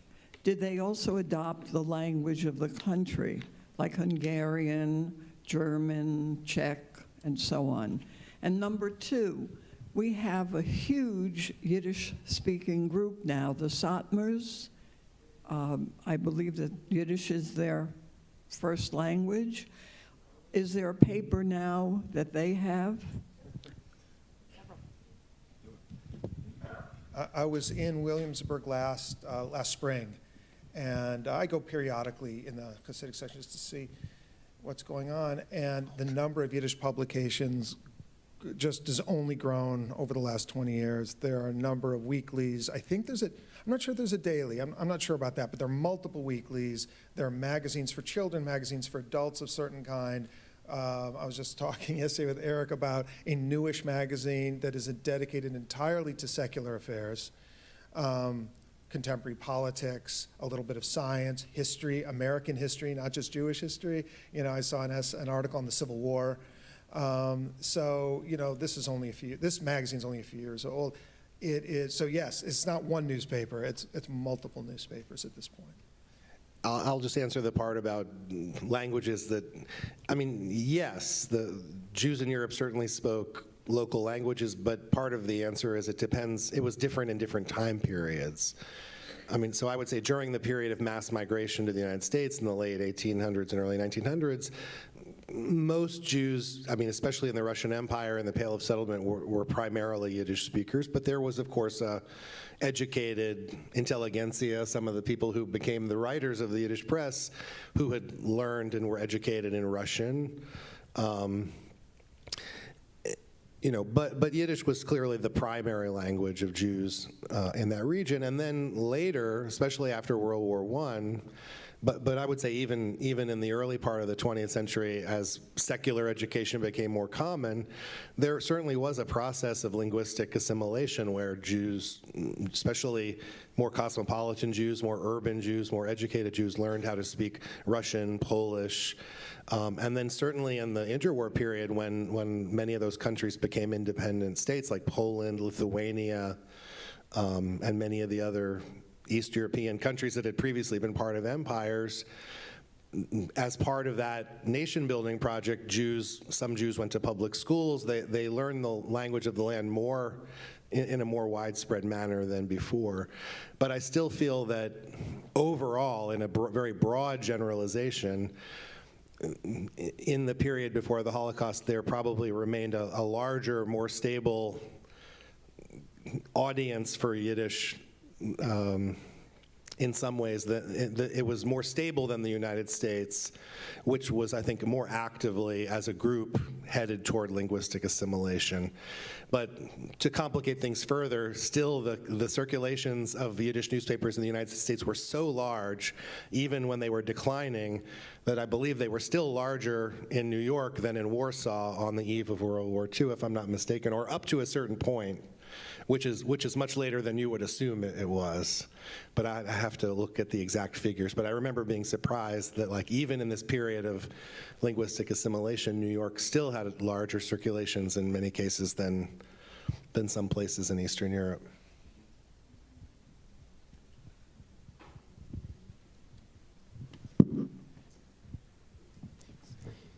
Would you consider the current rise of Yiddish as being part of the larger picture of political events happening in the United States and around the world? Is the reemergence of Yiddish a response to what's going on worldwide? Or is it just a period in time in this somewhat ossification of this language, which sometimes is dead, and you sit shiva for it, and then it gets resuscitated as it has been in the past 20+ years? I actually do believe the resiliency of Hasidim in the United States, well, there's, I think, multiple factors, some of which are global, to just pick up on your point about a global trend. Oh, I'm sorry, to some of the factors involved are global. And I think one thing we've seen since the 1960s is the rise of religious fundamentalisms on a global scale, whether it's Christianity, Islam, or Hinduism. This is this is global, and Judaism in its own, in our own small corner or corners are part of this. Judaism is so I do think there's something global that provides a common ground for the rise of the revival of Hasidism and alongside these other major religions.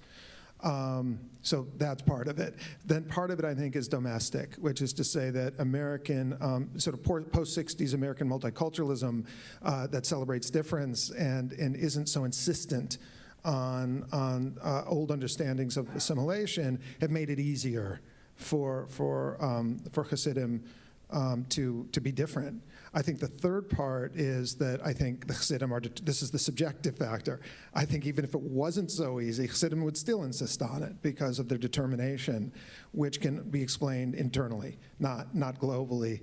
So I think there's meaning Hasidim are determined, in their devotion to the worship of God as they understand it. So I think there's a combination of local factors, subjective factors, the Hasidim themselves, and their own insistence on being Jewish the way they understand it, and then in this global context can explain this. And so how this relates to Yiddish, of course, is that Yiddish is essential to Hasidic, not all Hasidic, for many Hasidic groups, Yiddish is essential. And so this has meant an unexpected turn in American Jewish history. No one would have predicted, Yiddish was dead. And now it's not. And I think this is actually very important to take into account for how we understand American Jewish history, in my view. I think if we recognize that the Hasidim aren't going away, in fact, they're growing, and that Yiddish grows with it, what does this say about the rhythms and the patterns of American Jewish history? That's not a rhetorical question. That's a question I think I don't know the answer to it, but I think it's a question that American Jewish historians need to begin to grapple with, to understand, again, the dynamics of American Jewish history, of Jews in this country. And I think it's going to affect the way it should affect the way we train students. I think the implication here is that we have to understand the role of Yiddish differently. It's not a language that surged but was transitional and died out. And therefore, students may not need to know Yiddish. What Hasidim, the example of the Hasidim, or the case of the Hasidim, to me suggests or reinforces my pre-existing belief that students of American Jewish history have to know this language. Because if we don't know the language, we can't study an ongoing element of the community that again it's not disappearing. It's not an aberration, or if we see it as an aberration, we see Hasidim as some sort of aberration or an exception, then we're not understanding the whole or the totality. So I appreciate the question you're asking very much. I want to just respond to the part not about Hasidim, but about kind of the quote-unquote resurgence of Yiddish in recent decades among, say, more acculturated American Jews. And I think it's just important to make the distinction that it's if we use the term, say, resurgence of Yiddish, it's not the same kind of resurgence of Yiddish as a daily vernacular language as it was in previous times. And one of our colleagues, Jeffrey Chandler, has written a great book on this, and he coined the phrase, or he uses the phrase, that it's a post-vernacular culture. So in other words, there's been a resurgence in, say, interest in Yiddish and fascination with Yiddish culture and the celebration of Yiddish culture. There are Yiddish camps you can go to. There are more and more Yiddish classes in places that you can take. An interest in and sort of a legitimization of Yiddish culture as a very valuable part of Jewish cultural heritage in a way that maybe 50 or 75 years ago it wasn't as celebrated. And the ironic, and so I think, drawing on what Tony said, this is part of the rhythms of the history of American Jewish acculturation and the place of Jewish culture in the larger American world. When in the 20s and 30s, when the children of immigrants were trying to acculturate and trying to show how American they were, they moved away from Yiddish. They were, to some extent, ashamed of the fact that their parents spoke Yiddish, that there was a Yiddish newspaper on their porch, et cetera. And yet Yiddish was spoken widely, and it was still a vernacular, and there were still thousands of people reading the Yiddish press. in the 1970s, 80s, 90s, whenever you date this kind of resurgence of interest in Yiddish culture, it's precisely the time when people aren't speaking Yiddish, and it's no longer something to be ashamed of being different. It's now an essential aspect of being an American to be different in some way, to have a unique cultural heritage. So people are looking for distinctiveness today in ways that they were not looking for distinctiveness in the 1920s. It's a reflection of really our larger American approach to distinctive ethnic cultures. So it's just part of that phenomenon, I think, but it's important to realize it's not, it's this kind of post-vernacular type of Yiddish culture. It's not the same as it was in the teens, 20s, 30s. So we are unfortunately out of time. But thank you all for such a wonderful day. And I feel weird announcing this, but in an hour, I'll be giving a book talk.